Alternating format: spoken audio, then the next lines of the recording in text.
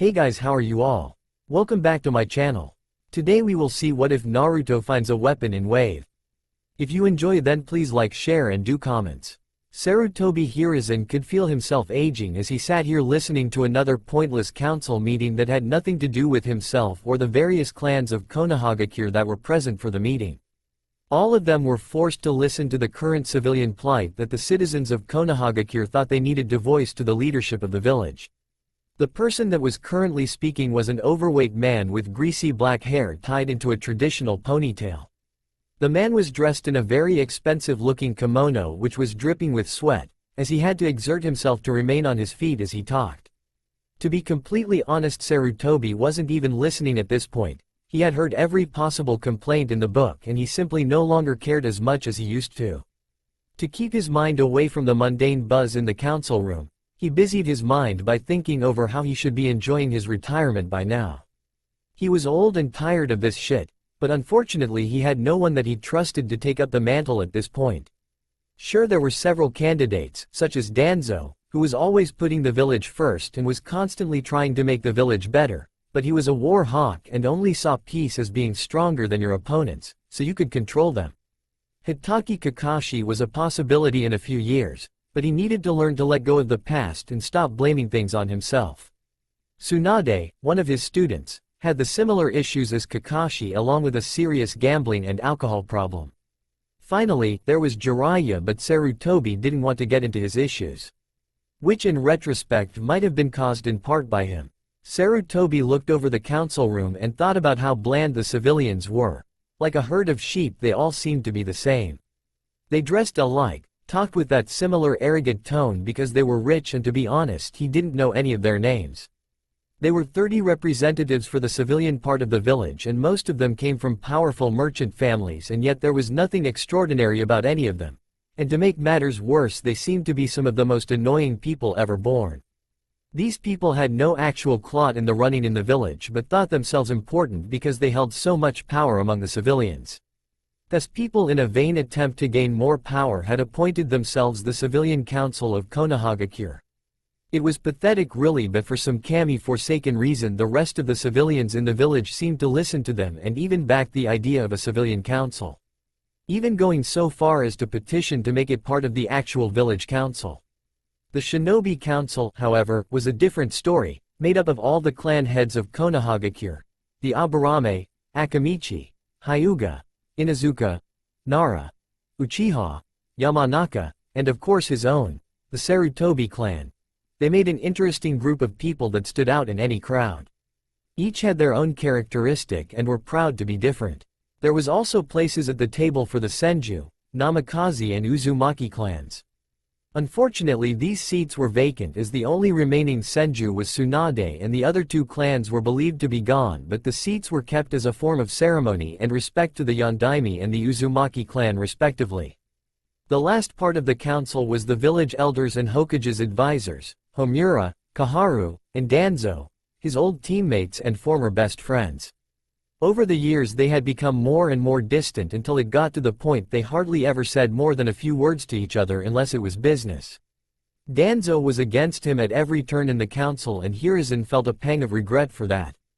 They used to be the best of friends, but now it was like they were little more than strangers that shared a past. Hiruzen knew that the distance started the minute he had been chosen to be the next Hokage, but at the time didn't know how much damage the title would do to their friendship. It was while he was reminiscing about his old friends and the different parts of the council that he noticed for the first time that all of the civilian council seemed nervous. In fact, they seemed beyond nervous and they were borderlining on anxious to be anywhere but where they were.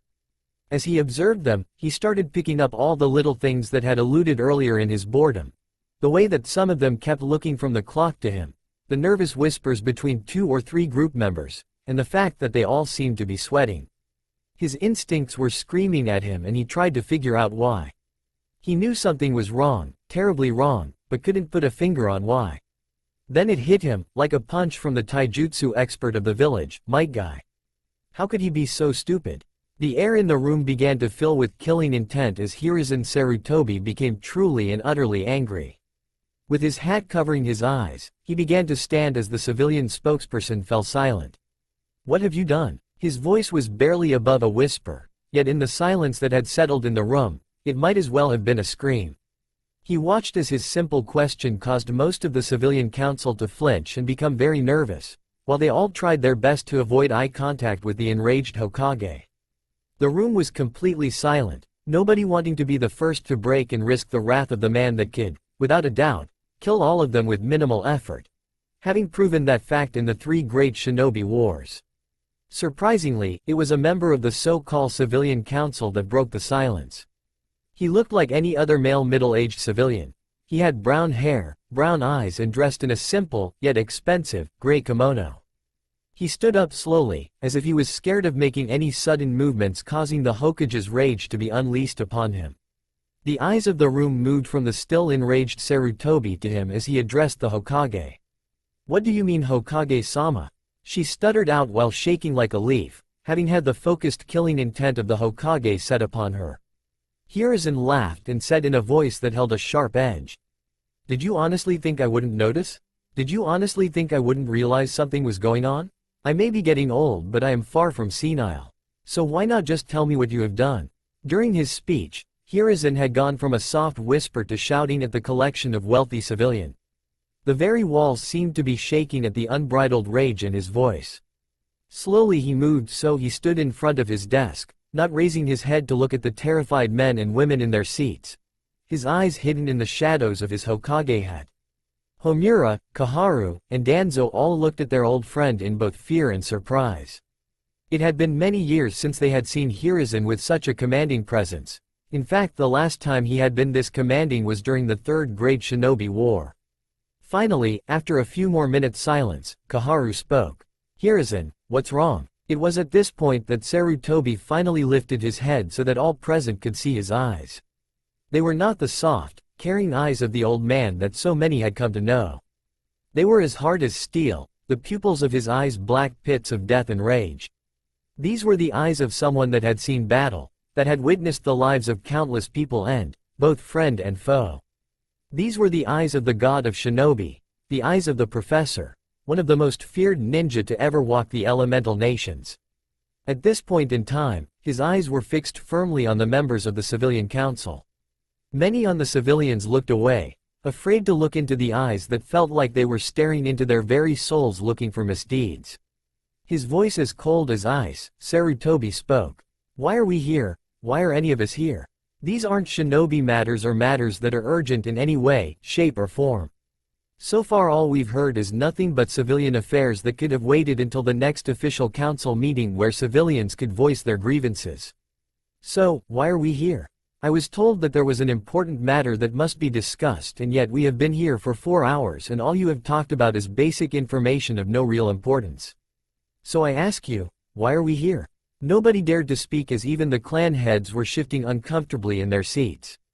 Nobody moved in the group of civilians due to the gaze of the Hokage still pinning them in place. But the tension in the room was becoming more and more intense with every passing minute as the civilians got more and more nervous at the gaze and killing intent that the Hokage pushed upon them.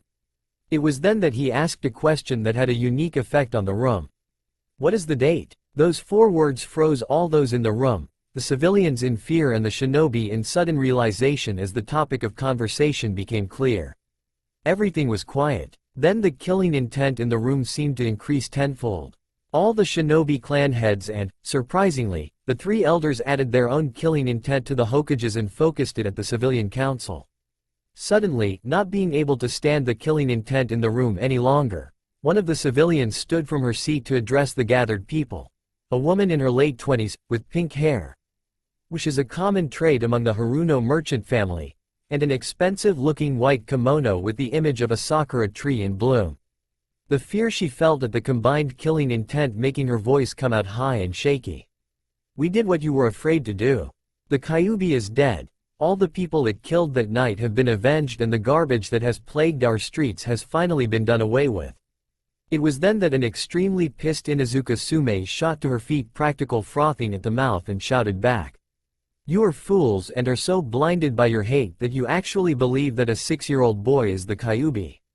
Did it ever occur to any of you that if what you say was true, then we'd probably all be dead by now due to the Kyuubi flattening the village? The clan heads nodded in agreement with Soon's logic and continued to stare down the civilian council. Despite what many would believe, many of the shinobi in Konohagakure didn't hold a grudge against the boy. Some did, but they were mostly teenagers that lost everything in the attack 6 years ago. Even the ninja that did hate Naruto never acted beyond glares and harsh words. Every now and then a ninja would join in with the civilians if there was a mob, but those ninja that did participate never stayed ninja long after Sarutobi Hiruzen found out. If they didn't drop out of the shinobi program, they always seemed to be killed in action while on a mission. Before anything else could happen, the Hokage decided he had wasted enough time on the civilians and moved to the door of the chamber. "I don't have time for this. I need to try and stop whatever is happening before it's too late." That was all it took to snap the attention of the people in the room as the clan heads and elders all quickly moved to the doors, but before the Hokage pushed the doors open, he paused. Looking back at the members of the so-called civilian council, he left them with one more thing to think about before he left to stop whatever they had planned to do to Naruto. "If anything has happened to Naruto, anything at all, I will come back here and kill every single one of you. Anbu, make sure none of these worms leave this room before I come back." 5 animal-masked ninja appeared in the room, positioning themselves in such a way that any and all possible exits were blocked off. With that he pushed the doors open, only to stop dead at the sound that assaulted his ears. A scream unlike anything anyone in the room had ever heard echoed around the chamber.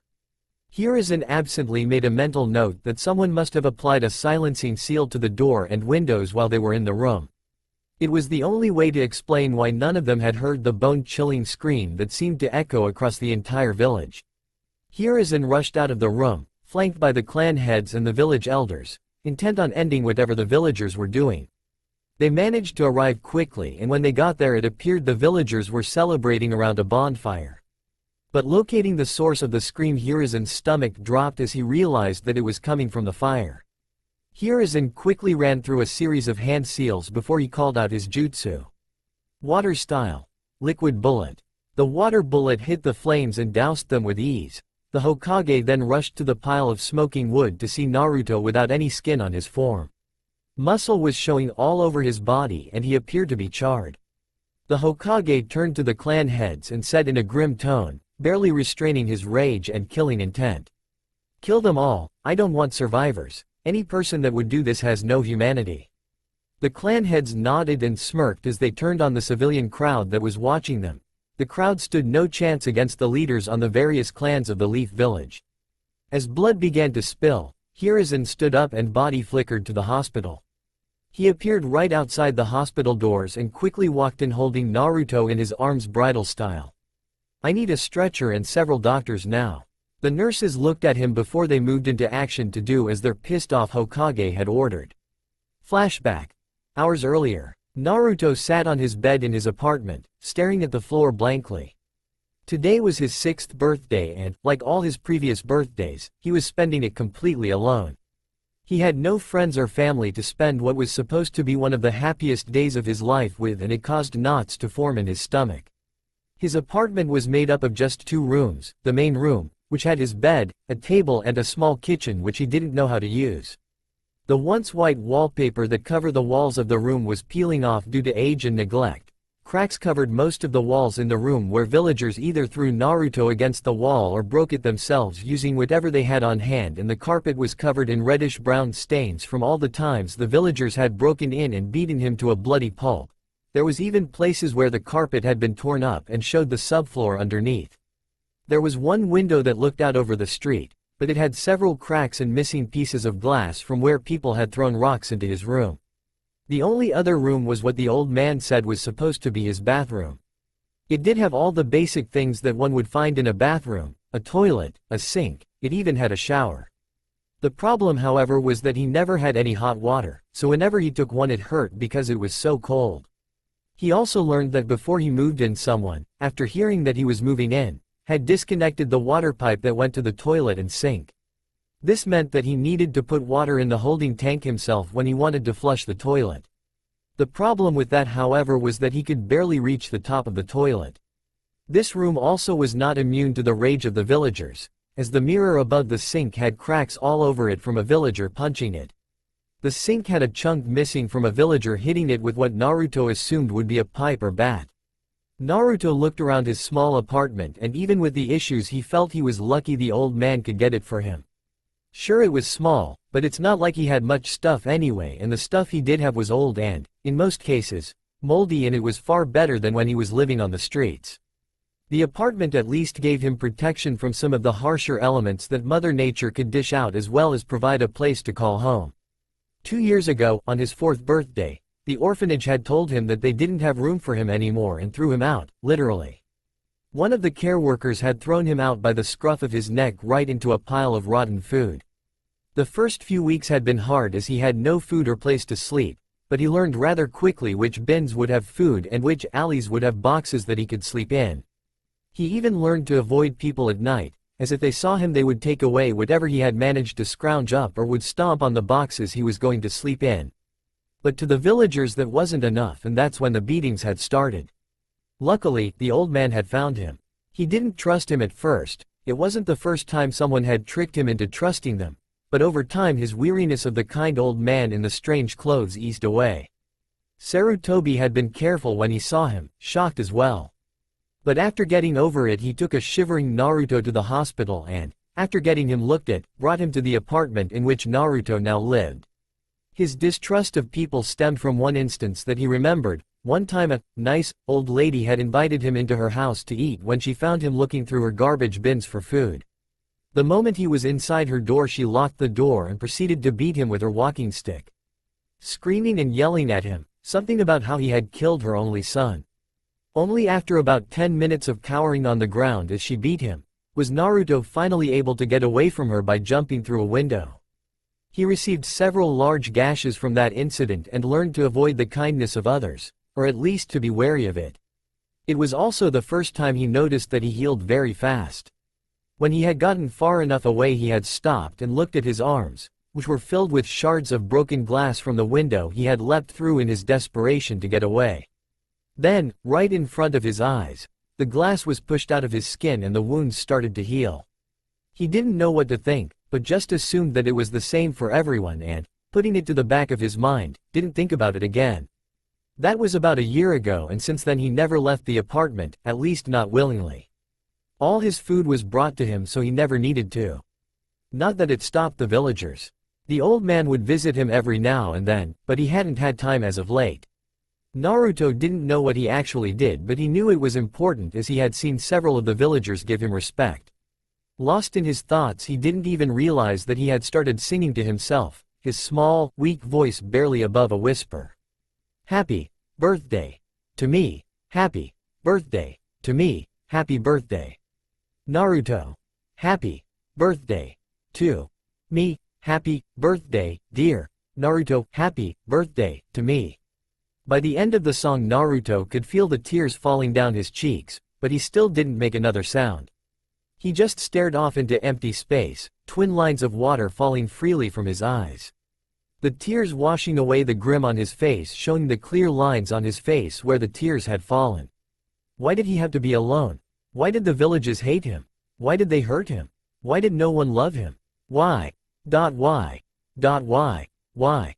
As he asked himself these questions again and again out loud, Naruto barely even registered he had started to punch the wall next to his bed, his small hands bleeding as the skin split and the wall cracked, only for the wound to heal moments later. The sadness finally became too unbearable, and Naruto threw himself on his bed and sobbed into the bare mattress, as the villagers had taken the sheets and pillows the last time they had attacked him. Meanwhile, Anbu Captain Hitaki Kakashi was looking through the window from his perch on the building across the street from the small boy's apartment. He watched a 6-year-old boy sing to himself as he cried, and punch a wall over and over again until his hand broke.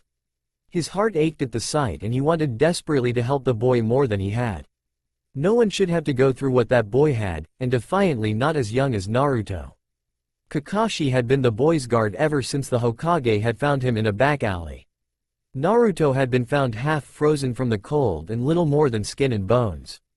It had been a miracle he was alive when the Hokage found him. When he had first seen the boy in the hospital, the silver-haired Jonin thought he was actually dead and, after spending about an hour just staring at his weak form, the Hokage had called him straight to his office and told him what had happened. In fact, the doctor said that any normal child would have succumbed to starvation at the point in which Naruto had been found. Originally, he had wanted to adopt him, but the civilians had argued that because Kakashi was an Anbu captain, his job was far more important to the village than looking after one child. The ninja council had refused his request, as they felt that the civilians had a point. They believed that they couldn't show Naruto any sort of favoritism due to the fact that he was supposed to be one of the hundreds of orphans from the Kyuubi incident. Of course, the real reason was not to emphasize the fact that he is the Jinchuriki of the Kyuubi no Kitsune, which was supposed to be an S-class secret. So instead he had volunteered to be the boy's bodyguard, a job the Hokage had agreed to but had to set certain rules. The boy was still a civilian after all, so he couldn't officially be given a guard. So they had come up with a solution. Kakashi spent almost all his spare time watching the boy. If he wasn't on a mission, then he was on the roof across from Naruto's apartment. This meant he could stop anyone that tried going after the boy while he was here. The only problem with this was that he still needed to go on missions so nobody would realize that the boy actually had protection and not just a passing Anbu to help him. Kakashi knew who the boy's parents were. Really, you would need to be completely blind not to. He had his mother's last name and hyperactive nature for a start, and as for his father, well, just look at him, he was a carbon copy of the fourth Hokage. The only difference between the two was the malnourished frame and whisker marks on his cheeks. So caught up in his thoughts, Kakashi didn't notice the black-clad figure behind him, and by the time he did it was too late. Kakashi felt a sharp pain in the back of his head, and then nothing. After an hour or so of crying, Naruto had finally fallen asleep, his dreams full of faceless people, villagers. There was one thing they all had in common: they hurt him, they always hurt him. Why did they always hurt him? His dreams were always the same, at least when he could get to sleep. It was very rare for Naruto to sleep more than an hour at a time, in part due to the paranoia and fear that dominated his life. He didn't know why, he just didn't seem to really need it. His body was just full of energy, like it was constantly being pumped full of energy from some unknown source. He knew it was strange due to his time in the orphanage. The other kids just seemed to be able to go to sleep whenever they felt like it, but Naruto always felt like he was ready to go. But on the rare occasion when he did manage to get to sleep, it was always the same. He would always have nightmares. Some of them, like the one he was having now, were of all the times he was beaten by the villagers. Other kinds of nightmares he had were of strange creatures, odd things that one would assume someone in a mental institution would dream up. Some of them didn't even seem to have a shape, nothing more than shades in the shadows of his dreams. Hiding at the edge of his mind, lurking in the shadows, waiting, watching. The thing that scared him the most, though, was when he had a dream about it. He didn't know why, but it was always the clearest thing in his nightmares, and it was the one thing that was always there. Whenever he slept, no matter what he was dreaming, it would always make an appearance. A large fox, bigger than any building he had seen in Konoha, bigger even than the Hokage monument. With its blood-red fur and teeth larger than a full-grown man, each a giant spike that could easily pierce metal, it was the most frightening thing he had ever seen. But the most terrifying thing about it was the eyes. Large red pools of moving liquid fire ringed in black, with a black vertical slit down the middle. It was like the two colors were fighting for dominance, a never-ending battle between light and dark. It was the eyes that haunted Naruto in his waking hours. They held no real emotion. No malice, no happiness, nothing, just a primal instinct, primal need, yet they shone with an odd intellect. The intellect of age, of things long past. It was like the fox was both a raging beast, yet it held an intelligence as vast as the world. Naruto was woken when he heard loud banging at his door. Instantly he knew what was going on. It happened all the time. Sitting up in his bed, he just stared at the door, waiting, listening to the door strain against its assaulters. He knew from experience that there was no point in hiding, they always found him. He knew he couldn't run, as they would track him down, and he really couldn't outrun some of the adult in the crowd. It didn't take them long to get through the door, as it had taken abuse before and was already partially broken. When they did, Naruto saw a large number of people crowded in the corridor outside his room. He recognized some of them from previous mobs: the middle-aged fat man that had no hair, the old man with the long white beard and one eye. Then Naruto's eyes landed on one of the most prevalent figures in these mobs, The woman with the pink hair. She was a regular when it came to his mobs. Hell, most the time she was the leader. With her pink hair and green eyes, she normally stood out in a crowd.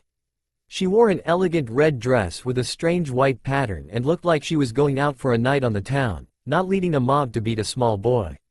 They just stood there in the doorway for a moment. The pink-haired lady had a smug look on her face, just staring at him. "Take this piece of filth outside." Her voice was cold, and without sparing him a second glance, turned around and went to wait outside. With those 3 words she had broken the floodgates. The men lurched forward and roughly grabbed the 6-year-old. Naruto could smell the alcohol on their breath, which was bad. It was always worse when they were drunk. After they dragged him outside, Naruto saw more people. This was very bad, as there had never been this many people before. For the next half hour the mob proceeded to beat, stab, and bludgeon the small boy until it seemed there was nothing left to hurt. Even through the pain, Naruto found himself making mental notes of what was happening. He was stabbed more times than he could count, but that wasn't saying much considering he was never taught past 10. He was bludgeoned with lead pipes, run through with farm equipment, kicked, punched, and slashed. Throughout the whole experience, Naruto never made a sound, not even to scream. He wouldn't give them the satisfaction. Even now he had his pride and he wouldn't let them take that away. This just seemed to make them angrier, but as soon as they stopped he started to heal, leaving nothing more than faint silvery scars on his skin. Unfortunately, after he was healed the mob would begin again. He didn't know how long they beat him. It could have been hours or minutes for all he knew. Every time Naruto was completely broken they would stop, wait a few minutes for him to heal, and then start again, repeating the torture over and over again. Eventually the pink-haired woman came back into view, though it took him a few minutes to identify her because his eyes had needed to regrow after they were stabbed and a rusted spoon was used to pull them out for the 5th time that night. Not that Naruto knew they were doing this. As far as he knew, he had just lost consciousness for a few minutes. Tie him to the post. Naruto was hurled up and dragged to a post someone had stuck into the ground, a pile of wood lying around the base. Naruto could smell accelerant in the air, and as they approached the post he realized that all the wood was soaked in it. Now, Naruto might be young and uneducated, but even he could see what was going to happen here. If he could have put up a fight as they tied him to the post, he would have, but he was still weak and was currently healing from the last round of the beatings.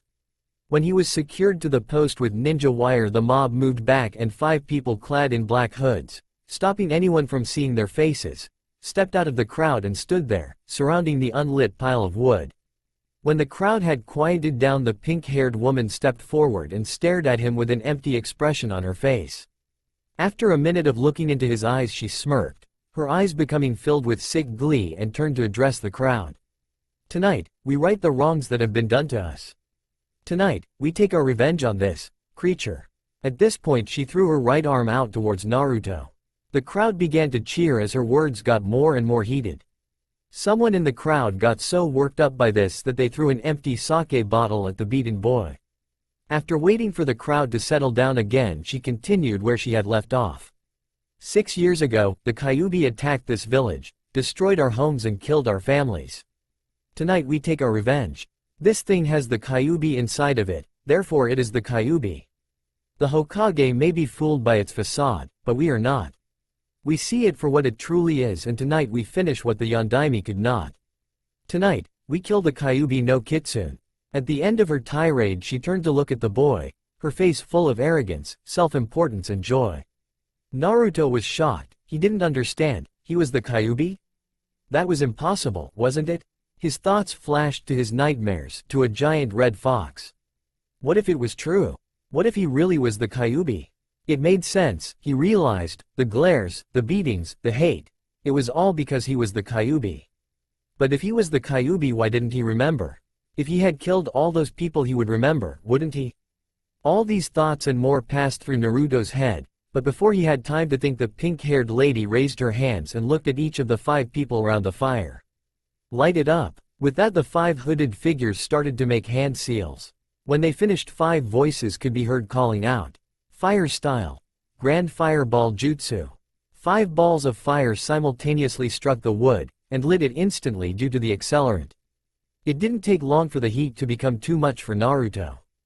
He tried not to scream, to keep to his personal vow of silence, but he just couldn't. The pain was too much for him to bear, and with one deep breath, he let it out.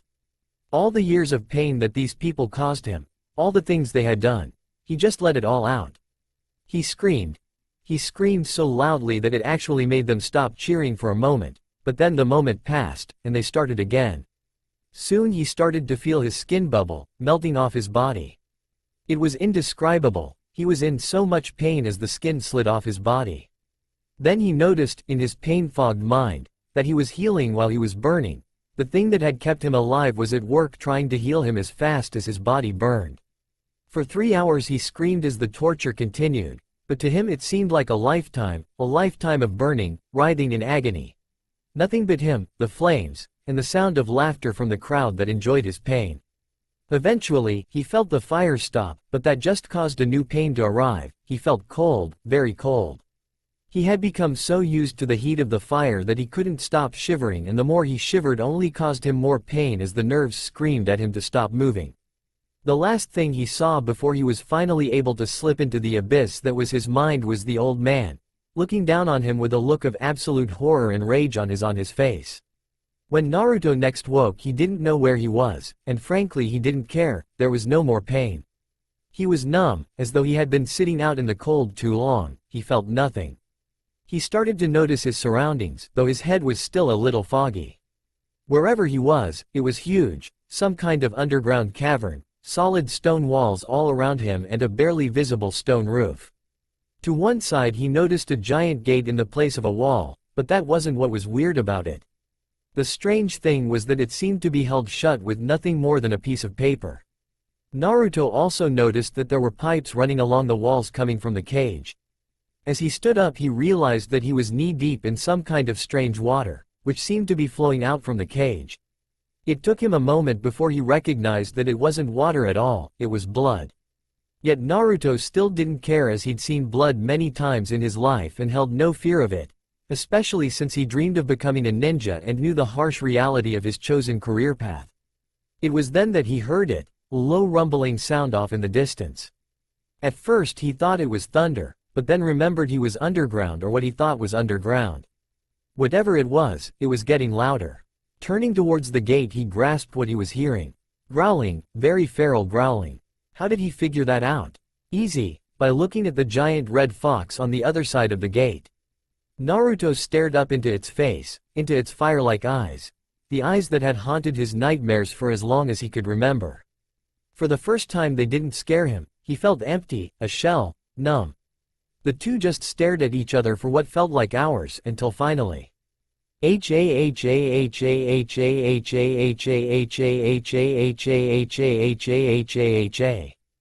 was strange to see a fox laugh. Its voice was so deep he could feel the vibrations all around him. I have lived for thousands of years, seen civilizations rise and fall, but I have never known a human, a child no less, that could look me in the eye without fear. Maybe you won't be such a bad host after all. For you must be either as foolish or as brave as they come. Ha ha ha ha ha. Naruto just continued to look at the giant beast before him with a blank expression on his 6-year-old face, showing no sign that he had even heard or cared about the fox's words. So it's true. You being here must mean the things the pink-haired lady said were true. Though I can't tell where we are, it does seem oddly familiar.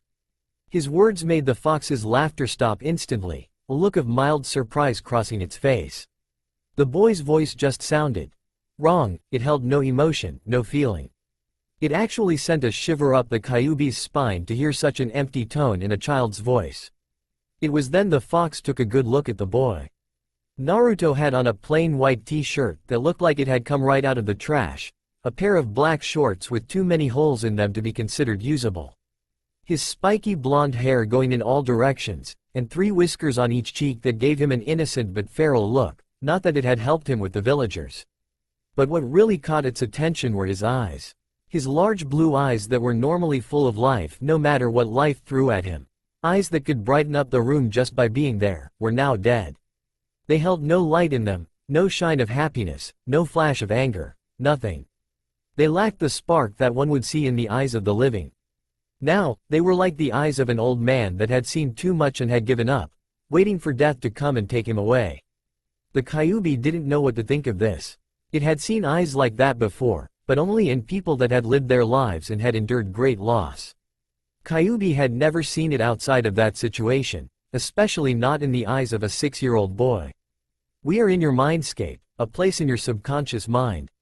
At the moment we are using it as well, you could say a bridge of sorts, in order for us to communicate.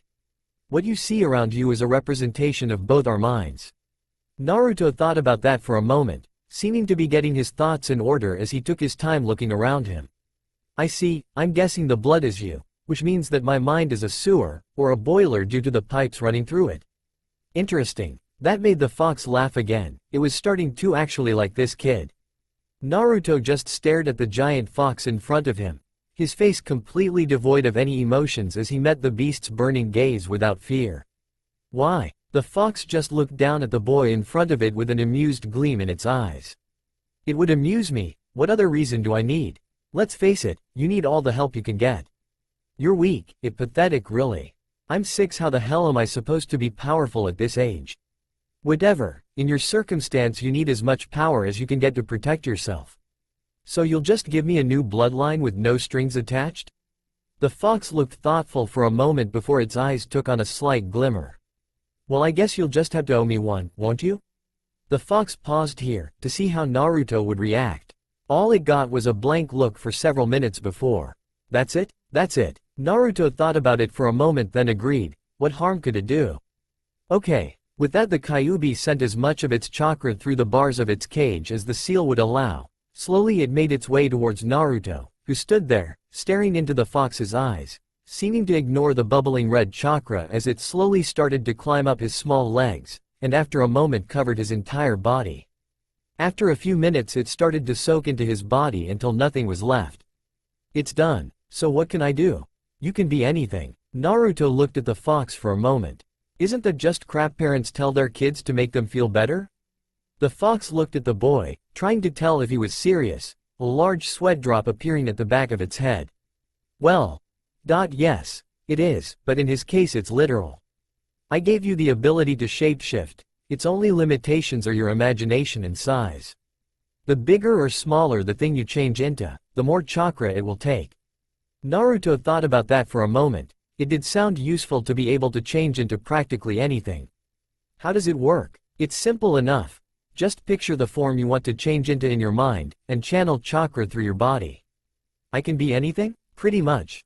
Oh, I should probably warn you that if you're not careful you could lose control of the form, and go on a killing spree, slaughtering everything in sight.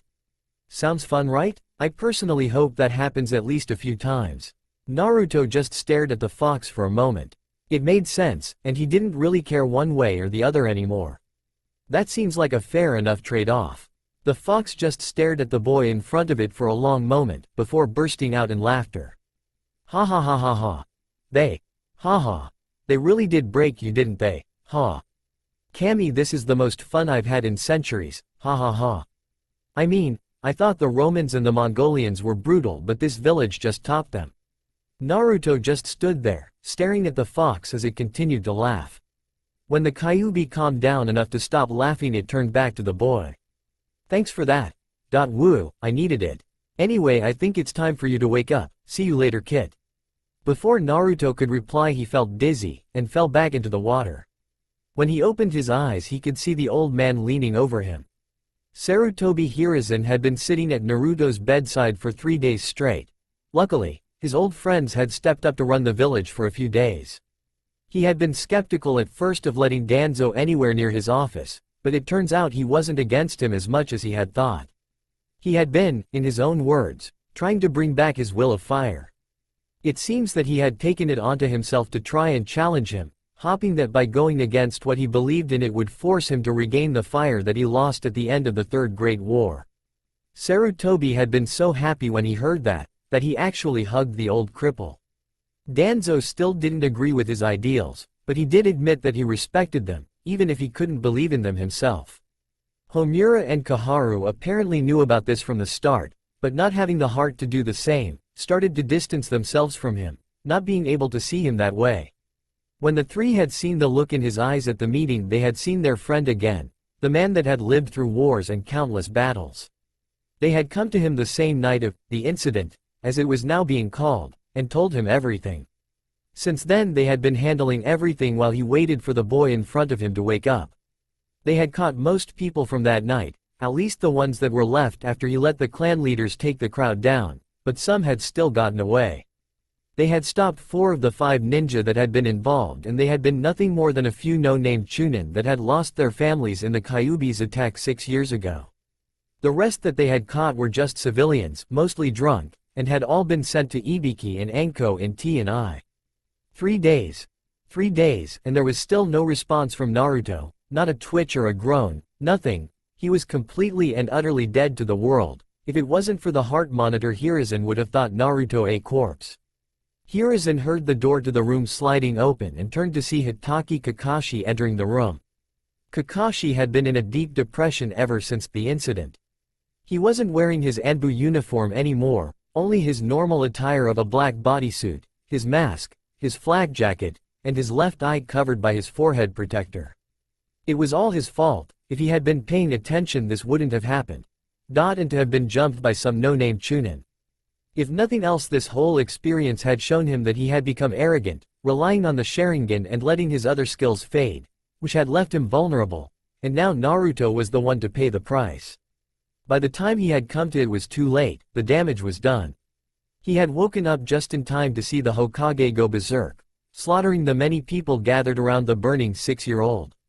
He was found a few minutes later on the same roof he had been sitting watching over Naruto, with his hands tied in ninja wire, by one of the Anbu that had been gathering up the few villagers that had gotten away.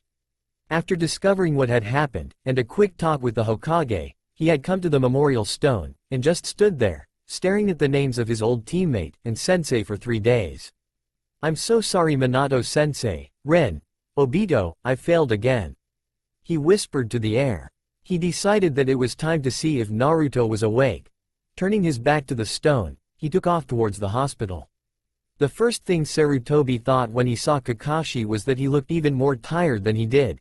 The bags under his visible eye only seemed to emphasize this fact. His clothes were a mess, and his hair, which would usually be sticking up, was flat against his head. His shoulders were slumped towards the ground. He slowly walked into the room, and stood next to the Hokage, looking at the boy lying in the bed. "I don't blame you, Kakashi, it wasn't your fault. They got around all this and you couldn't have known other ninja were going to come for the boy." The silver-haired ninja didn't react to the Hokage's words. He just stood there, staring at Naruto. Eventually he replied, his voice barely above a whisper. "I appreciate that, Hokage-sama, but it was my fault. I let my guard down. I became complacent and he paid for it. I will never be able to make this up to him." Sarutobi was afraid this would happen. "Kakashi, they tricked us all, including me. At least we don't have to deal with those damn fools anymore." It was true. While Naruto had been in surgery, Sarutobi had gone back to the council room, and repeated the actions of the clan heads when they had found Naruto. The only difference being that he killed them all. Since then not a single civilian had approached the Hokage, as word had spread of the massacre, and the civilian part of the village was in no rush to organize a new group of advocates to go to the village council. Kakashi still didn't move his eyes from Naruto's form.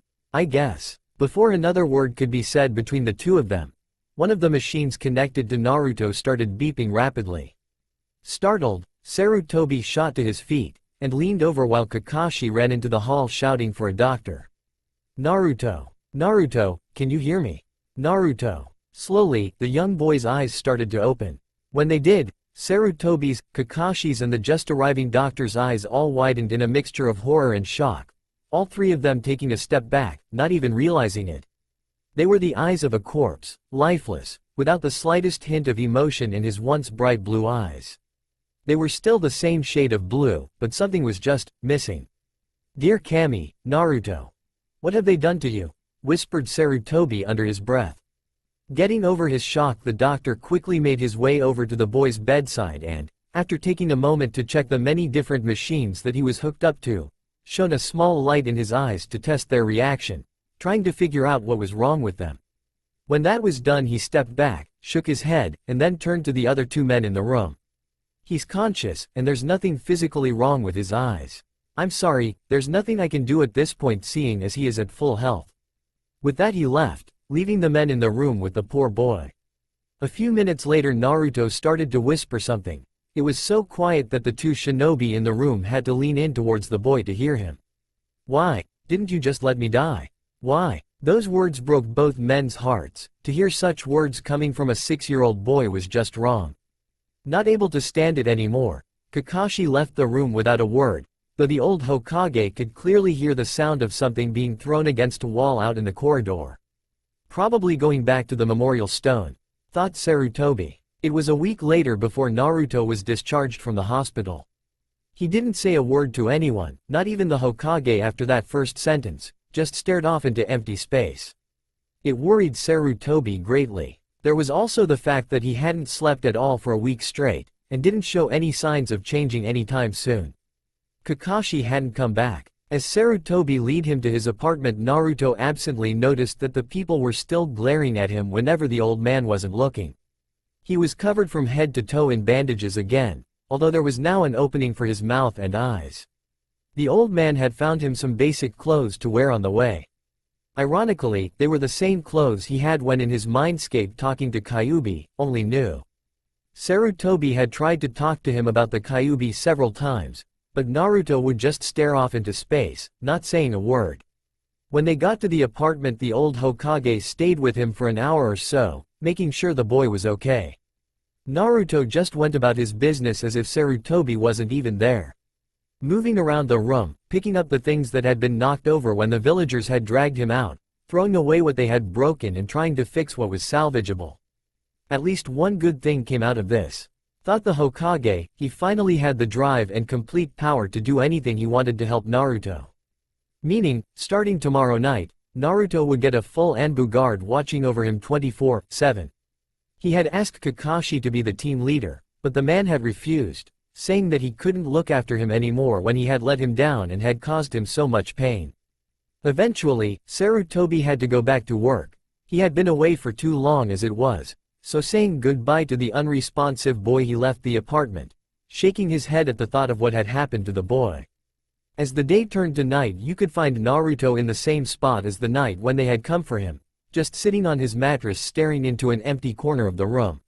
He didn't know how long he had been sitting there, and he didn't care. It was at this point that his door opened. He hadn't locked it, he didn't see any point, it never stopped them before, and it wouldn't now. He just kept staring at the wall.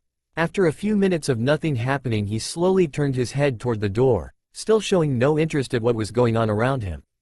Stood in the doorway, an insane grin stretching across her face, was the pink-haired lady. It seemed that she was one of the few that gotten away from the old man.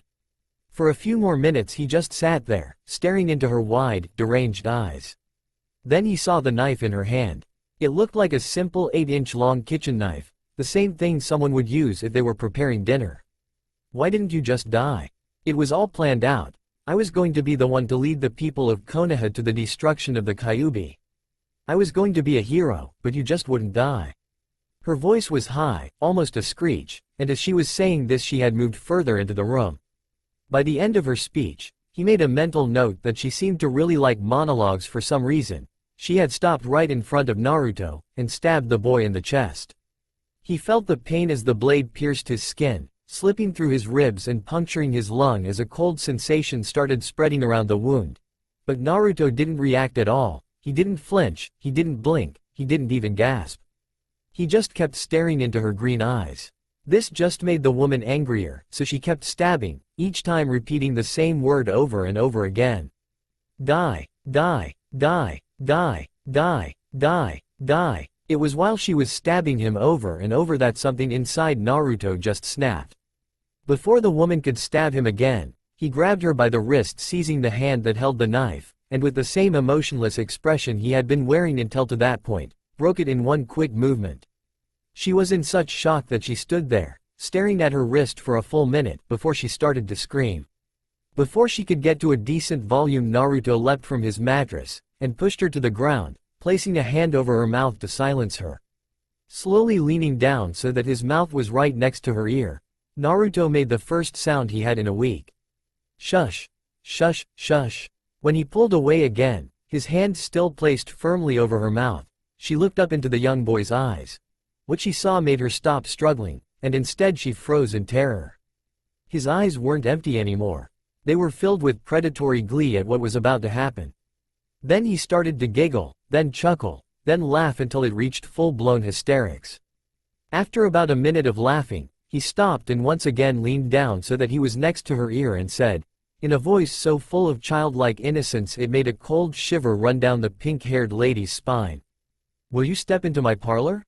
said the spider to the fly. And with those words, the small boy's body started to change before her eyes. He could feel it, the way his body shifted to his will, his muscles ripping and knitting back together under his skin. The way his bones were breaking, stretching and reforming into something different. The way his clothes just melded into his body, as if they were never there. It was excruciating, almost as painful as the feeling of being burned alive for hours on end, but more than that it was euphoric. He had never felt so alive. When it was done he stood up and stepped back from the pink-haired woman. She was so scared of what was in front of her that she couldn't scream. Standing in front of her, in all its 8-foot glory was. She didn't even know what to call it. Something out of a nightmare maybe? If only she knew. It actually was from a nightmare, one of Naruto's to be precise. His very skin was covered in an ivory white shell. The only clothing he had was a torn black cloth that covered his waist down to his knees, held up by bandages tied to his waist, his body covered in muscles reminiscent of a bodybuilder. Long spiky blonde hair went down to his feet, and strange red markings covered his entire body, huge hands with long, bony fingers tipped in vicious scythe-like claws. He had what seemed to be white spikes with red tips growing out of his shoulders pointing in random directions and a long tail coming out the base of his spine, the end of which was a deep crimson, as if it had been dipped in fresh blood. But what really scared her was his face and chest. A demonized skull-like mask covered his face with long, sharp teeth spread in a horrifying grin with more of the red markings on the left side of its face. Cold yellow eyes ringed in black with a sickening glee shining in them as they stared down at her, and a hole in the center of his chest where his heart should be. Naruto just stood there a moment to admire himself in the reflection of the broken glass that was in his window. This was one of the creatures he had seen in his nightmares, right down to the last detail. He laughed, he couldn't stop himself. He absently noted that his voice had a strange echo to it, as if more than one voice was talking at the same time. The irony, for years this creature had haunted his nights. Now it would be the image he would use to haunt others as well. Without saying a word he bent down and grabbed the pink-haired lady by her throat, lifting her up easily with one hand above his head and, with no effort at all, threw her through the broken window onto the street outside. Jumping out after her, he then slowly made his way over to her broken body. She was covered in cuts and glass shards from the window. Both her arms were bent at odd angles, obviously broken in several places. She was still conscious, if only just. He couldn't have that. He wanted her fully aware for what he was about to do. Quicker than most eyes could see he speared her through the abdomen with the end of his tail, and held it there for a moment, listening to her gargled screams as blood rose in her throat. It was music to his ears. He then sent a small pulse of his chakra through his tail and into the woman on the ground at his feet. Instantly her eyes shot open. She started to scream as loud as her abused lungs would allow her, causing Naruto to stop yet again to listen to her screams. When he had enough of that he lifted up his right foot, and brought it down on her, mostly uninjured, left leg, shattering the bone. He tilted his head to the side in fascination as her screaming changed pitch, so he did it again with her right leg, then each of her already broken arms. Each time he did this she made a new sound.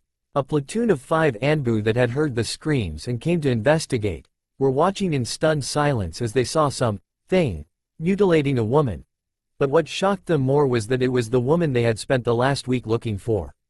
She had somehow managed to get away on the night of the incident, and had avoided them ever since.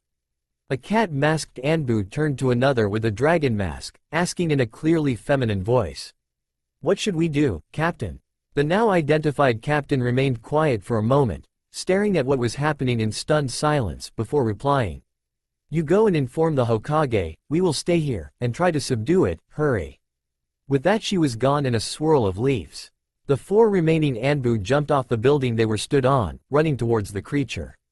Spotting them out of the corner of his eye, Naruto grabbed his limp prey by the throat and held her to his chest to use as a human shield as he turned to face the Anbu, still cackling insanely. They stopped in their tracks, not expecting the creature to have seen them coming. Stepping forward, the dragon-masked Anbu spoke. "Drop the woman and get on the ground, do you understand me?"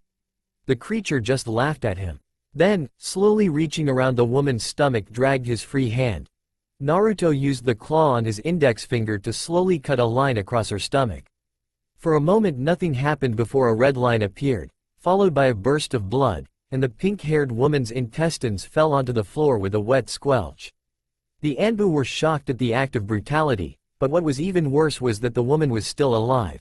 But not for long. Just before the light left her eyes, the creature reached a hand around her neck, and with one quick jerk, pulled her head from her shoulders. What little blood was left in her body spurted out of the hole where her head once sat, covering Naruto's face. What he did next shocked the Anbu as, in his echo-like voice, he started to sing. "Ring around the rosy.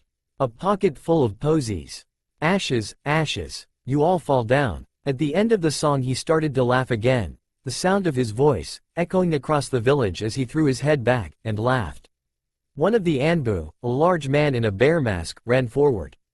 "No, stop, we have to take it together," called out the captain, but it was too late.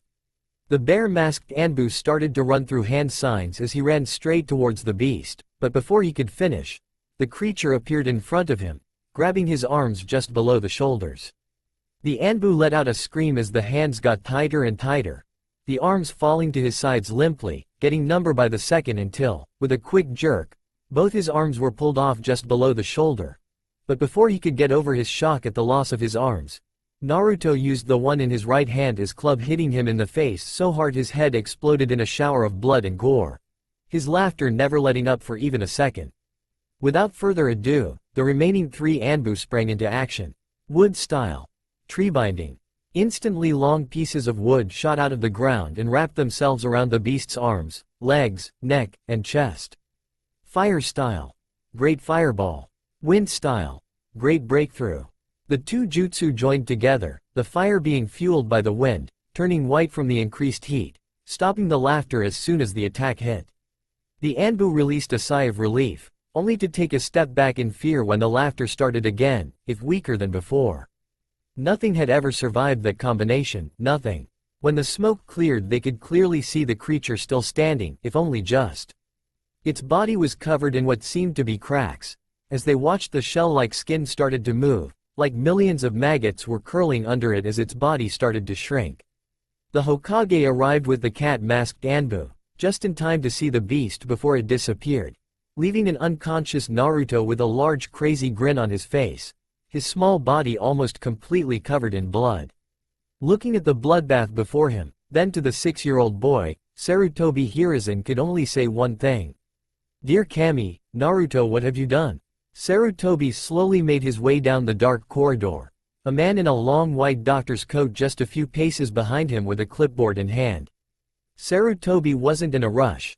Honestly, he didn't really want to be here at all as the place filled him with an odd mixture of sadness, remorse and regret. With a poker face developed through years of war, Sarutobi asked the man behind him. Has there been any progress in his condition or mental state? The man didn't even slow down as he looked down at the clipboard in his hand. I'm sorry, Hokage-sama, there has been no change in his condition since the last time you were here. He has shown some new shifts, but that is just an example of his seemingly endless creativity at work. Sarutobi just gave a nod and kept walking towards his destination. The institute was a depressing place. It was built underground and was designed for the express purpose of housing and rehabilitation of shinobi that couldn't cope with the stress or responsibilities of the job. Those ninja that had let their guilt or grief overwhelm them, or that had given into their bloodlust. If a ninja had a mental breakdown, of any kind, they were sent here to be treated and contained. Because this place was designed to contain shinobi, it had the highest level of security possible. Built underground in the forest surrounding Konohagakure, there was only one entrance in and out, and it was manned by at a minimum of 5 chunin or higher level ninja. On both sides of the corridor were solid steel doors with heavy locks and a small window so the workers and doctors could see into them. At the bottom of each door was a small locked hinged door. These were used to push food through. When he came to the last door in the corridor he stopped. Taking a deep breath to calm his nerves he looked through the small window in the door. It was more or less the same as all the other cells. White walls with a simple cot in the corner that was screwed into the floor to prevent the occupant from doing anything with it. What made this one stand out, however, was that the walls, floor and roof were covered in blue glowing seals. They were the only source of light in the cell and made it look like something out of a drug-induced dream gone wrong. Another thing that made it stand out from the other cells was the fact that there was dried blood on the walls and floor along with the seals. Finally, the other thing that set this cell apart from the others was that it was the only one that didn't have a shinobi. This was the room of one Uzumaki Naruto. After what had happened with the Haruno woman, Sarutobi had done all he could to help Naruto. Sarutobi had him watched constantly and had Naruto visit therapists under armed guard, but Naruto always managed to slip his guard. It was during one of those times in which he went missing that villagers started to go missing or were found dead. Naruto was later found with the blood of the deceased all over his person. Sarutobi had no other choice after this had happened several times, but to put him here in this depressing prison for the insane. The seals were applied by his old student Jiraiya, who had been beside himself with rage when he heard that his godson had not only been treated like something less than human, but had been driven into insanity. On that day it took a lot of convincing, but Hiruzen managed to keep the Sannin from waging war against the village. Hiruzen shuddered to think of the damage Jiraiya and his summons could do before being taken down. The seals were designed to do two things according to Jiraiya. The first was to strengthen the walls of the cell to keep Naruto from using his shifts and advanced strength from damaging them, and the second was to constantly drain as much of Naruto's chakra as possible to attempt to keep him from hurting people. It turned out that because of the amount of healing the Kyuubi had done to it, Naruto's body had been practically saturated in its chakra. This had resulted in Naruto gaining chakra reserves far beyond what was thought possible even for a Jinchuriki. If anyone other than Naruto was to go in that room with the seals active, they would be killed in a matter of seconds. As it was, the seals only seemed to make him slightly tired, and Sarutobi made a mental note to recall Jiraiya to the village to increase the power of the seals. When the boy had first been admitted, they had sent a Yamanaka to try and assess his mental state. That had been a mistake. He was now in a white padded cell next to Naruto's, raving like a lunatic about nightmares, monsters and darkness. A few weeks later a doctor had gone in to try to talk to the boy, and that was the source of the dried blood on the walls and floor, as they weren't willing to risk another life to clean up the mess. Looking into the room, Sarutobi started to panic when he didn't see anyone in the room. He was about to turn around to ask the doctor where Naruto was when he jumped back from the door, heart beating a mile a minute, when a face appeared just on the other side of the glass. But it wasn't Naruto's. The face in the glass was that of a pale girl with long, messy neon green hair that had grim visible in places. She was so pale she had an almost blue glow to it from the seals. She had dark rings around her mouth and glowing orange eyes with silted pupils, a small smirk on her face as she looked at Sarutobi. Just looking at her sent shivers down the old Hokage's spine. "Stop playing games, Naruto, I'm not in the mood for it today." The girl's smirk turned into a full-blown grin at the old man's words, showing her slime-covered black teeth that appeared to all be filed to a point. "Oh, you don't want to play with me? That's not fair. The doctors are boring, they've seen most of what I can do. But you, I've got so much I can show you." Her voice sounded so innocent, like the tinkling of small bells. It didn't seem right that a voice like that would come out of something so twisted. The Hokage didn't say anything, just stared into her bright orange eyes with no fear or emotion. Eventually, after the two had stared at each other for a few minutes, the girl broke eye contact and pouted. As the two men watched, they could see the face change into that of a blonde-haired, blue-eyed boy. His face covered in bandages. "You're no fun, old man." Turning his back to the door, Naruto walked away and jumped onto his cot in the corner. This gave Sarutobi and the doctor that was accompanying him a good view of the boy. He had grown. When he was first brought here he was barely 3 feet 5 inches and very malnourished. Now, he was 4 feet 6 inches, and still growing. He was still very thin, but no matter what the doctors gave him he wouldn't put on weight. He was wearing a modified black straight jacket with a hood attached at the back of the neck, the sleeves hanging down past his arms, almost touching the floor. Plain black trousers going down to just above his bandaged feet. No skin could be seen due to the bandages that covered his skin. He just lay there, staring at the reinforced concrete roof of his cell. Every now and then he would break out into chuckles, as if someone was telling him jokes that only he could hear. If only they knew. How have you been, Naruto? He didn't answer straight away, but when the Hokage was about to ask again he spoke. I am how I am and I'm not how I'm not. More laughing. Sarutobi sighed again. He was used to this, getting roundabout answers that didn't really tell him anything. He was about to turn away when he heard Naruto call him back. Hey, old man. Yes, Naruto. As he looked back at the boy he could see him trying to hold back more laughter. What has no legs, no arms and goes H. Naruto. Guess. Stop it, Naruto. I said guess. Sarutobi was slightly taken aback as Naruto yelled at him in a demonic voice. I don't know, Naruto, what is it? At this point Naruto finally took his eyes off the roof and locked eyes with Sarutobi. A villager after I pulled their limbs off. They kept eye contact for several more seconds before Naruto started laughing again.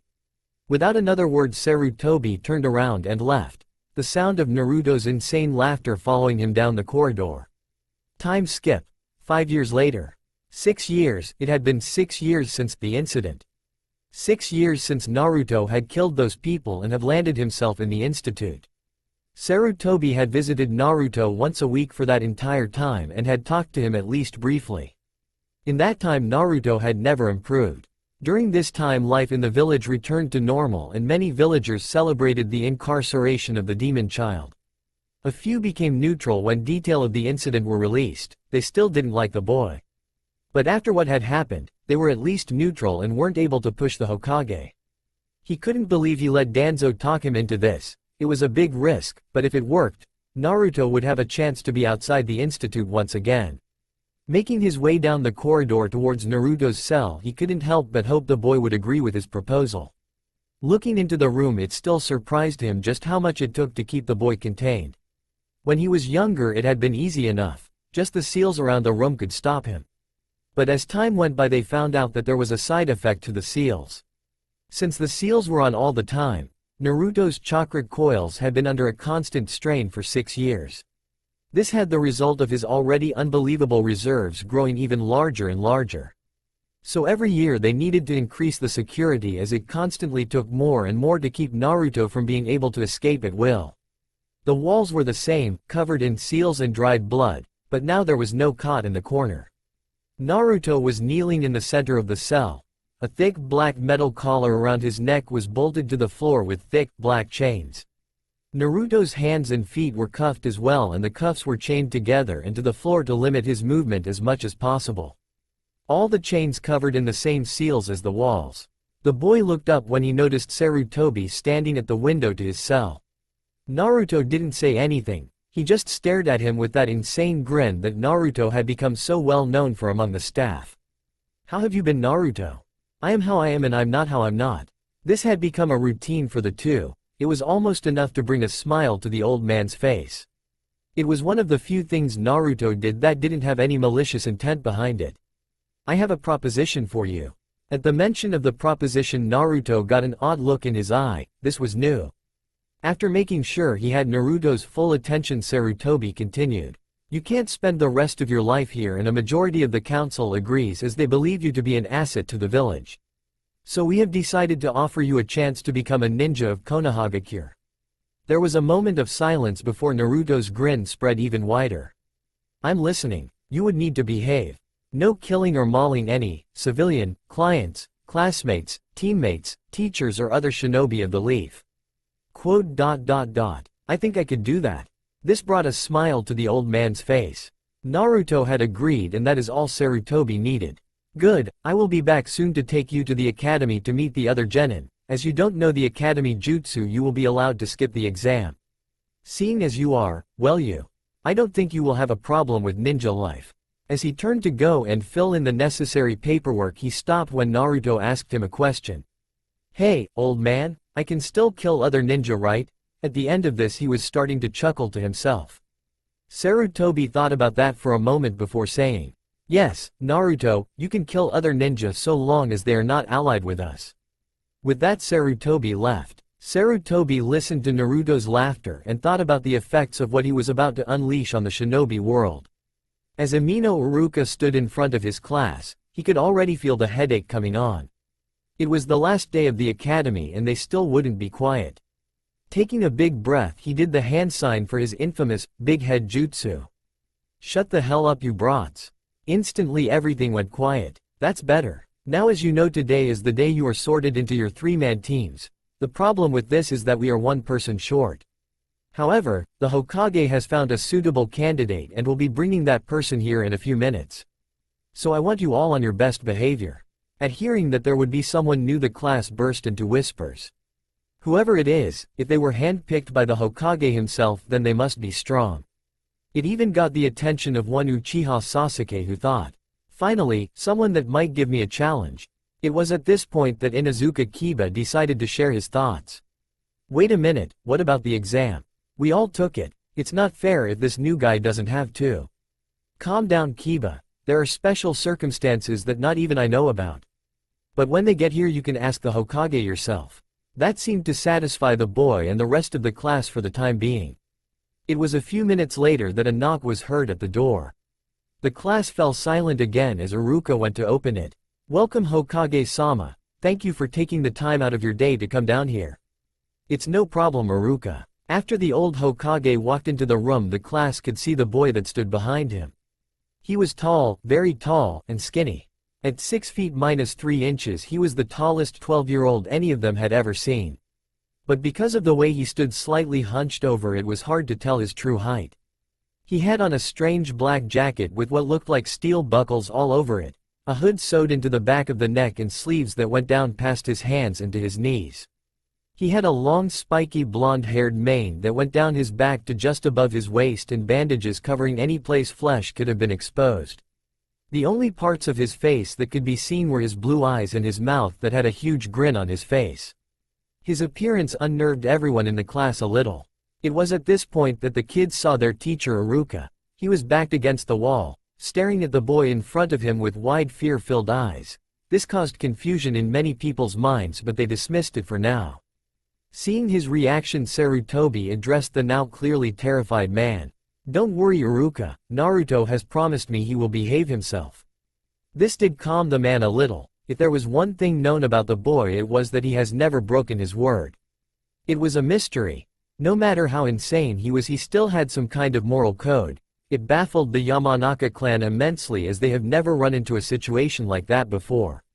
Unfortunately, nobody knew what most of the code was, with the exception of the boy and maybe the Hokage to a limited extent.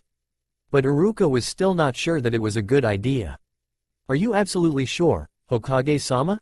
"Very, you have nothing to worry about, isn't that right, Naruto?" "Naruto?" When the boy didn't answer, the old man turned to face the boy. But he wasn't there. Quickly looking around, he spotted the boy crouched on a desk staring down at Sasuke, their faces only inches apart. The class and Iruka were stunned. They hadn't even seen him move. When Sasuke had gotten over his own shock, he asked in a clearly irritated voice, "What are you looking at?"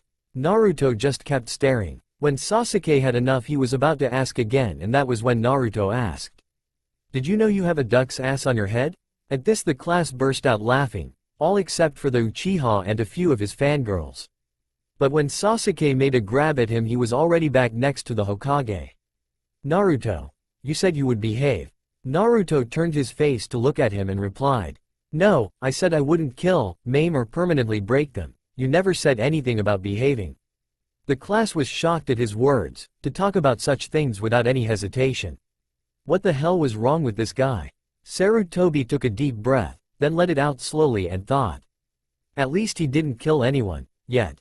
Just introduce yourself so we can move on, please." "Whatever, old man," shocking the class yet again at his disrespect. "My name is Uzumaki Naruto. I like what I like and I hate what I hate, though. Nothing I hate seems to be around for long when I hate it." After saying this, he broke out into giggles. "I don't have a dream or goal in my life, because quite frankly, I don't actually have any will to live." After seeing their faces when he said this, he couldn't hold it in any longer. He laughed and laughed. With the introduction out of the way, Naruto just sat on the floor where he was, the Hokage having quieted him down. Deciding to humor him, the Hokage nodded to Iruka to continue with the team placements. Right, well then, Team 1 will be comprised of. It went on like that for several minutes. Team 7, Uchiha Sasuke, Haruno Sakura and Inuzuka Kiba under Hitaki Kakashi. When Iruka had said her name, Sakura had jumped up screaming about true love. It was then that Naruto saw her, and grinned wider. She reminded him of the pink-haired lady. When Sakura had calmed down, Iruka had continued. Team 8, Hyuga Hinata, Aburame Shino and Uzumaki Naruto under Yuhi Kurenai. And finally, Team 10, Akamichi Choji, Nara Shikamaru and Yamanaka Ino under Sarutobi Asuma.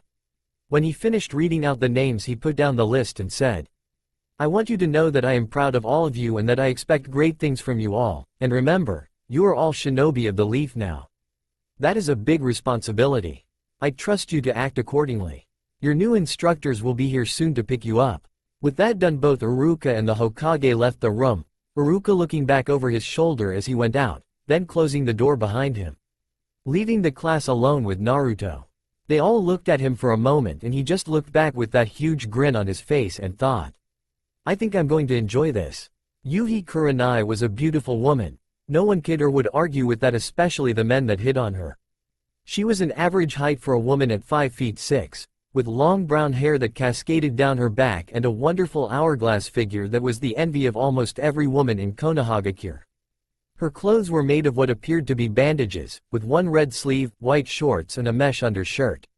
She wore almost no makeup since she didn't really need it, just some red lipstick and blue eyeshadow, and with her exotic red eyes she was without a doubt one of the most beautiful ninja in the village. She was also very nervous. She had been called into the Hokage's office ahead of the normal Jonin Sensei meeting time and she really didn't know why. She was shown into the room and stood nervously in front of the village's leader waiting for him to address her. The Hokage finished signing a document before he put down his pen and looked up at Kurenai. I am glad you are here and I am sure you're wondering why I asked you here early. Kurenai nodded. I am just concerned I won't be getting a team this year. You will be getting a team this year, you don't have to worry about that. The reason I asked you here is to talk about who will be on your team. Alright, but why couldn't that have waited for the normal Jonin meeting, sir? Because frankly I am giving you a very special student this year. Alright, who will I be teaching then? I have made your team into an information gathering and infiltration team with an element of frontline assault for when the mission become fucked up beyond all reason. You will be training Hyuga Hinata, Aburame Shino and Uzumaki Naruto. Hokage-sama, you can't be serious. That boy is dangerous. Kurenai had an incredulous look on her face. Maybe the old man's age was finally catching up to him. She knew of the boy, hell everyone knew of him. She didn't blame him for being the Kyuubi container, if anything she felt sorry for him. But he was put in the institution for a reason. Kurenai, calm down, I know what I am doing. Do you think that I would put you or your other students at risk?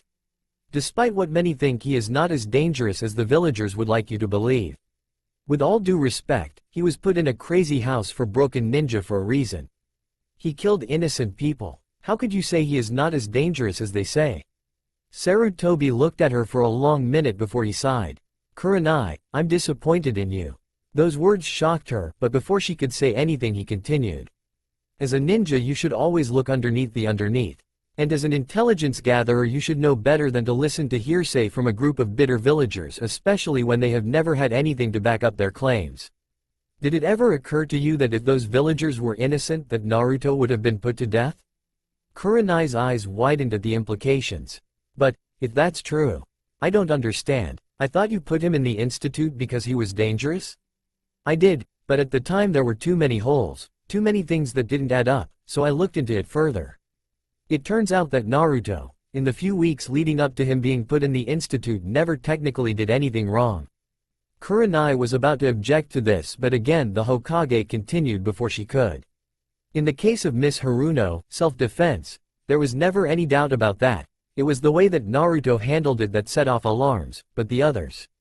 Here Sarutobi took out his pipe and lit it, taking a deep breath before he continued. The three men, self-defense, turns out they were drunk and attacked him. The two men in the ally, it was later found out that they had been attempting to rape a young girl. Naruto stopped them and even took the girl back to her house. The orphanage's care workers, we found out they were selling children into slavery outside the village. Every one of the people Naruto killed was later found to have either attacked him first or found guilty of crimes against the village that carried a death penalty anyway. Kurenai didn't know what to say. How could she have been pulled in by the villagers so easily? She prided herself on her ninja skills. But this was a huge mistake on her part. But then something occurred to her. But Hokage-sama, if this is true, then why was he kept in the school? Surely he should have been released when this was found out. Why did you leave him there? At this question the Hokage got a sad look in his eyes. Because he asked me to. Again, Kurenai was shocked. Nobody asked to be kept in such a horrible and isolating place as the institute. But, why? Sarutobi took another deep breath from his pipe before letting it out again. At that point Naruto still had some semblance of his old self. He still does, though it's buried under a very thick layer of insanity. In a moment of lucidity he realized what was happening to him. He could see what was happening and knew that if he didn't get away from people for a while he could lose himself completely. So he asked to be left in the school until I thought he could be trusted. I have watched him over the years, and I can honestly say that although he is the most insane, dangerous, and fucked up person I have ever met, he is also one of my most trusted people. At seeing the confused look on the young woman's face he elaborated. It is true that Naruto is insane, but he has still kept what makes him a good person. It is what makes him different from many that lose their minds. He has morals, they can be hard to see, but they are there. He never hurts children, scares them, yes, but never hurt them. He also has a respect for women, which all things considered is a miracle. He also will never break a promise once it has been made, but he rarely will give you his word or he will word his response to allow himself some leeway. Kurenai didn't know what to say. Naruto just didn't make any sense to her, but that wasn't really surprising since Naruto didn't make sense to anyone. However, this made her stop her train of thought. There is a problem that you need to be aware of with Naruto. He can't control himself when he kills. When he goes into fight mode he won't stop until he decides that there is no longer any threats in the area to kill. He will make anyone that he deems worth killing go through extreme pain before he will let them die. He has been known to scare Anbu with his methods, both psychological and physical. To be honest, Anko and Ibiki have watched Naruto to learn new ways of getting information out of people. I was even at one point letting Naruto out just so he could help train Anbu. That worried Kurenai. Anbu were trained to be fearless, to not let anything bother them, and they are the best of the best. But for his methods to spark interest with Anko and Ibiki means he had to be extremely good. If Anbu were scared of what a 12-year-old boy could do, then he had to know what to do to get under people's skin. Taking a deep breath, Kurenai asked, "Can you tell me anything about his abilities? As far as I know this kid has never had any sort of training? If he is going to be on my team I need to know what to expect." This made Sarutobi smile as she was willing to give Naruto a chance. He has enhanced senses far above that of an Inuzuka, enhanced strength, reflexes, and he is able to process information at an astonishing rates. He has been out of the school for only 2 days and has been at the Konohagakure library the entire time reading. I have been testing his progress and comprehension on the books he has read since he started, and he went from being unable to do math to doing basic algebra. His reading speed and ability has shot up from that of a 6-year-old to that of someone easily in their 20s. He has already read through the entire academy curriculum and I have tested him on it. He got a perfect score for the information portion. While he is not reading every book, he is certainly gathering and learning information that he feels he needs, and if he continues to act this way, I am considering giving him access to the village technique vault just to see how many techniques he can read, practice and master, although I might have to restrict him to the lower level techniques until he makes Chunin. This surprised Kurenai. To be able to read and understand so much information in such a short time was truly amazing. He also has a bloodline. It has been designated as shapeshifter as he is able to become almost anything. If he can picture it in his mind he can more than likely become it. It is similar to the transformation jutsu. But unlike the transformation jutsu he physically changes his body. The implications of this were spinning through Kurenai's head. To be able to become anything, the potential was practically limitless. However, there is a catch. The longer he uses it the harder it is to keep it up, or in some cases, to come back. From what he has told me he is currently able to hold a basic shift, as he called it, for 3 days, but the more complex it is the harder it gets. He said a basic shift is anything that keeps the general humanoid shape and isn't any bigger or smaller than his current size. This made perfect sense to Kurenai. With every bloodline there was always a weakness. She also now understood why he was on her team. With a bloodline to change into anything, he could make a great intelligent gatherer, and with his heavy hitter abilities, he could cover the rest of them if they needed to retreat or escape from a tough situation. She was broken out of her thoughts when the Hokage stood up from his chair. "I'm sorry Kurenai, but I need to go and check on him now," before he decided to put some of the information that he has gathered to use and moves on to something else that would not be as beneficial to the village. "I hope I can trust you to teach your future students to the best of your ability."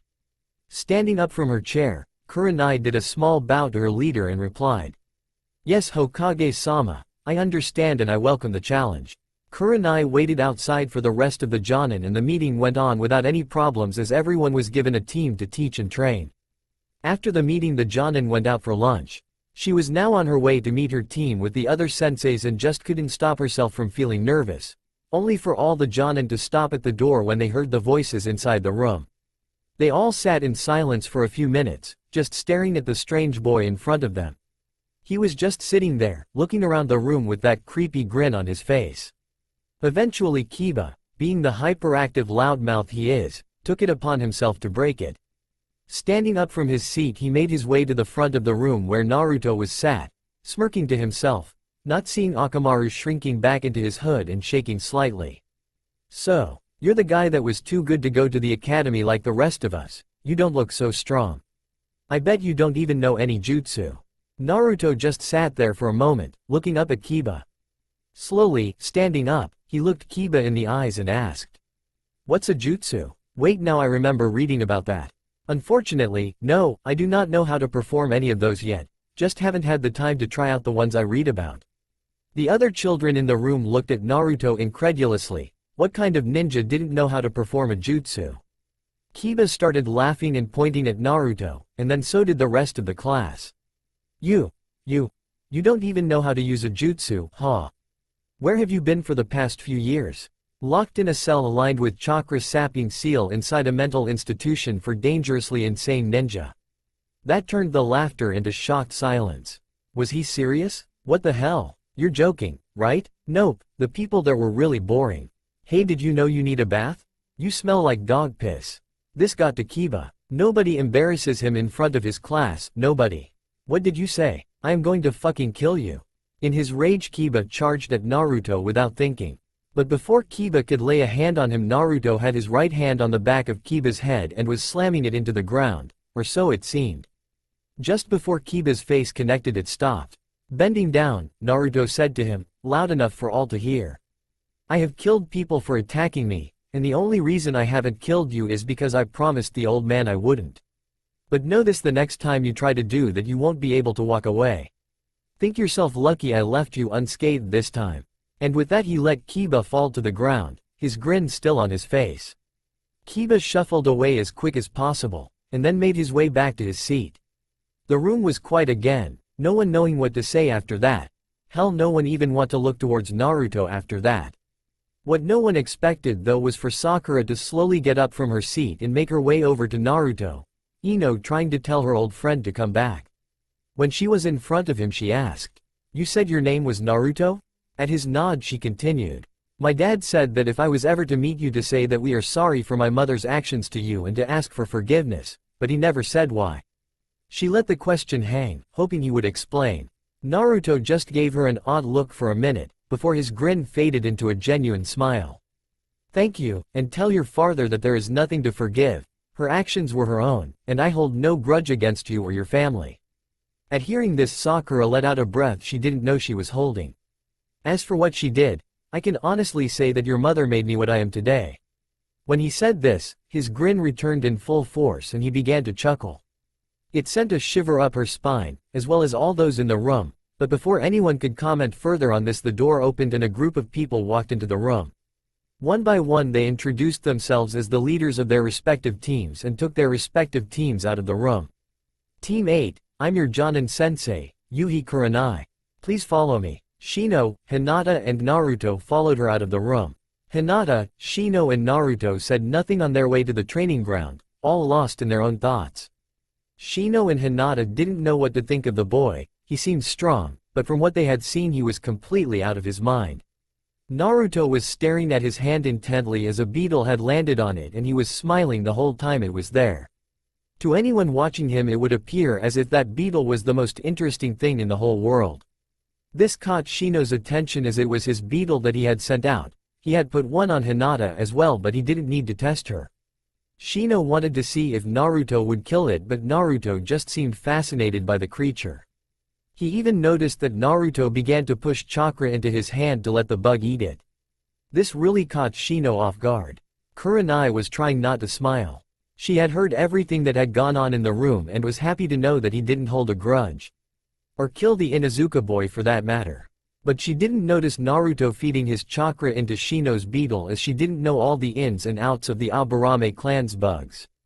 And Naruto was thinking, I wonder what I can do with this beetle, and I wonder if it eats wood. I wonder what wood tastes like. I bet it tastes like starch. Wait, what does starch taste like? When they had come to training ground 8, Kurenai motioned for them to sit down. When they were all seated she spoke. Right, my name is Yuhi Kurenai. I am 24 years old and I'm going to be your new sensei. I specialize in genjutsu and traps, I like reading and training, and my dream is to prove that women can be just as good at being ninja as men. Now who wants to introduce themselves next? Shino raised his hand and began to speak in a stoic monotone. My name is Aburame Shino and I am 12 years old. I specialize in my clan's jutsu. I like studying new insects and training with my hive, and hope to prove that my clan is not weak just because we use insects, and to surpass my father as a ninja and as a clan head by being able to control and hold more hives than him. Nodding at this, Kurenai turned to Hinata. I am Hyuga Hinata. I am 12 years old and I specialize in my clan's jutsu. I hope to one day unite my clan by getting rid of the caged bird seal. Hearing the stutter, Kurenai made a note to introduce the girl to Anko. If anyone could break her of it, it would be her. Turning to her last student, she was surprised to see him tuning a beautiful black violin that seemed to have designs carved into it. Where the hell had he got a violin? After a minute he seemed satisfied and spoke. My name is Uzumaki Naruto and I am 12 years old. I specialize in infiltration, torture, and I am a chakra powerhouse. On top of that I am currently learning several other things as well. I enjoy learning new things and using my bloodline. I have nothing I wish to accomplish, as frankly I have nothing to live for, but I figure that while I am here I might as well explore the world around me and fight some of the more powerful people I run across. At hearing that he was learning other things, Kurenai got interested. What other things are you learning? Looking back up at her from his violin he said.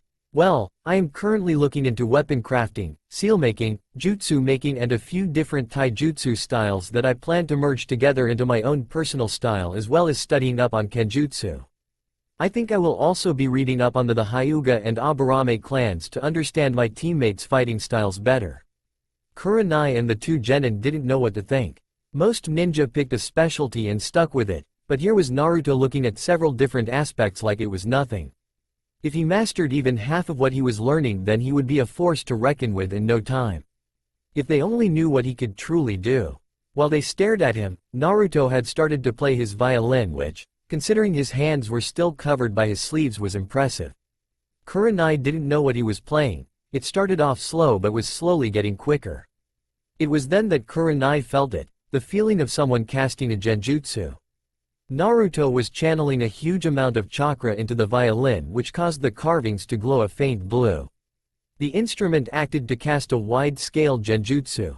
Smiling to herself, she discreetly cancelled its effects on herself, but not the others. Naruto was doing her job for her. Her test was to see if they could detect and dispel a genjutsu anyway, so why not let him do it? As she watched, she saw Hinata and Shino fall into some kind of trance. A few minutes later, Shino was the first to notice something was wrong, his bugs telling him that he was in a genjutsu. Calmly putting his hand on Hinata's shoulder, he broke them both out of the genjutsu. When she was sure they were both out of the genjutsu, Kurenai said, "Good work, Shino, and well done for helping your teammate out, but I have to ask, Naruto, why did you try to put us in a genjutsu in the first place?"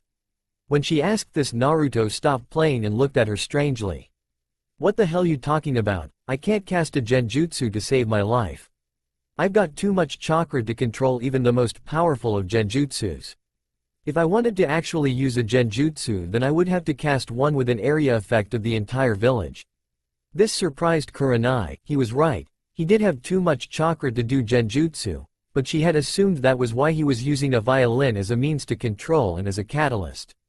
But how he was doing it without even knowing it, she didn't know. She would have to talk to the Hokage about this. Naruto, are you saying you didn't know you were channeling chakra through your violin while you were playing it? Of course I was. It's something I read in a book about chakra control. This is actually my 5th violin in the last day. They kept exploding because I was pushing too much chakra into it. Had to put a reinforcement seal on this one. That is what all these carving are actually. The casual way that he said this made her laugh.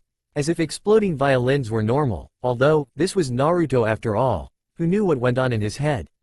Hinata and Shino were confused, so asked, "What do you mean, Kurenai-sensei?" "I agree, I don't understand."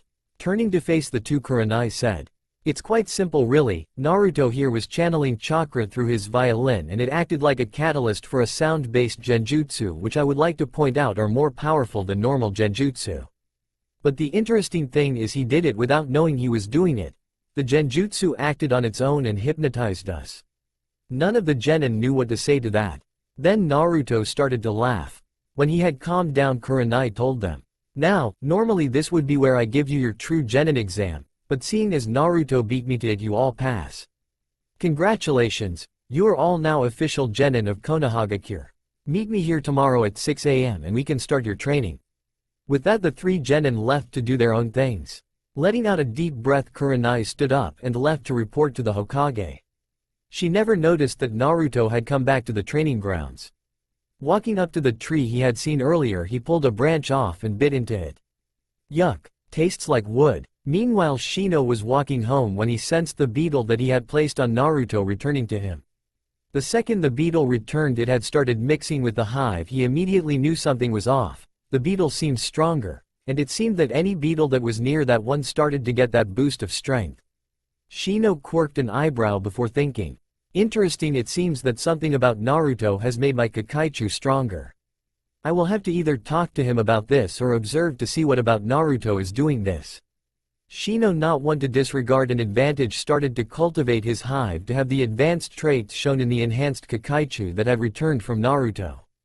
It had about a week and the new Team 8 had settled into a nice routine. They would train for the first half of the day and then in the afternoon they would get a mission, but whenever they went out for a mission things would get interesting. Kurenai was at her wit's end. This was her team's 4th D rank and Naruto was driving them all crazy. Their first mission had been to paint a civilian's house. It went okay at first, but the problem came when the client's wife came home and saw Naruto. By the time her husband had calmed her down and took her into the house, nobody noticed that Naruto had painted the house bright pink instead of the white the client had supplied them with. They still didn't know where he got the damn paint. The second mission had been to weed an old lady's garden. This had gone fine until she refused to pay Naruto. While Kurenai had been arguing with her, Naruto had replaced all her plants with cannabis, which, while legal, was frowned upon. This was another thing that baffled the team, as they still didn't know where he got the plants, though Kurenai was more worried at the thought of a high Naruto. The third had been to catch Tora. This had actually gone okay. Seems Naruto had a way with animals. He had been the first ninja ever to just walk up to Tora and pick him up. The problem had come when he left with the little beast for about an hour. Nobody knew what he did, but after that mission it became a lot harder to catch the cat whenever it escaped from its owner. One genin team had claimed that they had seen the demon cat jumping through the trees like a ninja animal. The mission had been simple: get the shopping done for a woman that had broken her leg. The problem had come when she had given Naruto a dirty look. At the time the boy had just ignored her, but his team had got to know him over the past few weeks and knew he was going to do something. He never let something go. This was why Kurenai was watching him like a hawk. So far everything was fine. They had just gotten back to the client's house without incident and were just waiting for their pay. When the client had been paying them, she had gave Naruto another dirty look and tried to give him half what she owed him. The feeling of dread that had increased when Naruto didn't say anything, just stood there grinning like the madman he was. A few minutes later they had gotten the money and were on their way to report to the Hokage when they heard a scream from inside the house. Rushing back inside, they had arrived to see the woman sitting on the floor, covered in bright red paint. Naruto had somehow put a paint bomb in her shopping bags when they weren't looking. Letting out a deep breath, Kurenai and the other two genin started to help her off the floor into a chair in the living room. The whole time Naruto was laughing his head off, rolling around on the floor. It took them an hour to calm her down. Now here they were stood in front of the Hokage in his office. For a full minuet he said nothing, just sat there looking at Naruto with his pipe in hand. "I thought we talked about this, Naruto, you can't keep attacking clients." Naruto just stood there, giggling. Well, technically she wasn't a client when it went off, we had finished the mission. None of them knew what to say to this, he was right. They had finished the mission. Sighing to himself, Sarutobi just waved a hand for them to leave. "Whatever, I'm getting too old for this shit, just go." With that they left to go to the training grounds. It had been a few weeks since the disaster week of missions and Team 8 had decided to hold off on doing missions as a team for a while, but Kurenai had encouraged Hinata and Shino to continue to do them solo when they had time, at least until they could stop Naruto from being Naruto. Kurenai, Hinata and Shino were currently waiting for Naruto at Training Ground 8. It was one of the more secluded training grounds, with a large lake and small wooded area. It was a good place to train. Today Kurenai was planning to teach Hinata and Shino how to water walk. She would have been teaching Naruto it as well, but he was having problems with tree walking.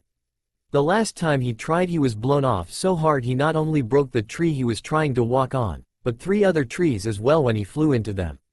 For some reason Naruto was always a few minutes late to team training. After waiting for a little longer they decided to start without him. It was half an hour later when Naruto walked into the training grounds, a strange bundle on his back. This put them all on edge. Though Naruto had never done anything to them, they were still cautious. When he got to them he put the bundle down and waved. "Hey guys, I got you something." Slowly making their way over, the group looked at the bundle on the floor nervously. Seeing their faces, Naruto laughed. "Don't worry so much, it's not going to explode, at least I don't think they will," he said with a thoughtful look on his face. This did not fill them with confidence. Reaching down and unfolding the package, Naruto took a step back and looked at them all expectantly. "So, what do you think?" They didn't really know what to think. On the ground before them were the most bizarre yet beautiful weapons any of them had ever seen. The first was what looked to be some sort of launcher. It had a long barrel, but it didn't seem capable of firing kunai. It was encased in a leather holster. The weapon itself was also covered in strange markings that they soon realized were seals carved perfectly into the metal.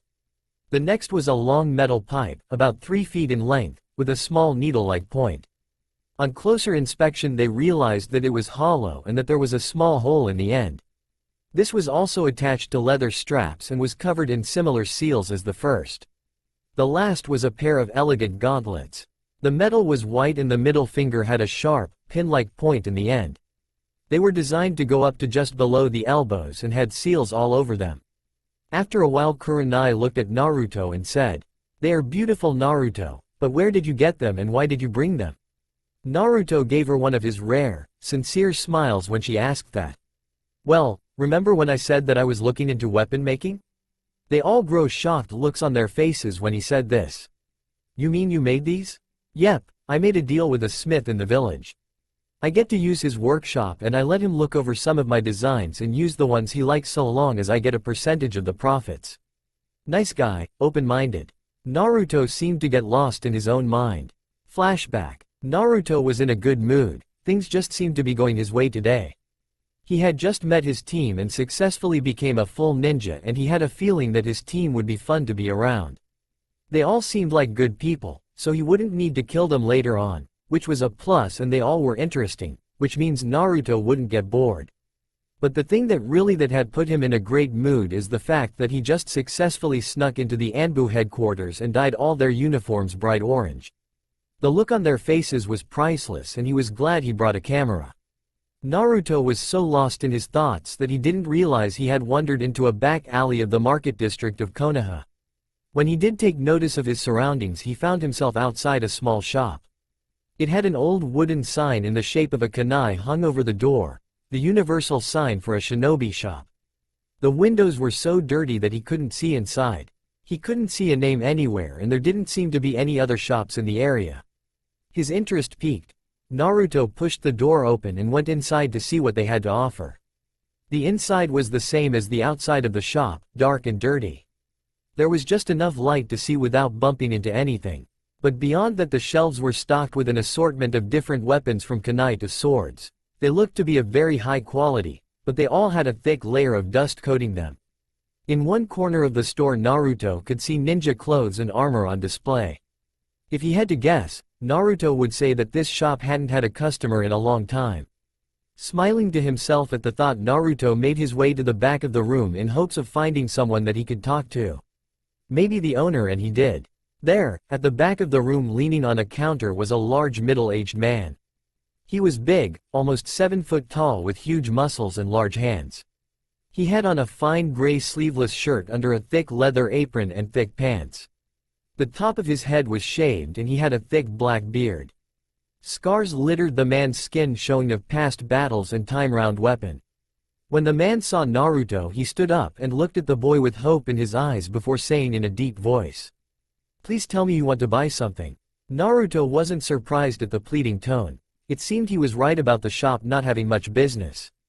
"You make the weapon here, or do you order everything from a producer?" The large man was surprised at the boy's question. "I make the weapon in here using the forge in the back. Why?" When the man said this, Naruto's grin stretched even bigger. "I've been looking for a forge to rent out, so I can work on a few projects of mine in peace." This got the man thinking. If he let the boy use his smithy, he could charge him and make a bit of money. Kami knew he needed the money. "Name's Higashi, and if you can pay, then I don't see a problem with letting you use my workshop."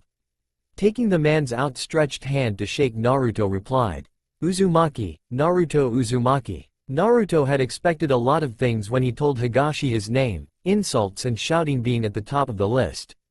But what happened was enough to shock even him. Higashi's eyes widened at his name and he let out a small gasp. Without letting go of the young boy's hand, the muscular man pulled him forward and hugged him. Naruto stiffened at first, thinking he was being attacked, until he felt water falling onto his face. Looking up at the mountain of a man, Naruto was shocked yet again when he saw the tears falling down his face. Thank you, thank you." When Higashi let the shocked blonde go, he let out a hearty laugh and explained, "I never got a chance to thank you for what you did for my family. You might not remember, about 6 years ago you saved a girl from being raped in an alley not far from here. That was my daughter, Tenten. I've been waiting for years to thank you." Naruto just tilted his head to one side in thought. Short girl in a Chinese-style dress with buns in her hair. Looks kind of like a panda? Higashi just laughed again and nodded his head. "Small world, how's she doing nowadays? She became a ninja, graduated last year. She'll be glad to see you. No one knew where you disappeared to, and she was worried something had happened to you. Where you been for the last 5 years? Naruto just shrugged and said, "Place called the Institution, and from the look on your face and the scars on your skin, I'm guessing you are an ex-shinobi, because that's the only way you could know about it." True to his word, at the mention of the insane asylum, Higashi went deadly pale before a sad look came onto his face. Nodding his head, the large smith said no more about it. After a few minutes of silence, Naruto asked if he could see the workshop. Nodding his head again, Higashi led the young boy to a door behind the counter and down a corridor past several rooms until they came to the workshop. It was a good-sized room, about 20 feet by 20 feet and a lot like the shop in front. It was dark and dusty, and again, Naruto could tell that it hadn't been used for a while. The tools were all neatly arranged on hooks on a wall and the furnace was good. The work counter was full of old broken kunai and swords. On a wall at the back of the room were several different designs for weapons Naruto had never seen. He couldn't help but be impressed. Seeing what he was looking at, Higashi made his way over to the blonde. "These were all my ideas. I had planned to make them one day, but after the Kyuubi attack, my first shop was destroyed. When it was finally rebuilt, I ended up back here and nobody even came. I found out that one of my old competitors had bribed an official on the planning council to have me put here to get rid of me, so I never had the money to move to another location or to advertise." Nodding his head, Naruto reached up and took down some of the designs. There was a double-bladed axe, a zanbato, and several more complex designs that he could just barely comprehend. Putting them down, Naruto pulled out several pieces of paper and handed them to the old smith. Curious, Higashi took the offered paper and looked over Naruto's designs. They were rough around the edges, and some of them wouldn't be possible due to the characteristics of metals, but he was impressed at the ingenuity and creativity that the designs held. Turning his gaze back to the blonde boy, Higashi asked, "You make these?" At his nod the man grinned. "Impressive. So what do you know about weapon crafting?" "Strong theoretical knowledge, but no practical experience to back it up." Nodding his head at Naruto's words, Higashi looked back at the designs in his hands. "It shows, in the designs. What would you say to me going over some of these designs with you? When we've got the bugs ironed out, I'll show you how the furnace works, and maybe we can teach you how to actually make some things. Sound good?" Naruto just grinned and nodded in agreement. For the next few hours Naruto and Higashi were in the workshop, leaning over the designs he had brought and the ones on the wall. It felt good for the old man to actually work again. He was always at his happiest when he was working on a new project. He had missed the feel of the paper and the satisfaction of seeing his work coming to life as he molded the metals. As the hours passed, Higashi was more and more impressed with the blonde boy. The way his mind worked allowed him to think outside the box, to think of things no one else had ever considered. That creativity partnered with Higashi's years of experience, they found that time flew by without them even noticing. Just simply bouncing ideas off each other occupied the men for a while. Higashi quickly figured out that the boy was off his rocker. There was no doubt about that, especially since he had been put into the institution. But it was that touch of insanity that made Naruto's designs stand out. At one point during their time together, Higashi had made a shadow clone to make them tea. The jutsu had caught Naruto's attention and he asked the old man what it was. After a quick explanation of the jutsu and a demonstration, they spent the next hour working on the shadow clone jutsu. It surprised Higashi that it didn't take longer for the boy to do it, but what really shocked him was that he made so many on his first try.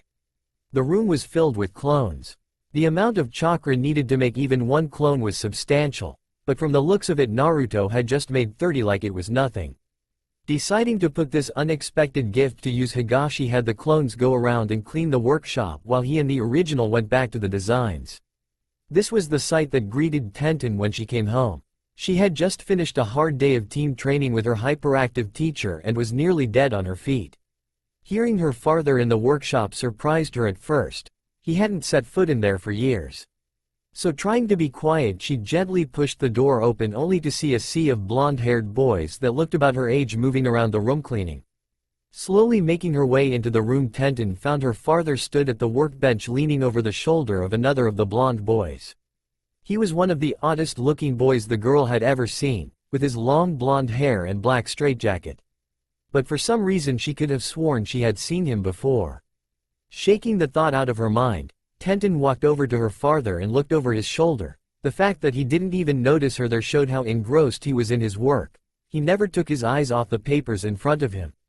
Taking a better look at the paper, she realized that they were weapon designs, complex weapon designs. Without realizing it, Tenten had been leaning forward to get a better look. It was then that Tenten's father noticed her. "Oh, Ten-chan, when did you get home?" "Just now." "Who's this and why aren't there so many of him? And while I think about it, why is he even in the workshop?" Tenten didn't miss the slight shine in her father's eyes when he turned to the boy at the desk that didn't even lift his head when she asked about him. "That, my dear Ten-chan, is Uzumaki Naruto. You've met him before. He came to ask about using the workshop. We got to talking, and I guess we lost track of time. As for why there is so many of him, I showed him a jutsu from back in the day. He seemed to take to it quite well." When her father said she had met the boy, Tenten got confused. Sure, he seemed familiar, but she would remember someone so strange. Seeing the look on her face, Higashi laughed and tapped the blonde on the shoulder to get his attention. It was then that she finally got a good look at his face and was unable to stop the gasp that escaped her mouth. All the clones had their heads turned away as she walked in the room, so she didn't see his face until then. His face was covered in thick white bandages, similar to the ones Lee always wore on his hand. But it was his sky-blue eyes and huge grin that jogged her memory of that night 5 years ago.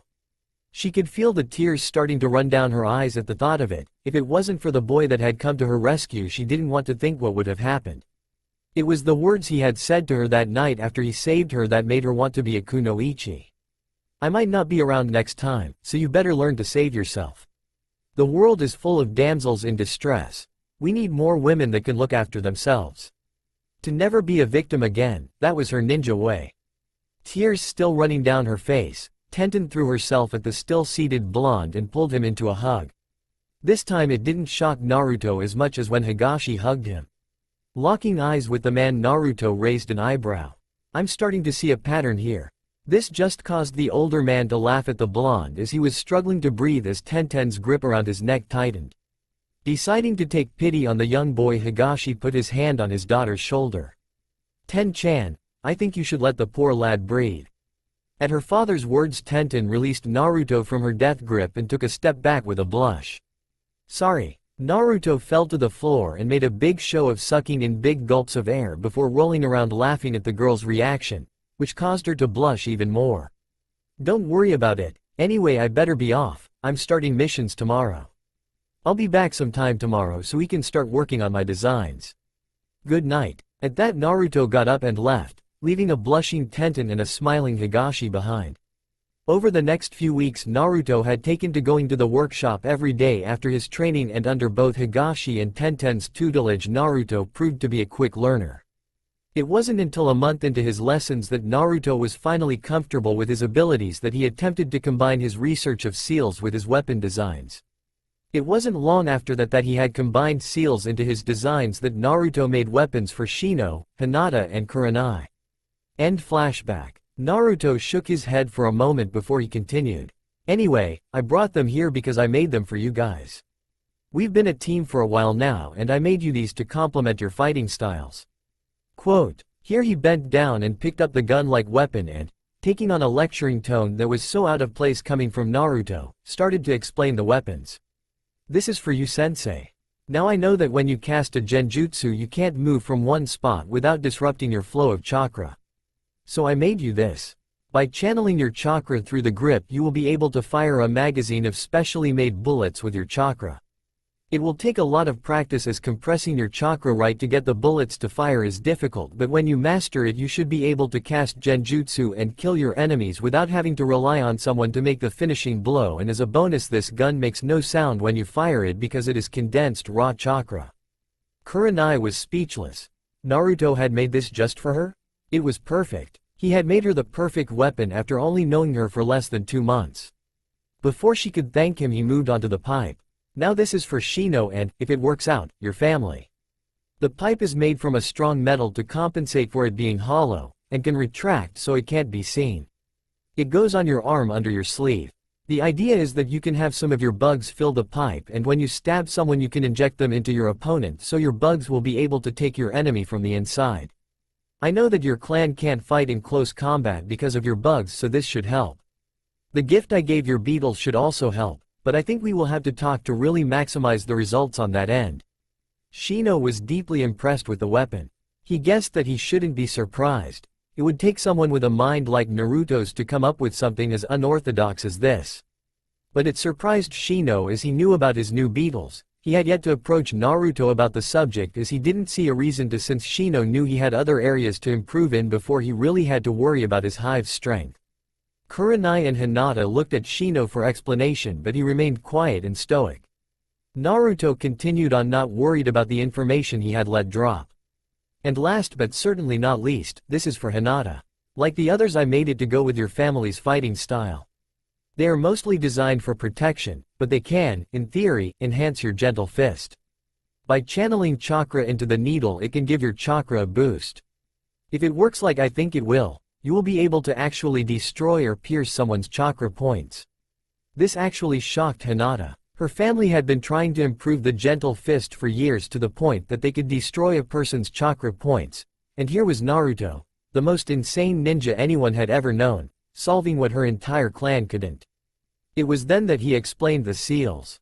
Now as for the whole not sure of them exploding thing, the seals are your basic strengthening seals, with something of my own thrown in. Chakra channeling seals. I made them to help you channel your chakra through the metal. The only thing is I haven't, tested them. This surprised Kurenai more than the weapons. She knew that he was looking into seals, but never thought he would come so far in so little time. This is great, Naruto, but why did you go to so much trouble? Naruto just looked at each of them for a moment, then said.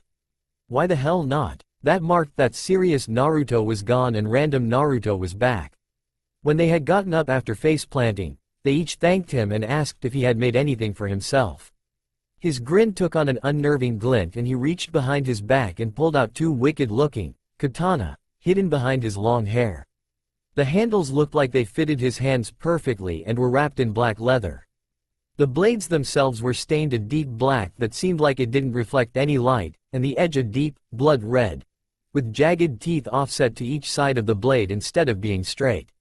They had the same seals as the other weapons etched into them, but they were almost impossible to see. The blades actually sent shivers down their spines just looking at them. They held a terrible beauty that left no doubt that they were made to take life and rend flesh from bone. "These are my blades." No one said anything for a few minutes, the blades seeming to weigh down the area with their own killing intent. Which was promptly broken by Naruto falling over and laughing so hard it looked painful. When she saw he had finally calmed down, Kurenai spoke. Well, thank you Naruto, these are all great, but I think Hinata and Shino should finish the water walking exercises before learning how to use them. The extra control will help, I'm sure. Shrugging his shoulders, Naruto just put his blades away and ran to a tree. Only to fly past them and into the water when he was blown off again. As they watched him get up and do the same thing over and over again, Shino summed up their thoughts perfectly. It's hard to tell if he is a genius or an idiot sometimes. Nodding their heads in agreement, they all turned back to the lake, their new weapons in place, and started the exercise again. Naruto's laughter echoing around the clearing as he was continually blasted off the trees. It had been a month since Team 8 had gotten their weapons, and ever since then they had been exceptionally close. Shino, Hinata and Kurenai were now more at ease with Naruto and his odd behavior became very normal to them. It took them a while to realize that Naruto wasn't evil per se, he was just random and took enjoyment out of life where he could.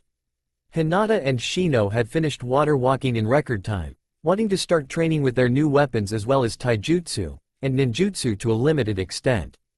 Kurenai would have Shino and Hinata spare each other while Naruto went against herself. Kurenai discovered quickly when she first matched Naruto against Shino that her other students couldn't keep up with Naruto in a straight fight. He could move faster than most Chunin and he hit as hard as Jonin.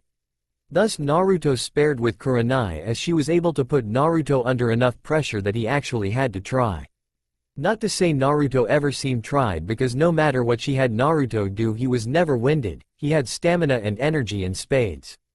Kurenai was also helping her students develop their weapon styles. While she wasn't well versed in weapons, she was able to direct them to people that could help.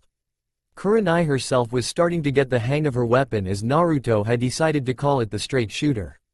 She still had some work to do before she would be able to use the weapon effectively, but she was getting better at handling the recoil and was starting to be able to fire the bullets using her chakra. She also had to practice quite a bit to learn how to accurately shoot the thing. Naruto didn't name the other weapon, saying that Shino and Hinata could do it themselves with their families. Speaking of which, both the Hyuga and Aburame clans had been very impressed with the weapons, so much so that they had requested for more to make so others in the clan could use them. Shino and Hinata had come to Naruto and asked him to make more, but Naruto told them that they could get the weapons from a small ninja shop owned by a man named Higashi. It turned out this was the man Naruto had made the deal for the use of his forge in exchange for Naruto's designs. Naruto had given him the designs after he made them in case this happened, as long as he got a nice 10% cut of the profits and that he'd tell nobody who made them, Higashi could remake and sell them to the two clans. This even applied to the other clans as well. When Kurenai asked why he didn't want anyone to know he made them, she could have sworn he was channeling his inner Naro when he said, "Too bloody troublesome." It turns out this was more than sufficient, as the Aburame and Hyuga clans were paying a small fortunes for each weapon that they wanted. After all, seal's work is expensive due to the limited number of seal masters and the tedious work required to carve them into the metal. The Hyuga had named Hinata's weapon the Hands of Kami, as they believed their eyes were a gift from Kami herself. The Aburame had been a bit more modest and named their weapon Wasp Point. Higashi and his daughter Tenten were making so much money from Naruto's weapons they were thinking of expanding the shop. Naruto, after many times of being shot off the trees like a cannon, had finally got the hang of tree walking. He even managed to learn water walking. He was by far the most advanced in taijutsu, followed by Hinata. Kurenai also let all of them train on their own from time to time, and Naruto was seen practicing with his katana. Eventually Team 8 started doing missions again. Kurenai couldn't put off giving them field experience and experience for dealing with clients. Thankfully Naruto had not done anything to the clients. Seems the word had gotten out about what Naruto does to people that cross him, and no one dared to do anything to raise the boy's ire, or they never did it to his face or while he was working for them.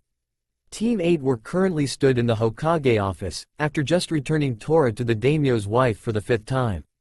The Hokage was looking at their mission record to decide if they were ready for a C-rank mission. Well, everything seems to be in order, I see no reason not to give you one. Before he could finish, the doors to the office slammed open and Kiba stormed in, followed by the rest of Team 7 walked in. Hey, Hokage-sama, can we please get a C-rank mission now? These D ranks are driving me and Akamaru crazy. After an apology from Kakashi for Kiba's rudeness, Team 7 noticed Team 8 stood in the room staring at them. Kakashi's eye lingered on Naruto for a moment before moving to Kurenai. Sorry Kurenai-chan, hope we didn't disturb you. Before Kurenai could answer, she was drowned out by Naruto. Duck ass, dog piss, Pinky, and Inu-san, how you been? Everyone in the room sweat dropped at this, with exception to the 3 genin, who were silently steaming at the names. Kakashi was shocked a little as Naruto had just called him by his Anbu codename. How much does he remember and how much does he know? Thought a suspicious Kakashi. When they had calmed down, the Hokage spoke. Well, Team 7 does have the necessary number of D ranks to take a C, so how about this? I was just about to give Team 8 here a C rank. What would you say to a joint mission? The 2 senseis looked at each other for a moment before nodding. Very well, seeing as Team 8 were here first, Kurenai will be team leader. The mission is to protect a bridge builder named Tazuna while he travels to Wave Country and until he finishes his bridge. The client will be here shortly.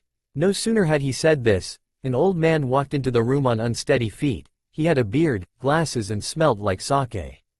He looked at the genin and scowled. I pay good money for a ninja guard and you give me this? And what the hell is the mummy grinning at? At these words 4 loud smacks were heard. Looking around the room, Team 7 saw the Hokage, Kurenai, Shino and Hinata with their hands on their faces and Naruto's grin taking on a sinister edge. The gears in his mind working as thousands of possible plans formulated in his twisted mind. Team 7 was confused, but Kakashi pressed on, not seeing any real option at the moment.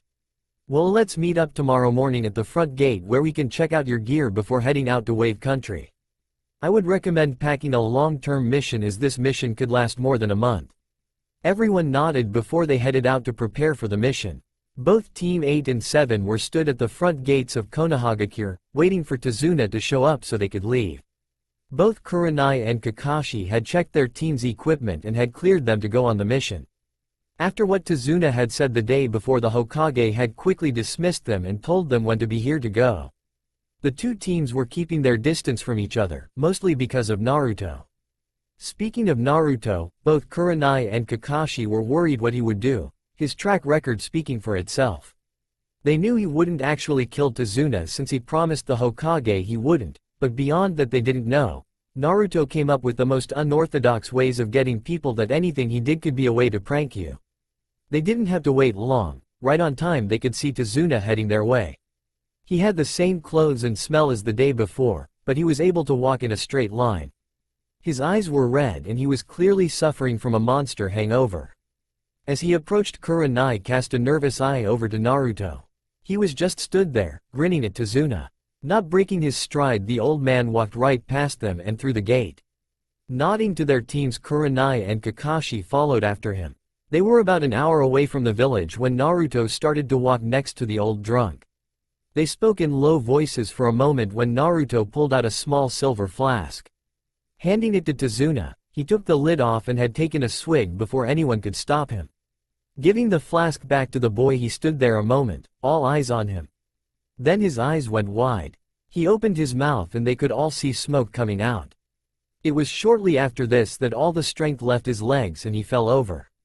Bending down and lifting the old man onto his shoulder. Laughing the whole time, Naruto started to continue heading towards Wave. Walking up to her student, Kurenai asked, "What the hell was in that flask, Naruto?" This caused Naruto to laugh louder, before answering. Don't worry, he'll wake up in 10 minutes. I gave him my homemade hangover cure. Ha ha, did you see the smoke? All the ninja present just sweat dropped at the insane boy's antics.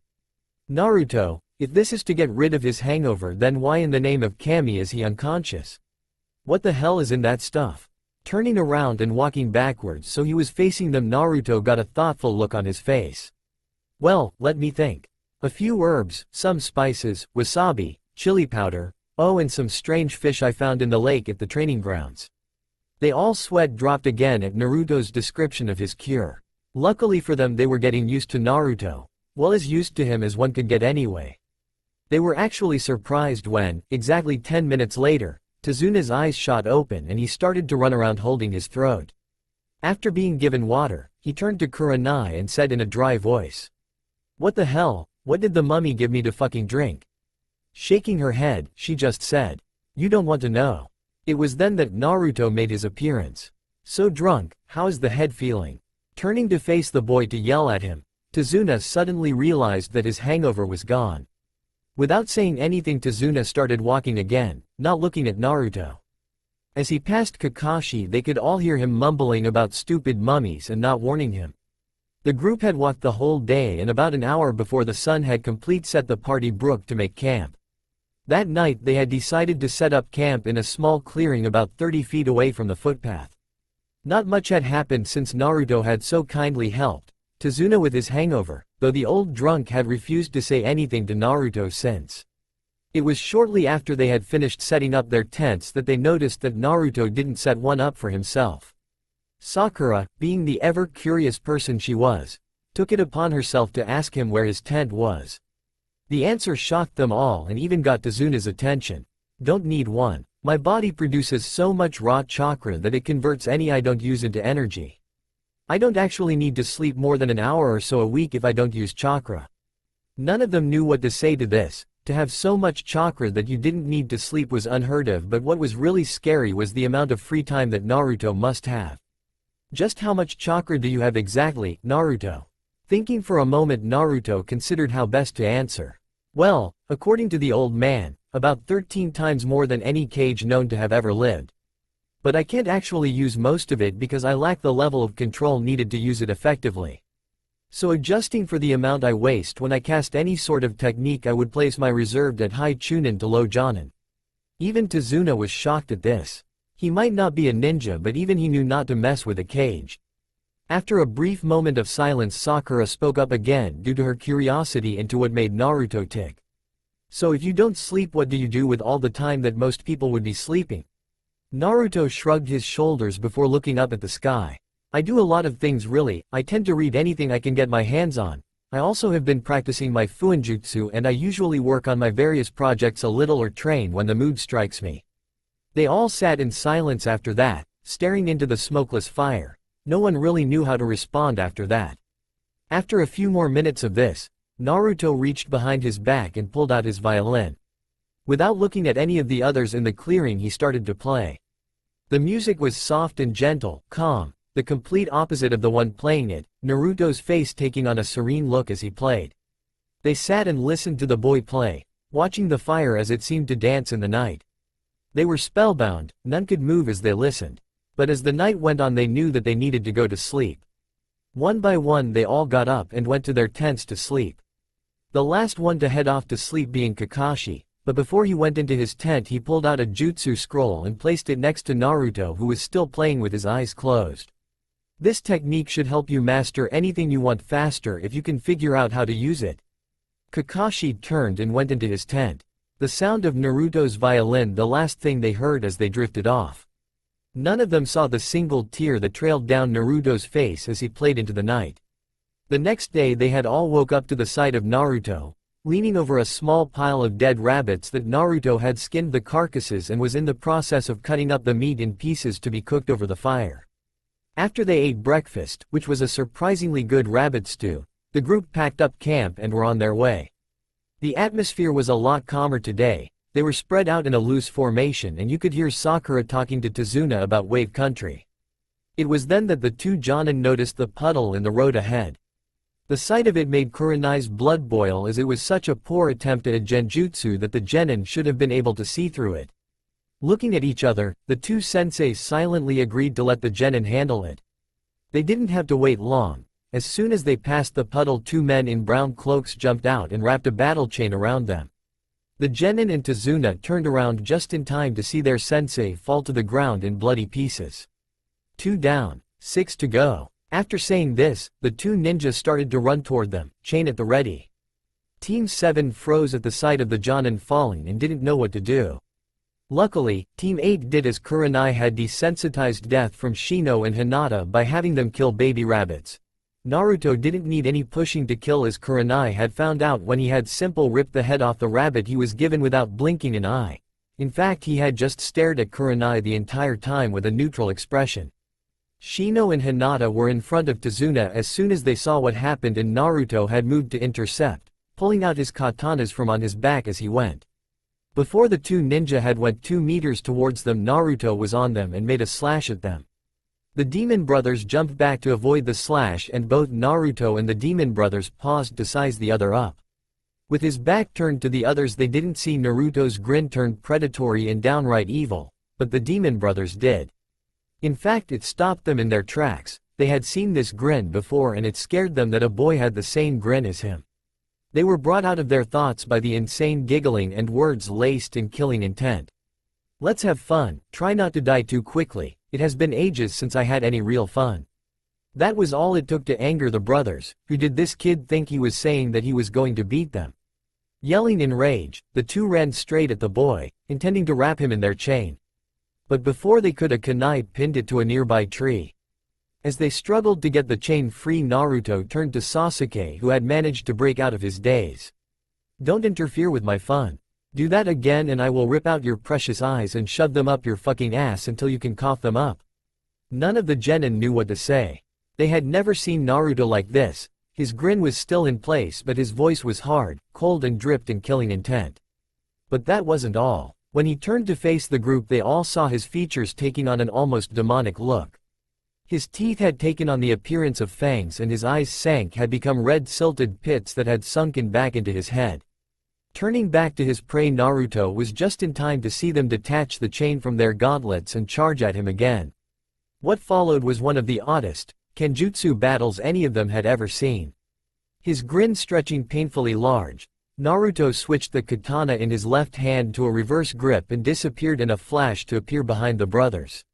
Naruto slashed, making a small cut appear on both of them. The brothers moved to avoid Naruto, but Naruto was fast and would appear wherever they moved to deliver another cut. Every time one of the brothers got within Naruto's striking range, they would be pushed back, and before long the demon brothers were on full defense. No matter how fast the brothers seemed to move, Naruto was faster, and small cuts started to appear all over the demon brothers' bodies, and their movements started to get more and more sluggish. 10 minutes into the fight and the demon brothers dropped to the ground, their entire bodies littered with small, paper-cut-like marks covering their bodies. Their clothes had been shredded, and they like a book had attacked them, as every cut appeared to be no more serious than a paper cut. When he saw that they couldn't fight anymore, Naruto stopped in front of them. He was a bit unsteady on his feet for a moment, but quickly got over it, put his katanas away and tied them up with ninja wire. Seeing that Naruto was finished with the enemy, the two thought dead sensei stepped out of the woods. They explained how they had gotten away with a substitution jutsu before they turned to congratulate Naruto, only to see him positioning the brothers in a way that they were facing each other tied to trees. When they were about to ask him what he was doing, he spoke. "Now, which one of you is the brain of this partnership?" The brothers were silent, but Naruto really didn't care. He turned to the older of the two brothers. "You look like the man with the plan. So, you going to tell me why you attacked us?" The only answer he got was the man was him, spitting on the ground at Naruto's feet. Naruto's grin turned malicious, and without saying a word he turned to the other brother. When he was within arm reach, he spoke again. "I was hoping you would say that." Lifting his hand up for all to see, he made his fingers change, turning into long, thin, worm-like tentacles. Seeing what the boy was planning, Kurenai quickly cast a genjutsu on the genin and Tazuna so they went blind. But in her rush she forgot to make them deaf as well, so they could all hear the man's muffled screams as Naruto lowered his hand to his head and the tentacles made their way into his mouth, nose, and even under his skin. Kakashi and Kurenai watched in a sick fascination as they could see the man's skin start to move as the worms spread under it. Staring in horror at his older brother, the ninja could only watch as the lines moving under his skin seemed to go into a frenzy. Then, without warning, he stopped screaming and his entire body except for his head exploded in a shower of blood. Turning back to the, now terrified ninja, Naruto slowly made his way over to his other captive, grinning insanely. All right, I'll tell you anything you want. For the next few minutes he told them everything, about Gato, Zabuza and everything he knew that he could think of came spilling out. When he was done, Naruto took out one of his katana, walked up to him and slit his throat in such a way that it took him several minutes to die from drowning due to blood filling his lungs. When the light left his eyes, Naruto used his blade to cut off the head. When he was done, Naruto took a sealing scroll from his bag and sealed both the severed heads into it along with the gauntlets the men had worn. When Naruto was done, he stood up and started to walk back towards everyone else. The blood on his clothes seemed to melt into them and within minutes he was clean. Before Naruto made it back to the group, he stopped at the tree that had the barbed chain pinned by a kunai.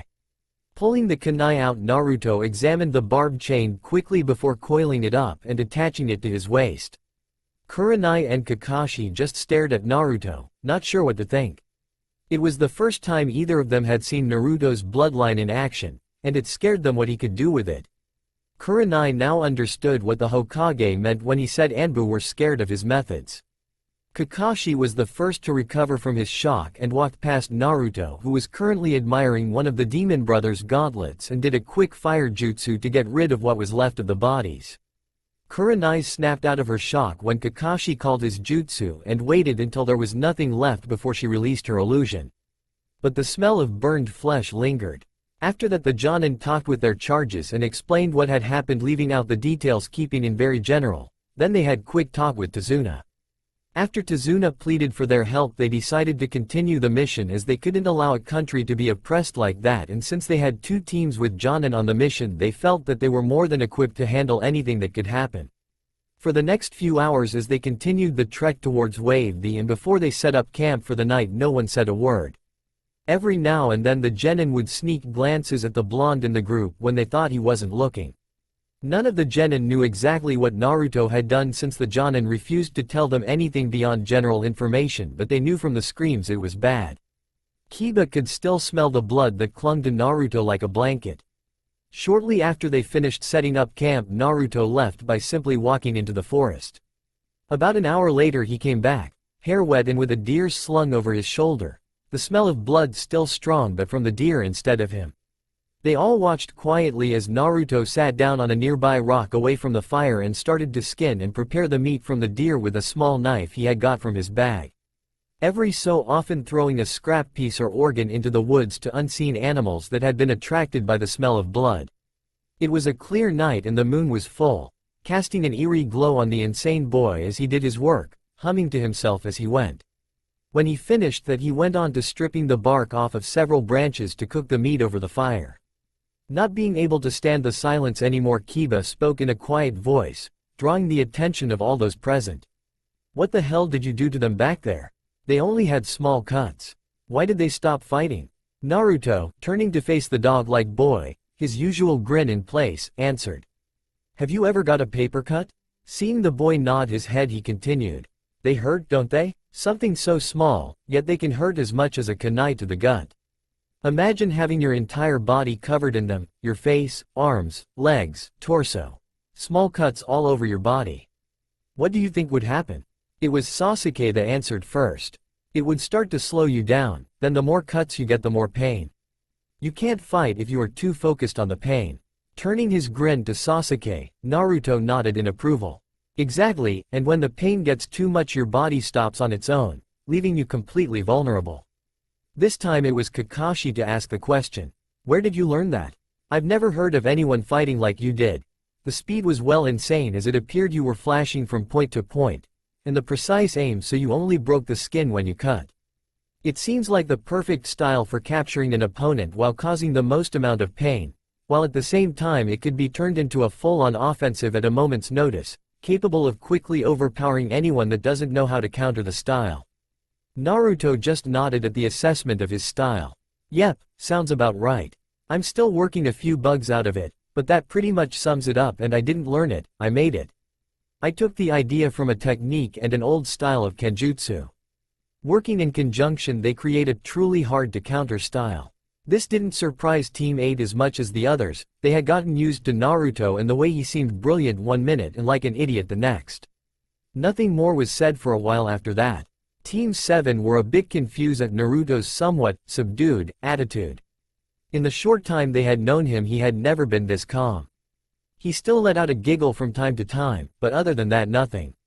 While they had been talking, Naruto had put the meat on the sticks and started to cook them, the smell filling the camp. When they were done, Naruto handed them out and sat back down on the rock from earlier. When he had finished his own meat he put the stick down and pulled out his violin again. He had just started playing when Sasuke spoke. "Can you teach me your style?" Naruto didn't stop playing, leveling his gaze on the young Uchiha. Kakashi was about to tell Sasuke that he was being rude when he was stopped by the blonde. "Sure, why not? We'll need to get you some weapons to use until I can make you something, but I don't have a problem with it. Actually, I think I have something here you can use." Putting down his violin and reaching into his bag, Naruto pulled out a scroll. Unrolling and putting his hand on one of the seals, a moment later there was a puff of smoke and in his hands were two beautifully crafted katana. The blades were only 2 foot long, with seals carved onto their length from tip to handle. They had no guard and the handles were wrapped in a fine red silk. The sheaths were made out of wood that had been stained black. After giving them a quick inspection, Naruto threw them over to Sasuke. Catching the blades, Sasuke's eyes widened at the skill shown in the making of them. He turned back to Naruto when the boy started speaking again. "They were one of the first things I made and it was the prototype to the katana I have now. The seals make the metal strong and the blade shape should work for you just fine." Sasuke just stared at the weapons in his lap. Looking up at Naruto he nodded and said just 2 words. "Thank you." Naruto just nodded at him, then, picking up his violin, started to play again. Just like the night before, they all fell asleep to the sound of Naruto playing his violin. The next morning, after they had finished the rabbits Naruto had killed, the 2 Jonin sat the group down and explained about Zabuza. Needless to say, Naruto was the only one grinning at the end. "So you're saying he's a demon?" asked a slightly shaking Sakura. Turning to his student Kakashi replied. "Pretty much." An air of depression started to leak out of the genin. But this didn't last long. "Potato." This caused them all to sweat drop. Turning to Naruto, Kurenai asked, "Should I even bother to ask?" "Probably not." Shaking their heads they returned to the conversation. "Anyway, as we were saying, when Zabuza shows himself you all stay with Tazuna while Kurenai and I fight him. You will not engage Zabuza. If something happens to us you run, understand?" The last part was directed at Naruto. "That's stupid." Raising his one visible eyebrow, Kakashi motioned for Naruto to continue.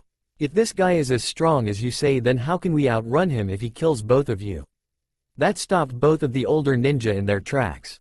He was right. After that they started to plan what to do if both the Jonin failed and continued on their way to Wave.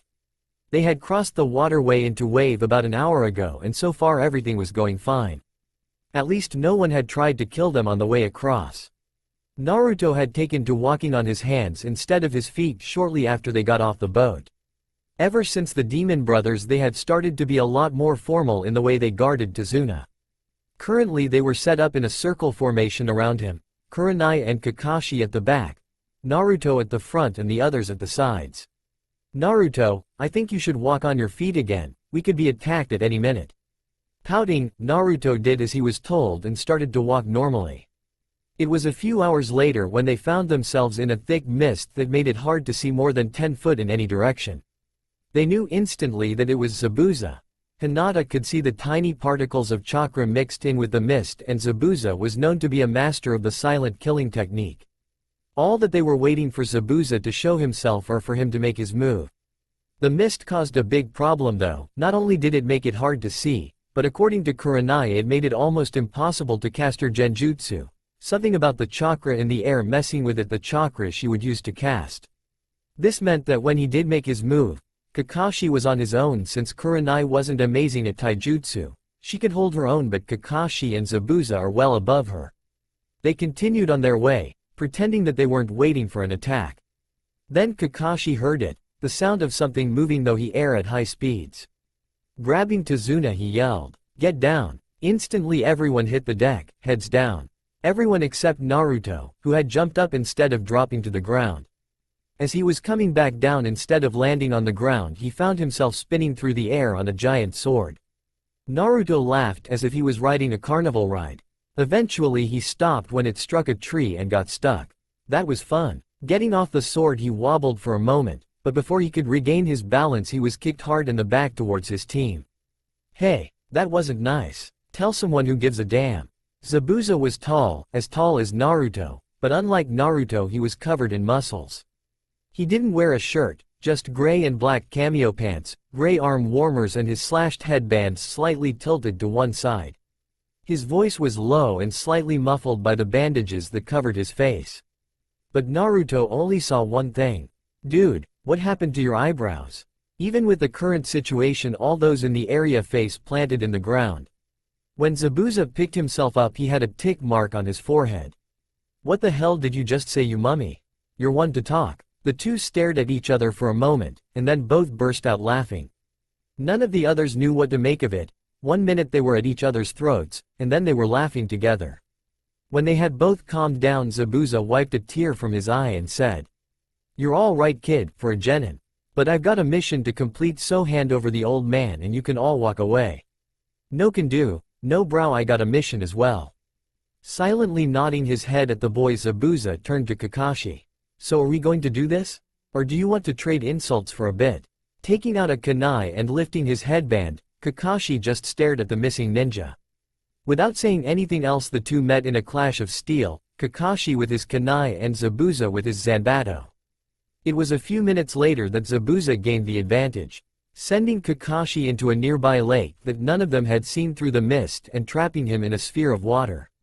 He then made 20 water clones and had them charge the group. Running forward so that the real Zabuza would be in range, Kurenai sent 3 shots at Zabuza at high speed.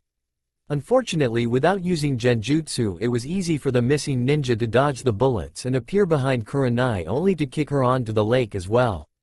Before she knew it, Kurenai was in the same predicament as Kakashi, only this time it was a clone that had her trapped. At a silent command from their creator, the clones went speeding towards the genin and bridge builder. This time, unlike with the demon brothers, none of the genin froze. Naruto and Sasuke ran to meet the clones before they could get to the others, while the other genin stayed to protect Tazuna. Pulling his katanas from his back, Naruto met the clones and started to flash from place to place. Sasuke, not having the chance to use the swords fixed to his back, chose to use a kunai in each hand.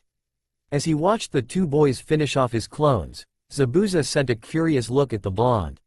He could tell there was something different about him. If he was honest with himself, he reminded him of himself. It was this thought that made him laugh. "I've got to say, I didn't think you wimps in Konohagakure had it in you." He could just hear Kakashi's reply. "What are you talking about? Don't bullshit me, Kakashi. I know what it looks like when someone has had their mind broken. That kid has the same look in his eyes that I did at his age. The skills, the attitude, even the smile. You people have the makings of a true monster in that boy." He got no answer to this, which made him laugh again. But what he didn't realize was that he was so caught up in his conversation with Kakashi that he didn't see Naruto flash his way over to him and his captive. Just before one of the katanas slit his stomach open, Zabuza jumped back away from the young psychopath. As soon as the jutsu was released, Kakashi sent a kunai at the clone that held Kurenai, destroying it, before he turned to resume his fight with the real Zabuza. Before the two could start again, Kurenai grabbed Naruto by the hood on the back of his straitjacket and jumped back to the group. The fight didn't last long after that. Both ninjas sent a water dragon at each other and Zabuza was sent flying into a tree. Slowly making his way to the downed Zabuza, kunai in hand, Kakashi prepared to make the finishing blow. He never got the chance.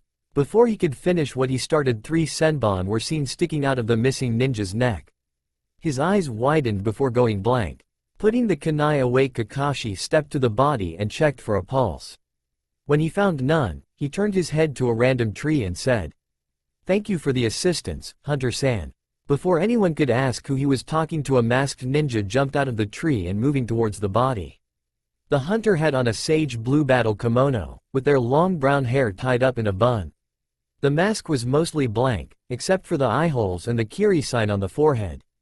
Nobody noticed the grin on Naruto's face stretch wider as the hunter passed him. Nodding at Kakashi, the hunter bent down to pick up the body and, without saying a word, body flickered away. Pulling down his forehead protector to cover his eye, Kakashi turned to the group. "Well done you guys, great teamwork, and thanks Naruto, you saved my life. Now, if one of you could carry me the rest of the way to Tazuna's house, I'm going to sleep for a bit." The second Kakashi said this he fell to the ground, unconscious. Running over and checking her fellow Jonin, Kurenai let out her breath and said to the others, "It's all right, he's just suffering from chakra exhaustion. A few days and he will be fine." Before anyone could say anything, Naruto walked up and grabbed Kakashi by his feet. Before they could ask what he was doing, Naruto started to drag him the way they had been going before Zabuza attacked. When he was a few meters away he turned back to the group. They were all just stood there, staring at him. What'd I do? About an hour later they arrived at Tazuna's house. Kakashi was being carried by Sasuke and Kiba, who had taken him after Naruto had wanted to drag him all the way there. They were all sat around in the living room of the house. Kakashi had been put in a spare room in Tazuna's house and he had regained consciousness a few minutes earlier. He had just finished telling them about how his eye used a lot of chakra, which was why he had chakra exhaustion when he brought up Zabuza. At least now that Zabuza is out of the picture, I doubt we will have any more ninja of his caliber to worry about. "Naruto, is there a reason you're laughing like that, or is it just you again?"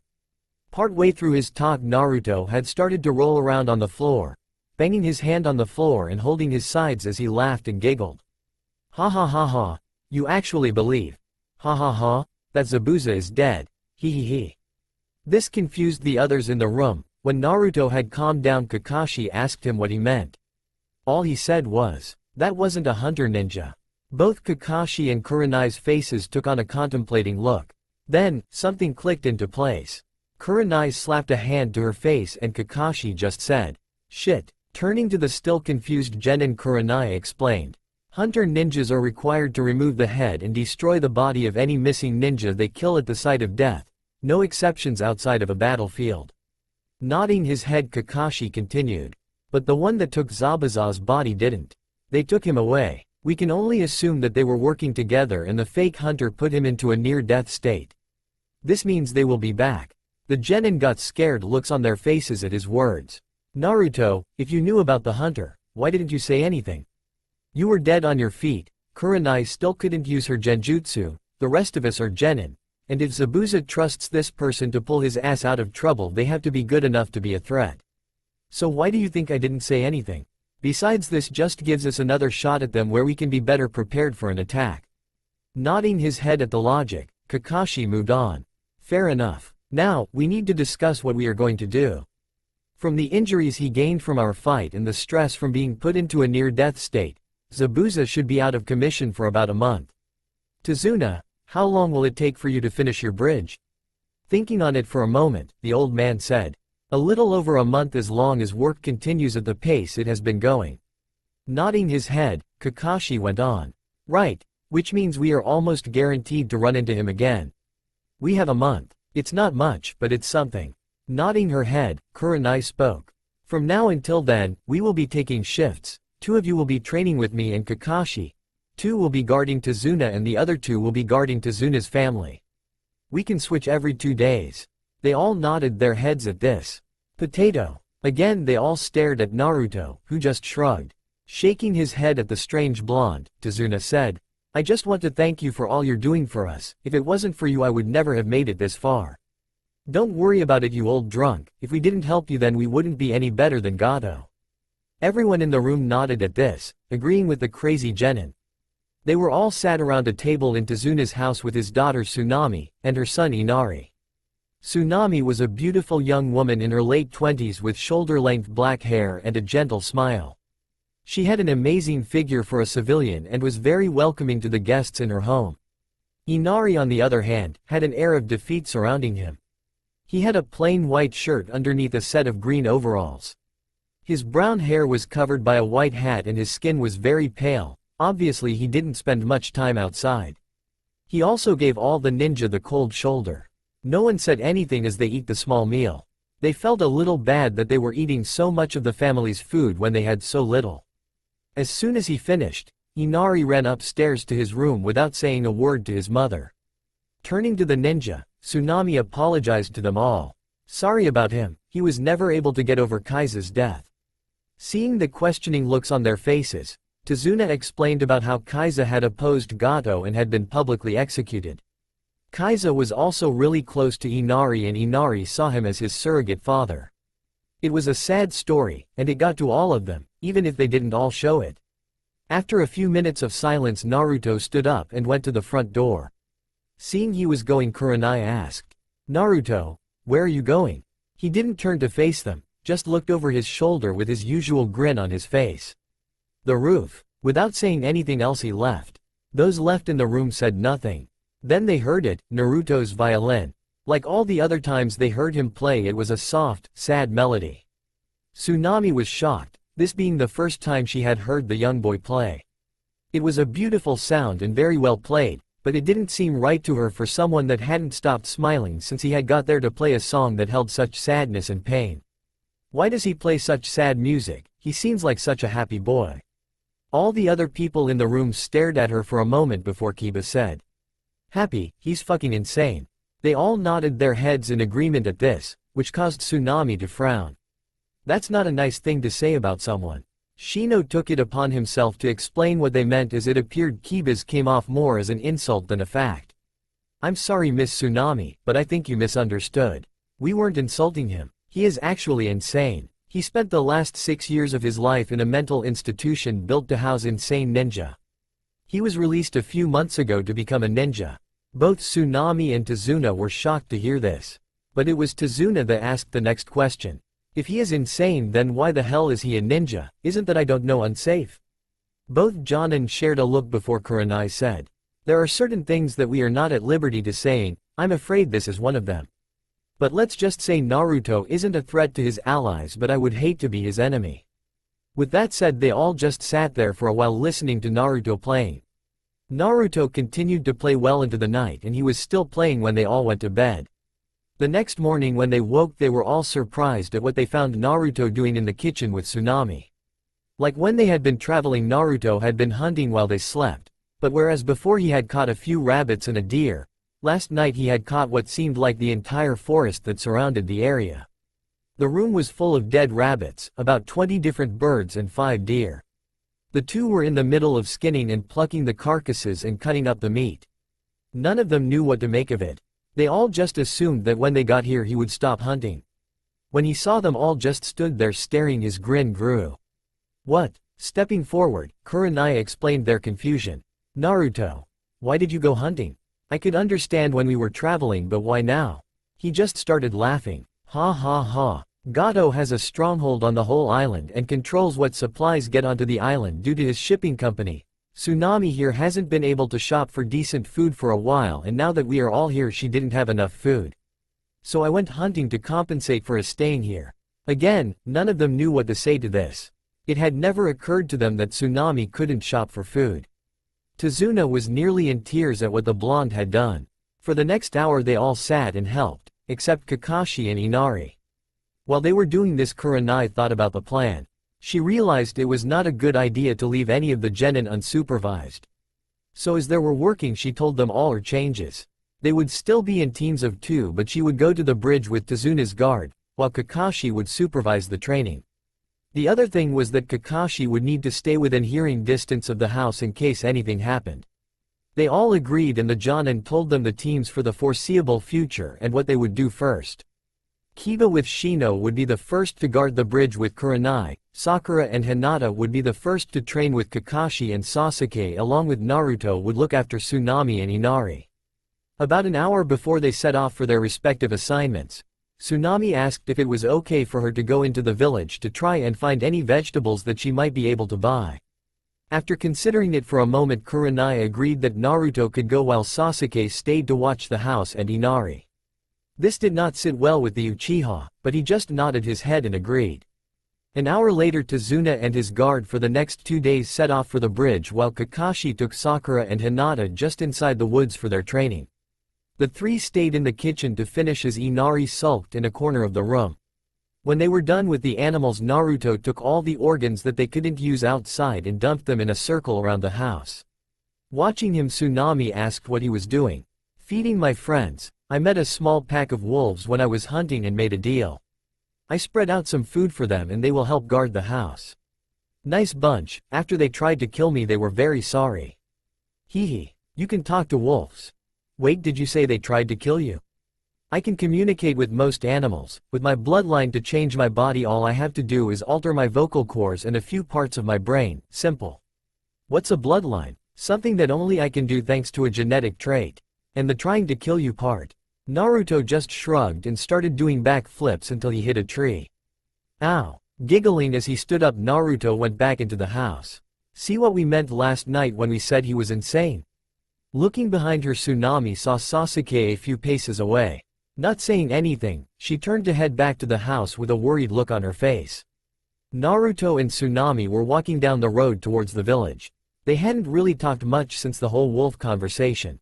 She just didn't know what to say to the young boy. Over the last few years she had seen a lot of things, like men and women killing themselves and their families just so they wouldn't suffer. Or on the rare occasions that Gato and his men returned one of the women they took and they came back as empty shells. But Naruto was different. He had this aura around him. At first she had mistaken it for happiness, but after she talked to the other ninja she realized that it was his insanity.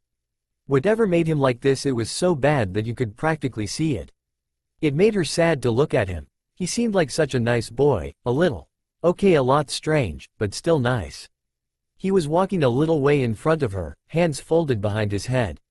A few minutes later they were entering the town. A lot of people had lost their homes over the last few years because of Gato. Many of the houses were falling apart, or in some cases already fell down. The streets were full of people, both young and old, and if you looked carefully you could see some of them were dead. Tsunami tried not to look around at the people lying in the street. Naruto on the other hand looked at everything with a smile on his face.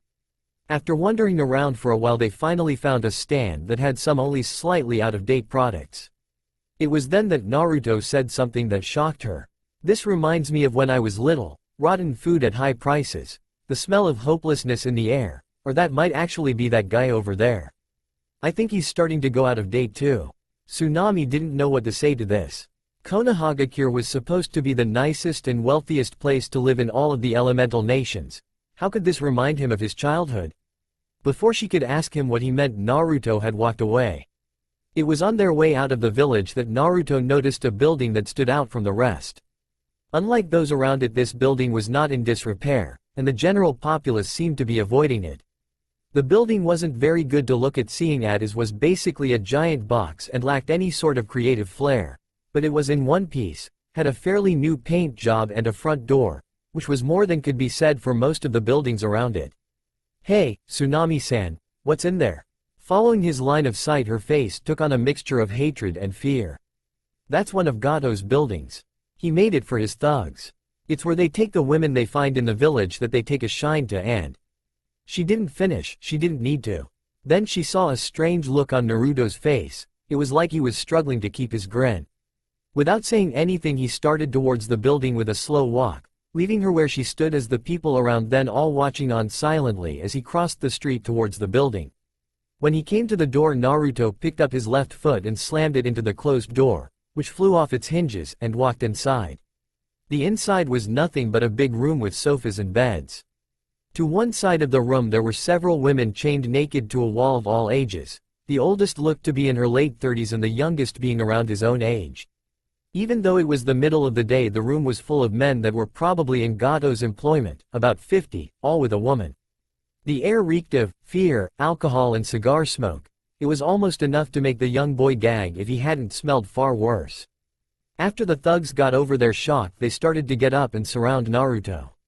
When they had him covered on all sides, a very large, very fat man stepped forward. "You've got a death wish or something?"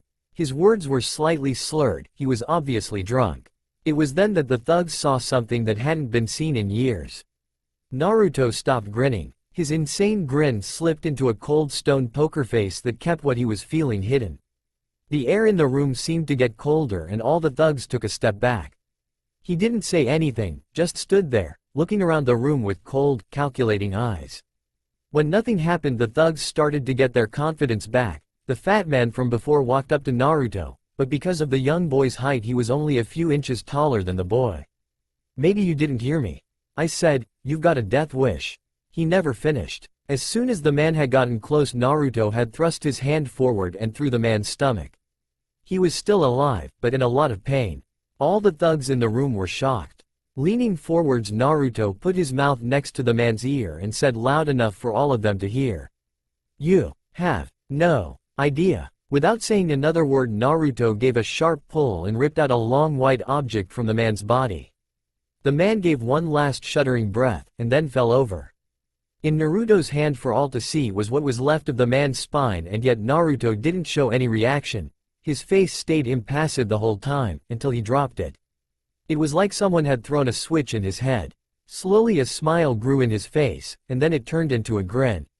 They could hear the giggles in his throat as they became full-blown laughter. Then he started to change. Outside a small crowd had gathered, but they couldn't see inside because none of them dared to get closer. Tsunami. Turning around to see who called her Tsunami, saw her father running to her side, Kurenai, Kiba and Shino right behind. "Dad, what the hell's going on?" One of the villagers came to the bridge screaming about something happening. "It's Naruto, I don't know what happened. 1 minute he was here and then he was kicking the door down." At the mention of Naruto, Kurenai pushed Tazuna out of the way and grabbed Tsunami by the shoulders, her eyes wide. "What is in that building?" With a shaking voice, Tsunami told her what she told Naruto. Kurenai's eyes widened even more in understanding. Then they heard the laughter, followed by the screams of terror. Shit. It was like every other time he changed, the pain, the feeling of every cell in his body screaming in agony. Oh, how he loved it. As the men watched, Naruto started to get thinner and taller, but his body stayed the same size. His arms and legs seemed to be stretching. His clothes melded into his skin and turned into a patchy brown, cloth-like material. His eyes changed into big, round, black buttons that looked like they had been sewn onto his face. Lastly, his mouth sewed itself together into a malicious grin that stretched across his whole face. When he was done changing, he towered over all the thugs at about 11 foot. His arms as long as he was tall and trailed along the floor. The only way any of them could describe him was a giant rag doll. They could still hear him giggling, although it was muffled by his lips being sewn together. No one in the room moved until the doll reached behind its back and showed them all the black, serrated scythes it now held. When it moved, it was like watching a puppet show. Its limbs were boneless, turning its head a full 360 feet to look at each of them. The dam broke and all the thugs threw themselves at their weapons. What happened next was a mass of flying limbs and blood. The ragdoll seemed to be just that, a ragdoll. It could bend in any way it wanted, twisting and bending around the thugs as they tried desperately to kill it. It never stopped giggling the whole time they fought, and with each swing of its arms another thug would fall with limbs missing, but none of them were dead. Before long there was only one thug left standing. He was nothing special, brown hair and eyes that were filled with fear. The doll was covered in blood from all the other thugs that lay around them, and there was a pool of blood covering the floor. He was frozen to the spot as the doll made its way over to him on wobbly legs. But it didn't even turn to him. It walked over to the girls chained to the wall. They shrank away from it in fear as it reached out, only to cut their chains with its scythes. One by one the doll cut the girls free and watched as they ran out the door with all the others. The thug saw his chance when it had its back to him and ran forward and stabbed it in the lower back with his knife. The rag doll made no sign that it could feel the knife. Slowly it started to lean back. It leaned so far that its head was in front of the thug upside down. Falling back on his ass, the thug tried to crawl away but stopped when the doll's mouth started to force its way open. "Tell Gato, I'm coming for him." Its voice was rough, like dry leaves rustling together. The thug just nodded quickly and ran out the door in a panic. Standing back up straight, the doll looked around at the men lying on the floor groaning in pain. Seeing them suffer brought another giggle to the doll's throat. "Naruto?" Turning its head again, the doll saw a crowd gathering outside the building. Stood at the front was Kurenai, Shino and Kiba, along with Tazuna and Tsunami. Turning the rest of its body to face the group, the doll slowly made its way over and stopped a few feet away, its head tilted to one side as it stared at Kurenai with its button eyes. "Can you still understand me?" Nodding its head slowly at her, Kurenai let out a sigh of relief. "Good, now I need you to cancel your shift, okay?" She spoke slowly, making sure each word was clear. It nodded its head, but before it changed back to Naruto it turned to the thugs in the room, forcing its mouth open again, but this time, instead of speaking, it blew out a thick, black ash with embers floating in it. Kurenai could feel the heat coming from the ash, from where she stood in the doorway as it filled the room. They could all hear the screams of the thugs as they were burned alive by the heat, then nothing. Turning back to the crowd, the doll made its way towards them and out the door. The crowd all backed up when they saw it walking towards them. When it was out of the building, they could all clearly see the thick layer of blood that coated its body. Slowly it started to turn back into Naruto. All the people stared at the boy in shock. Like the doll, he was covered in blood from head to toe and had almost the exact same grin on his face. "I regret nothing." With those 3 words he fell face first into the road. When Naruto woke up, he found that he was in a small room, the same one that they kept Kakashi in when he had fainted. Getting up, he found that he was in a clean white shirt and black pants. He still had his bandages on, thankfully, but he still wondered where his clothes were. Heading downstairs, he found all the Konoha ninja along with Tazuna and Tsunami, who was holding his freshly cleaned clothes. Taking the clothes from the woman with a nod, he went back up to change. When he came down a few minutes later, they all just stared at him. Looking at each in turn, he said, "One fine day in the middle of the night, 2 dead men got up to fight. Back to back they faced each other, raised their swords and shot each other. They all face planted." After getting back up, Kakashi spoke. "Naruto, what you did was reckless. You could have been killed." Naruto just laughed at this. "I wish it were that simple to kill me." The room went deadly quiet at his words, until Tsunami asked, "What do you mean you wish? Don't you even care if you live or die?" "No, but honestly it would take quite a bit of force to kill me." Tears filled her eyes when he said this. "So how long was I out?" Kurenai was the one to answer this time. 2 hours. "Why did you do it?" They all turned to Tsunami again. They all knew what she meant by it. Turning to face her, Naruto got one of his rare real smiles. "Some people need to die. What they were doing was wrong. I hate people like them." Turning to face the genin, Naruto continued, "It's like I said, the things I hate are never around for long." After saying this, his grin came back. Nodding to himself, Naruto headed for the door. "Where are you going?" "Roof." Without another word he left the room. And just like the night before, a few minutes later they heard him playing his violin. Getting up, Tsunami wiped her eyes and turned to Kakashi and Kurenai. "I don't know what happened to make him like this, to make him wish for death, but I think I have an idea. Did you know that people say that Konohagakure is the best place to live in the elemental nations?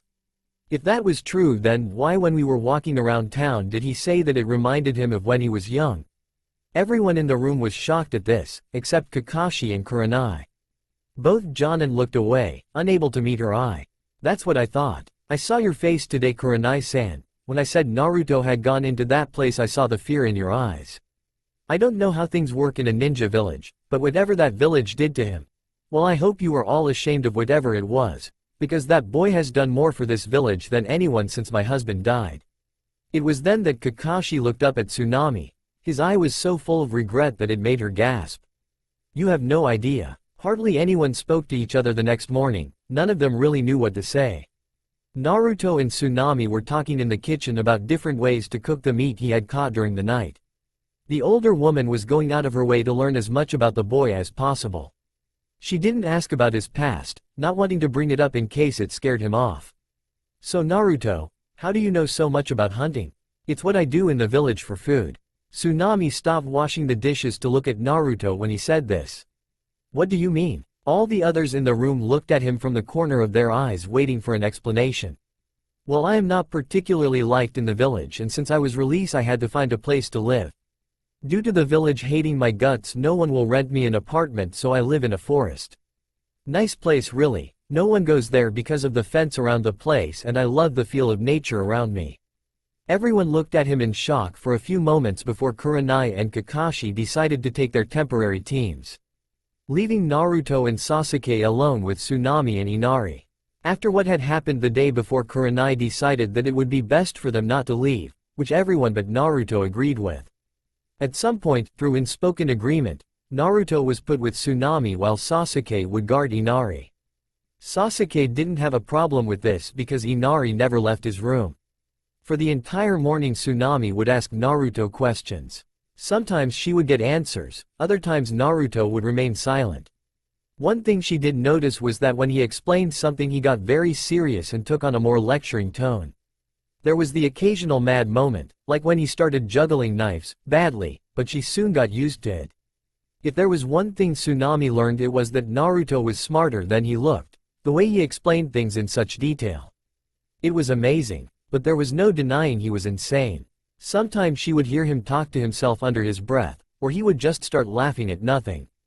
At one point she could have sworn that she saw him cut himself on the arm with a knife out of the corner of her eye. But when she turned to look at him fully, there was no sign of there ever being one. It was the afternoon when Tsunami finally asked him about the day before. She wasn't planning on bringing it up, but something had been bothering her. "Naruto, can I ask you something about yesterday?" Seeing him nod, she continued. "What was the thing you became? I've never heard of a ninja doing something like that. It looked like something out of a nightmare." Turning to face her completely, he grinned. That's exactly what it was. Seeing that she didn't understand, Naruto just laughed and went on. "Remember when I said I had a bloodline, something that only I can do? Well, that was it. I can become anything. The only limitations are my chakra and my imagination, that and a high healing factor. The thing you saw yesterday, that creature, was from one of my nightmares." Tsunami was shocked. To be able to do something like that was incredible. Why use a nightmare? Why not an animal or something like that? "I use my nightmares as inspiration. I let my enemies feel true fear before I kill them. Besides, why not share my fears and let those that oppose me fear them too?" Tsunami really didn't know what to say to that. "Can I see?" Nodding his head, Naruto lifted up his hand. Slowly, the bandages melted into his flesh and were replaced by thick, wiry black fur. His fingers stretched and his hand grew to about the size of his head. Thick claws grew at the ends of his fingers, curved at the tips into hooks. When it stopped, Naruto's hand was completely changed into an animalistic claw. Tsunami just stared at it for a long moment. She didn't actually see him change the day before and was fascinated. Reaching out her hand, she stopped just centimeters from touching it. "May I?" Again he just nodded his head, never taking his eyes off her face. Closing the distance between their hands, she was slightly surprised by how soft it was. It felt just like a dog's coat. The claws were razor sharp, perfect for tearing flesh from bone. The whole time she was looking at her hand, Naruto was watching how she would react. "Does it hurt?" He grinned insanely at her question. "It is the second most painful thing I have ever felt." With that, he pulled his hand back and started to walk away to do a perimeter check, his hand changing back to normal as he went. Before he left, Tsunami asked one more question. "What was the first?" He just laughed and went outside. They were all at the table for dinner. Naruto made it and had used the meat from several different animals to make something he called game stew. When hearing it was Naruto's recipe, the others were a little scared to taste it. At first Tazuna refused to eat it until Tsunami threatened to force it down his throat. He could still remember the burning in his throat from the hangover cure.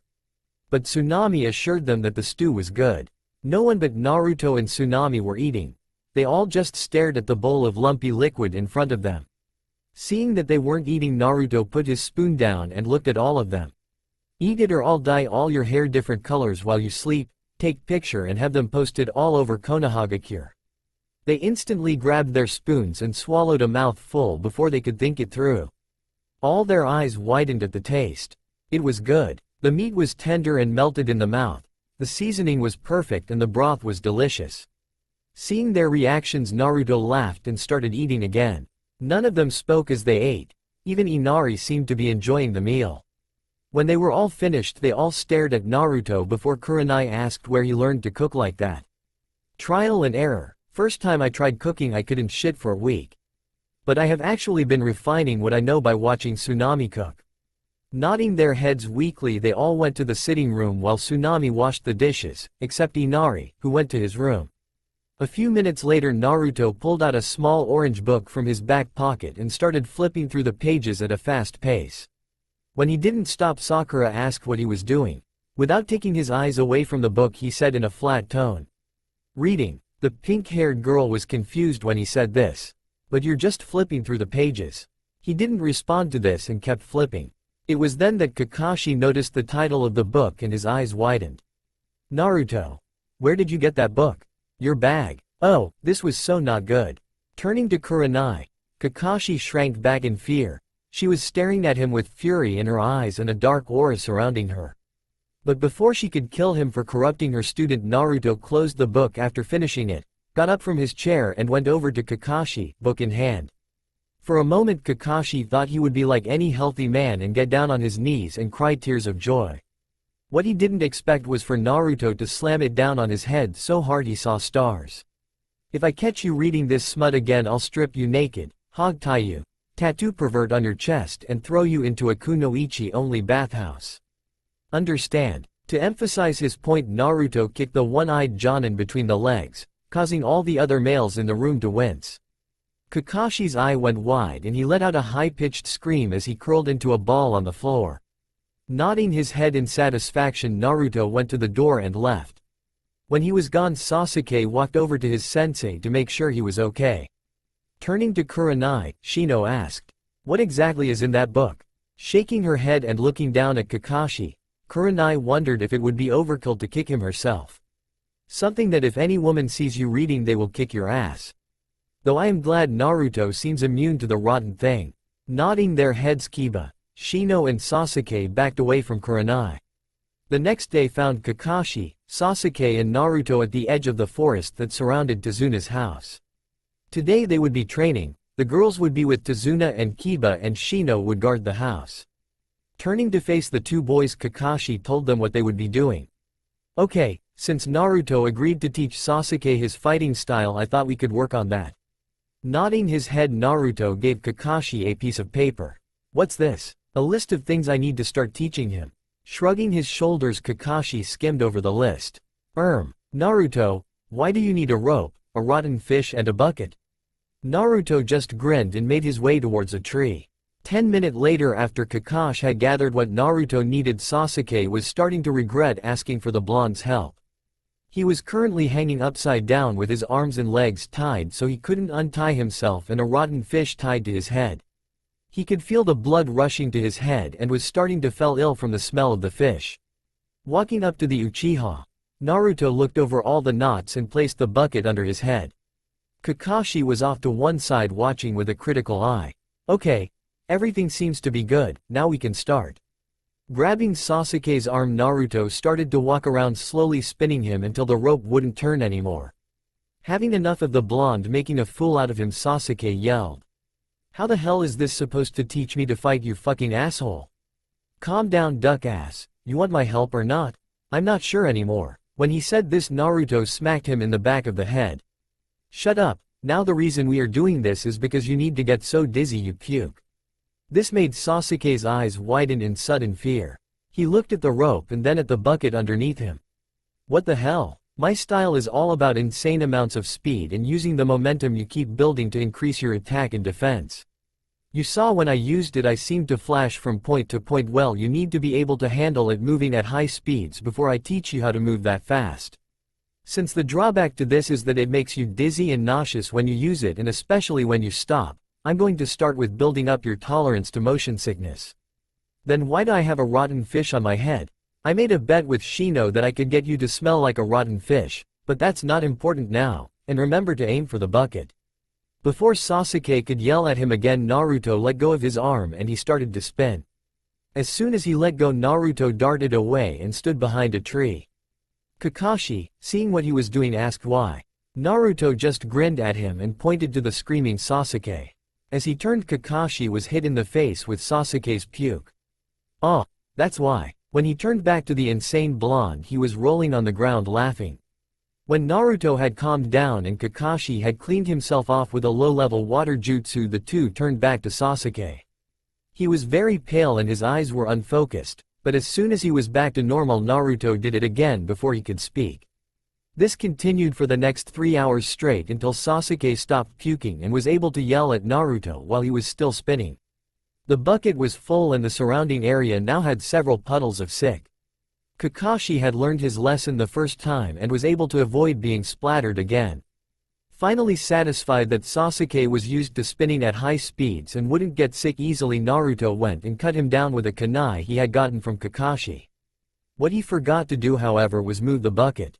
As soon as he cut the rope, Sasuke fell face first into the bucket, which caused Naruto to fall on the ground and laugh yet again. When Sasuke got up and couldn't get the bucket of his head, Naruto started having trouble breathing. After a few minutes, Kakashi took pity on his student and pulled the bucket off. The young Uchiha just stared daggers at the blonde rolling around on the ground at his expense. It took a full 10 minutes for Naruto to calm down and he still couldn't help the odd giggle here and there. Right, now that you got used to feeling sick, I think I should explain more about my style. Like I said earlier, it requires you to move at insane speed to build up momentum but makes you sick when you stop, which is why I spun you around for the last 3 hours. It is because of this I named this style the drunken flash step. Okay, now there are 3 ways to counteract this style. One is to move faster than your opponent to build up more momentum. Another is to move at the same speed your opponent, and the last way is to get the person using this style to stop completely, with me so far. When they both nodded, he went on. They had all sat down during the explanation. Kakashi because he knew it would be long and Sasuke because he was still a little shaky on his feet. Now the longer you are able to handle the level of speed I am talking about, the longer you can fight using this style, but if you use it continually for too long it will take a while for you to get over the dizziness. There are 3 forms to my style. The first is all about attack, the second is all about defense, and the third is about subduing the enemy. Again they nodded. Now the way I used it on the Demon Brothers was the third form. It is a more advanced form that requires great kenjutsu skill and accuracy to ensure you only break the first layer of skin. I will not be teaching you this form. At this, Sasuke shot to his feet in anger and yelled. What, why not? It wouldn't suit your style. This calmed Sasuke down instantly. This Naruto he could stand to be around, calculating and serious. If he said this he would have a valid reason. Nodding his head for the blonde to continue, Sasuke sat back down on the ground to listen. The way you fight is all about power. You use your strength, speed and jutsu to overpower your opponents as quickly as possible. Is that a bad thing? No, actually it is perfect for a ninja. Kill quickly and efficiently, in and out. But I made the third variation as a way to prolong the fight, causing the most amount of pain but not killing them. In essence, it is a capture technique and a torture technique. Sasuke thought about what Naruto said for a moment before nodding his head. I see what you mean, but then what are you going to teach me, the first? Actually, I'm going to teach you a bit of the first and the second. You never know when you will need it, just in case. This time it was Kakashi to nod his head in agreement. He's right, knowing both will only help you in the long run. You can still focus on one, but even if you only know the basics of the other, it might mean the difference between life and death later on. By the way, I will only teach you the basics and mechanics of the style. This time Sasuke kept his calm. Why? Because if I show you the basics, you can build it up and make it your own. The flash step is a loose style. It's all about quick, flowing movements, and if I show you all the ways I use it, it might not be as effective. This way it will be perfect for you. I said I'd teach you a style, well I changed my mind, and I'm going to help you make your own. Both Kakashi and Sasuke were a little shocked at his words. He was not only willing to let Sasuke use his style, but was going to take the time to rework it just so it would work better for him. Then he said something that made their thought process come to a complete stop and their eyes to go wide. You know, now that I think about it, this could be the perfect style for you. I mean, when you activate your Sharingan you can process movement better, right? So in theory you could skip the side effects completely, or at least they would be less of a problem. Both their minds went back into overdrive. He was right. When Sasuke's Sharingan activated, this could be the perfect style. It was a powerful style, and the only thing that would be a problem was the after effects. But something was still bugging Sasuke. Why are you doing this? You created a powerful fighting style and now you're doing all this for me. We don't even know each other. Actually, I don't even like you. So why are you doing this?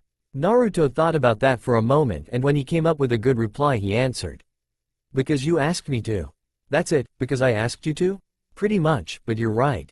We don't know each other that well and I can tell you don't like me. Not many people do for some reason. But I can tell you are full of pride, and so for you to ask me for help must have been hard for you. And as for why I'm putting in so much effort to help you, well, if you have a strong fighting style then it looks good on me for helping you create it. This made sense to the Uchiha. By teaching Sasuke this style, Naruto could say he helped make it. Plus this is a good lesson for you. When you have your Sharingan you will be tempted, like so many Uchiha before you, to rely on it too much. This way it shows you the benefits of hard work. Sasuke didn't know if he should be grateful for the help or angry that he insulted his family. Fortunately he didn't have to decide. He's right, Sasuke. Turning to his sensei, Sasuke just stared at him, waiting for an explanation. Take it from someone who's fell into that trap already. I became complacent with my skills and relied on the Sharingan too much. It made me arrogant. Because of this I made a mistake that I can never take back.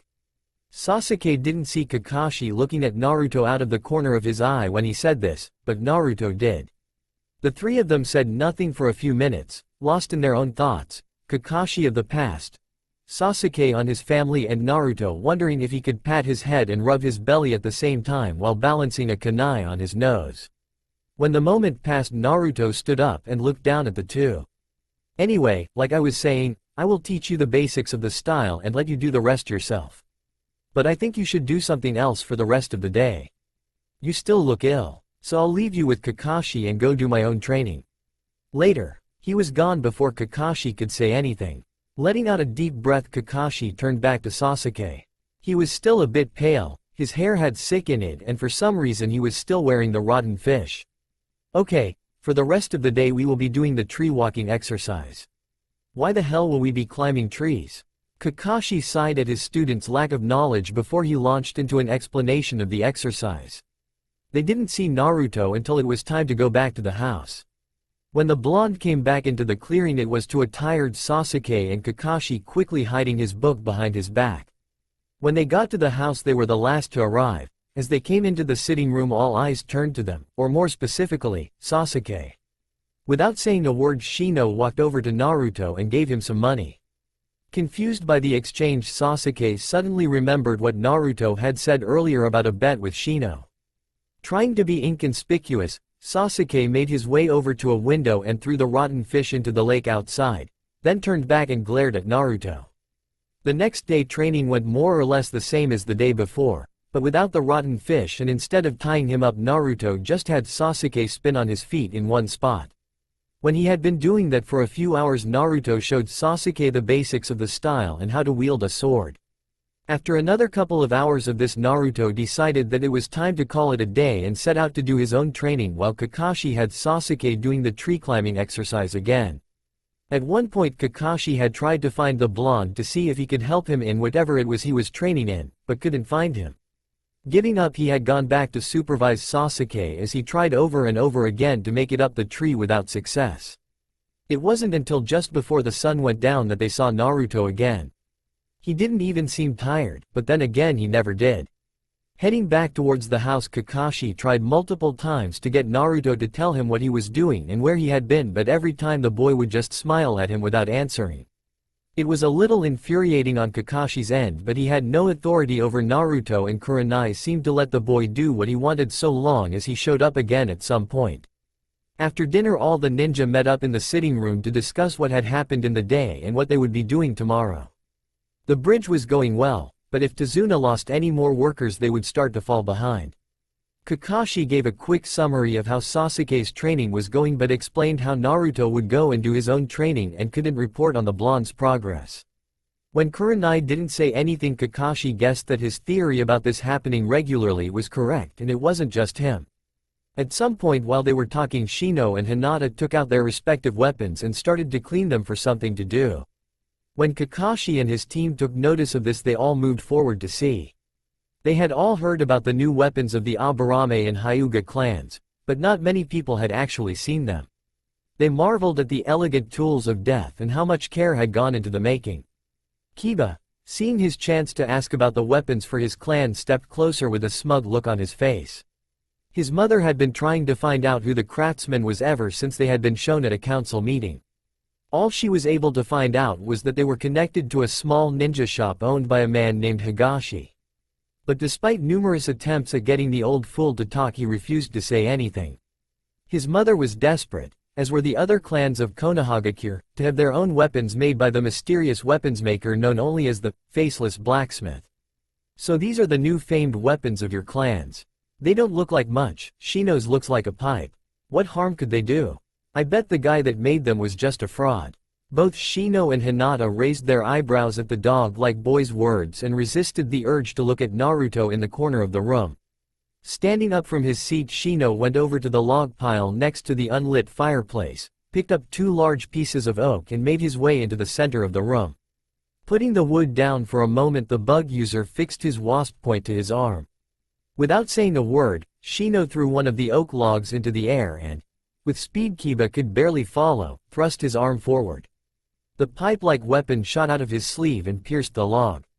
What shocked the young Inuzuka was that the log started to disintegrate before his eyes. When there was nothing left, they could all see the bugs flying back to Shino from the pile of dust on the floor. Turning to look at Hinata, she gave a small nod and stood, her hands of kami already on. Bending and picking up the other piece of wood, Shino threw it at the waiting girl. All Hinata did was raise her right hand, which had a light blue glow trailing along several of the seals carved into the metal, and tap the wood as it flew towards her, which caused it to explode in a shower of splinters. They turned their attention towards the shocked members of Team 7 and Hinata explained. Both our weapons are designed to increase our clan's fighting styles. Getting over his shock, Kiba got a contemplating look on his face. When he was done thinking, he looked at them both with determination in his eyes. Foregoing being polite, Kiba asked them straight. Who made them? This time it was Shino to answer. We are not at liberty to reveal the identity of the Faceless Blacksmith. It was a condition made when we received the weapons. Only our clan heads know who he is and are allowed to divulge his identity.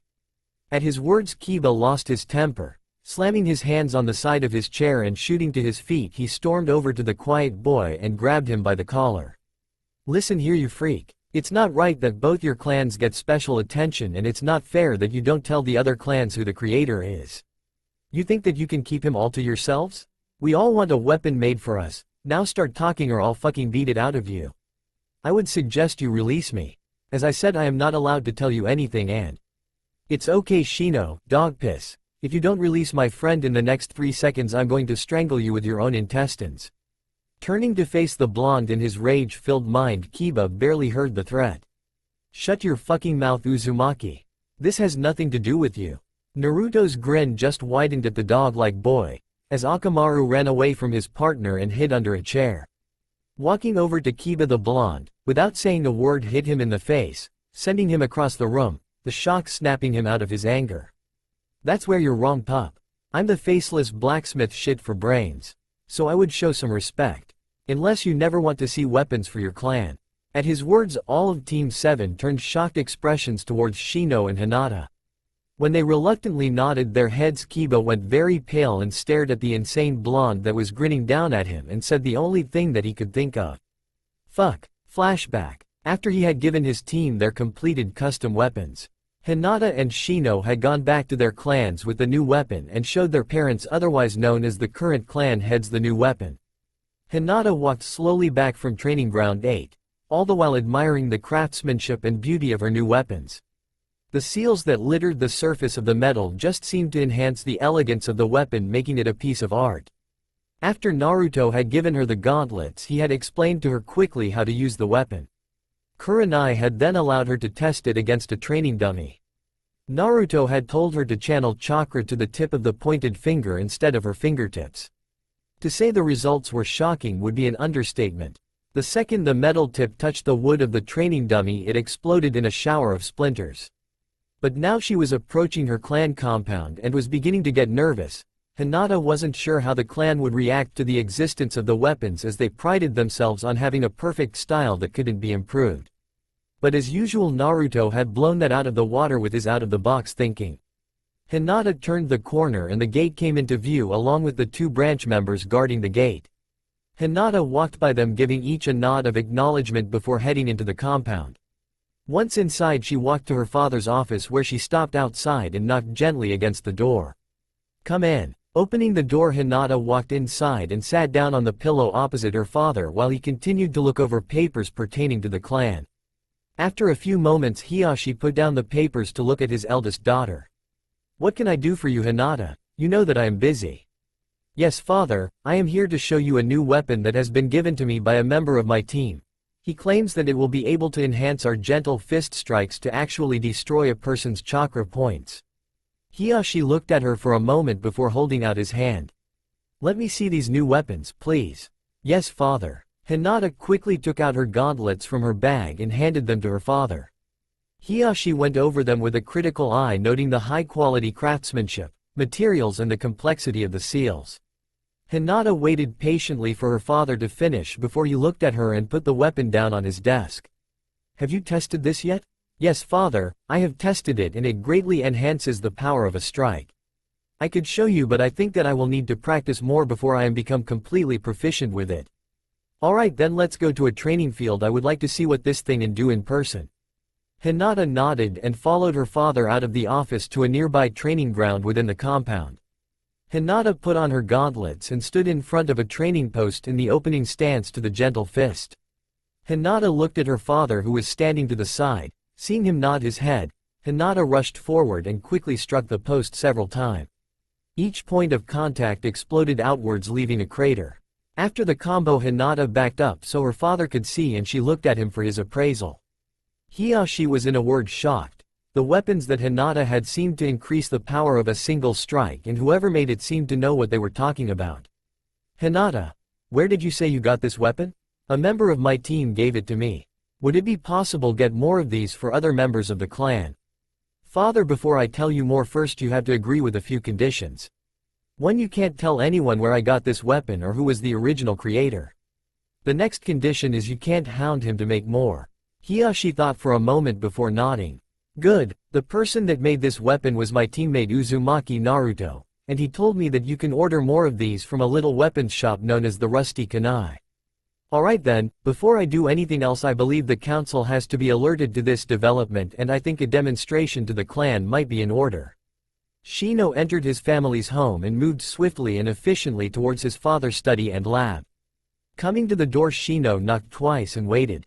Shino heard some movement before the door opened to show Shino's father and the current clan leader, Shibi Aburame. "Hello father, I must speak with you about a recent development." Shibi nodded and moved away from the door towards his desk. Taking a seat, he motioned for Shino to sit well. "Tell me of this development." Instead of talking, Shino simply placed his new weapon in front of his father. Shibi picked up the weapon and examined it closely. It seems to be a weapon for close combat use, but what does it have to do with anything? This father was made for me by a rather eccentric friend of mine and claimed that it will help to enhance our fighting style and reduce our weakness with upfront confrontation and fights. My friend said that this will allow us to inject our beetles into enemies, thus allowing them to attack from the inside out. Shibi nodded slowly before speaking once again. "Would it be possible to secure more of these weapons?" Shino nodded and said, "Yes, under a few conditions." "Those being?" "You are not allowed to tell anyone who created this weapon, which was my teammate Naruto Uzumaki. You have to purchase more of these from a weapons shop in the village called the Rusty Kunai, as they are the only people able to make the weapons besides Naruto, and you are not allowed to ask Naruto to make them for the clan.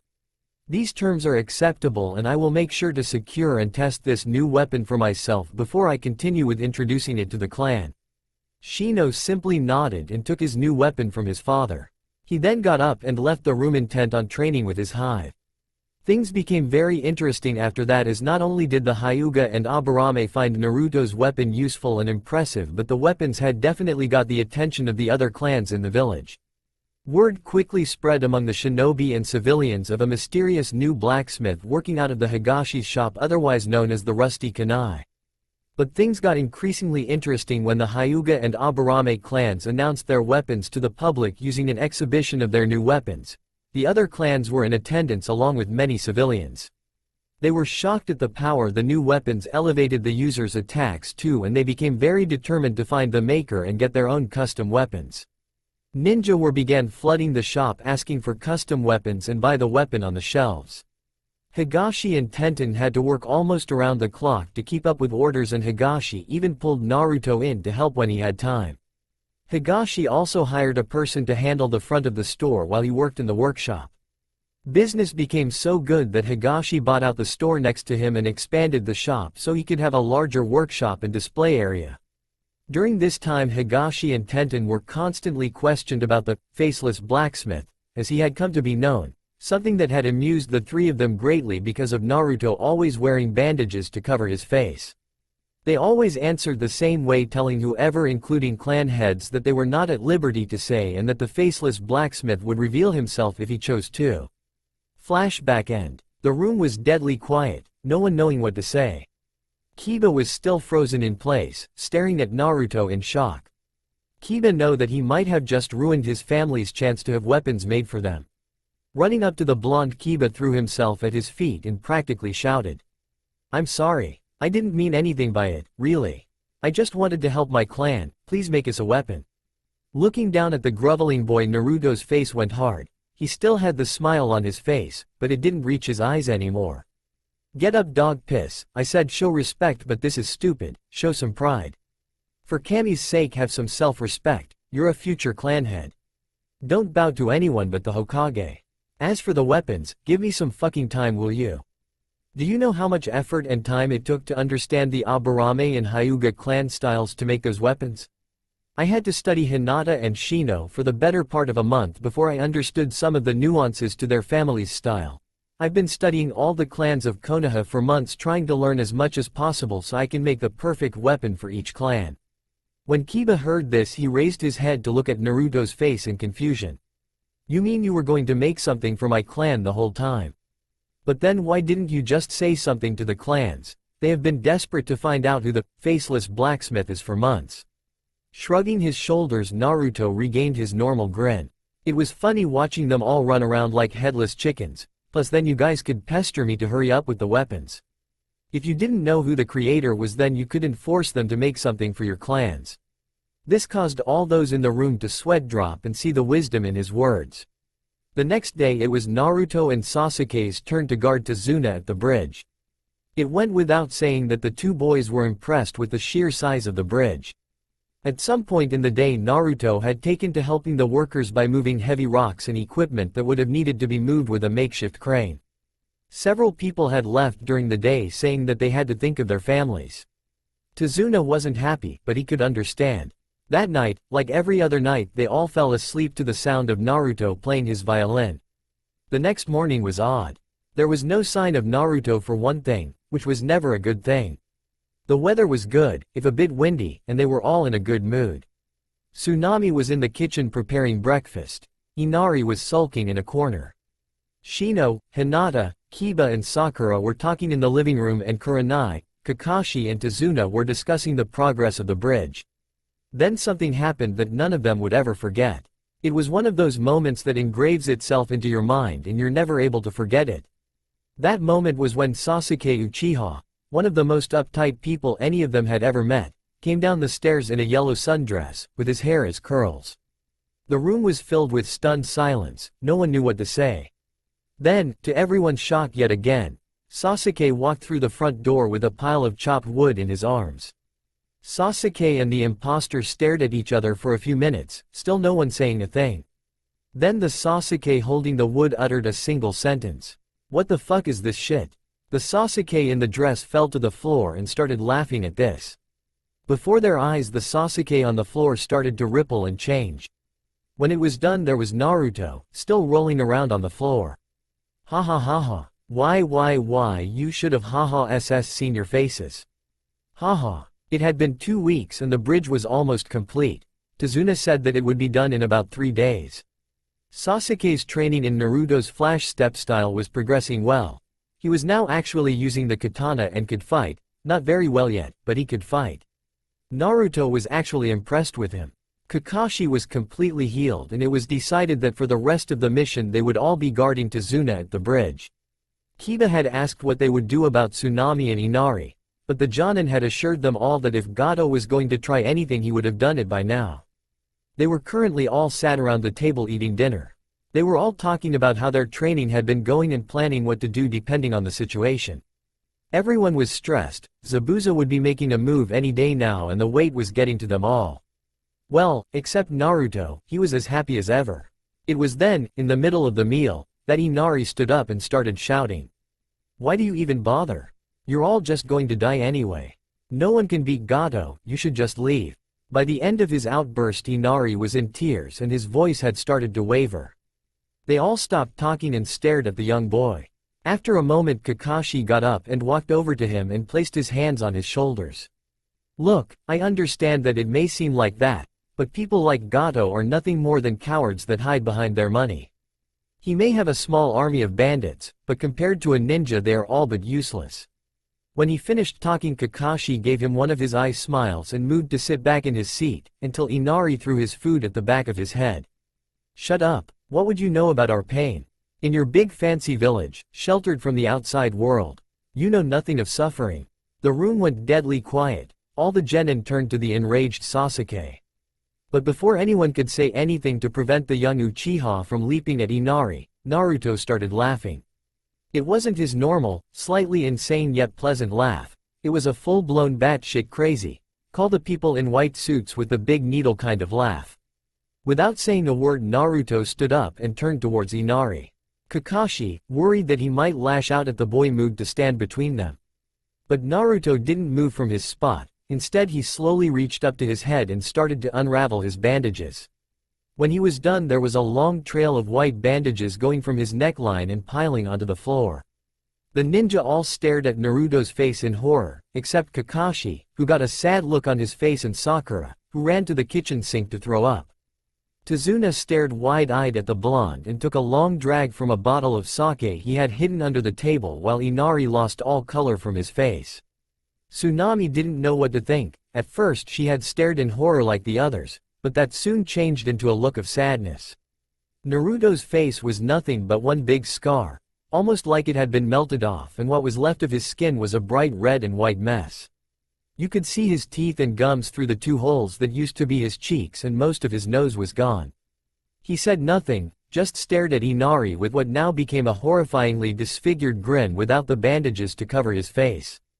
Then something else occurred to the middle-aged woman, something that brought tears to her eyes.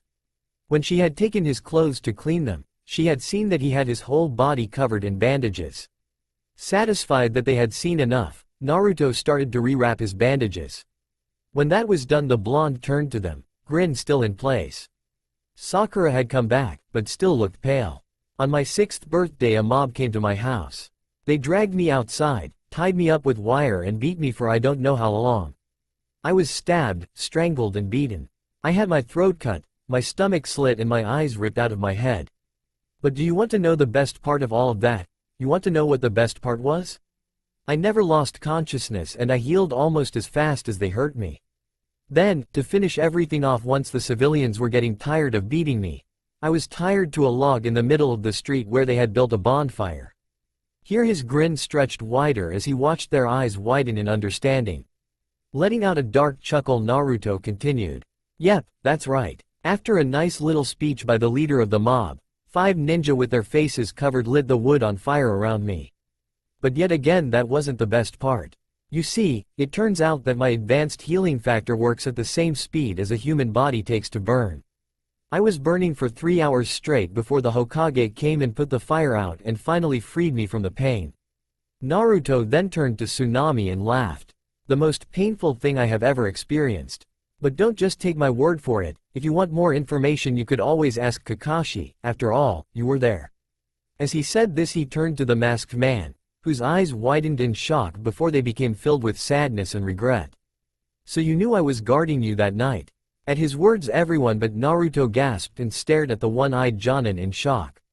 Of course. Letting out a sign, the Cyclops Jonin locked his eye with Naruto's deep blue eyes. "That day was one of my biggest regrets. I got sloppy, let someone get the jump on me. By the time I came to it was too late. I'm sorry, more so than you can ever imagine." At the end of his explanation Kakashi averted his eye to look at the floor. "If I blamed you for what happened, I would have killed you the first moment I saw you." Shocked at his words Kakashi turned to look at the boy, only to find him walking towards the door. "Where are you going?" He didn't get an answer until the blonde got to the door, stopped and turned to look over his shoulder at them all. To release some stress. "Oh, in sad sack, if you don't get your act together, I'm going to tie you upside down to a tree and show you how I started duck asses training." If it was possible, Inari would have gone even paler, but instead he just went and hid behind his mom. Grinning to himself, Naruto turned to go, but stopped again and turned to face Sakura. "You once asked me why your dad asked for my forgiveness. Your mother was the leader of the mob. Actually, she was the leader of almost every mob that attacked me." The young Pinket's eyes went wide at his words and she ran back to the sink to be sick again. But when they all turned back to Naruto, he was gone. Turning back to Sakura, Kurenai went over to comfort the girl as she cried on the floor, trying to help the girl pick up the shattered image of her mother. Naruto was running through the forest to try and calm himself down. The boy had gotten to him. He knew that. The problem was that he could feel how close he had come to losing himself. He needed to get out, get away from people. As he ran, he could see the shadows of the creatures that ran with him. They were the only living things that stayed in the area as he ran. All the other animals had run away when they felt his presence, his killing intent, his rage. They made no noise and stayed in the darker parts of the trees, away from the moonlight. Every now and then he could see breath flashes of black fur or yellow eyes. He finally came to a stop in a fairly large clearing. It was then he noticed the moon was full and there were no clouds in the sky. Turning back to the tree line, his throat and head rippled for a moment, leaving his face looking even wilder, almost wolf-like. "Merry Moon Night, my brothers." Without making any noise, 7 of the biggest wolves stepped out of the shadows. They all stood at the blonde's shoulder in height when they were on all fours and had black fur. Their well-muscled legs showing that they were built for speed and power. The only exception to this was a slightly thinner and smaller wolf that had a pure white stripe running down his back from the top of its head to the tip of its longer than normal tail. It was this wolf that stepped forward. "Merry Moon Night, pup, what makes you run so?" "I needed to run." The wolf just nodded its head and turned away. "Will you hunt with us tonight?" "Not tonight, brothers, my head is not right, it would not be good for me to hunt with you." "I understand. May the moon smile at you." "May the moon smile at you as well." Without saying another word, the wolves all turned and ran back into the shadows and Naruto let his face return to normal. For the next hour Naruto just stared at the moon. Every now and then he would hear the cry of the wolves in the distance, closing his eyes for a moment before opening them and started screaming at the moon, which morphed into a terrifying roar. The next morning found a young girl walking through the forest with a wicker basket under her arm. She had a pretty face and long black hair. She was wearing a pink yukata that hid most of her figure and her soft brown eyes were scanning the ground around her as she walked.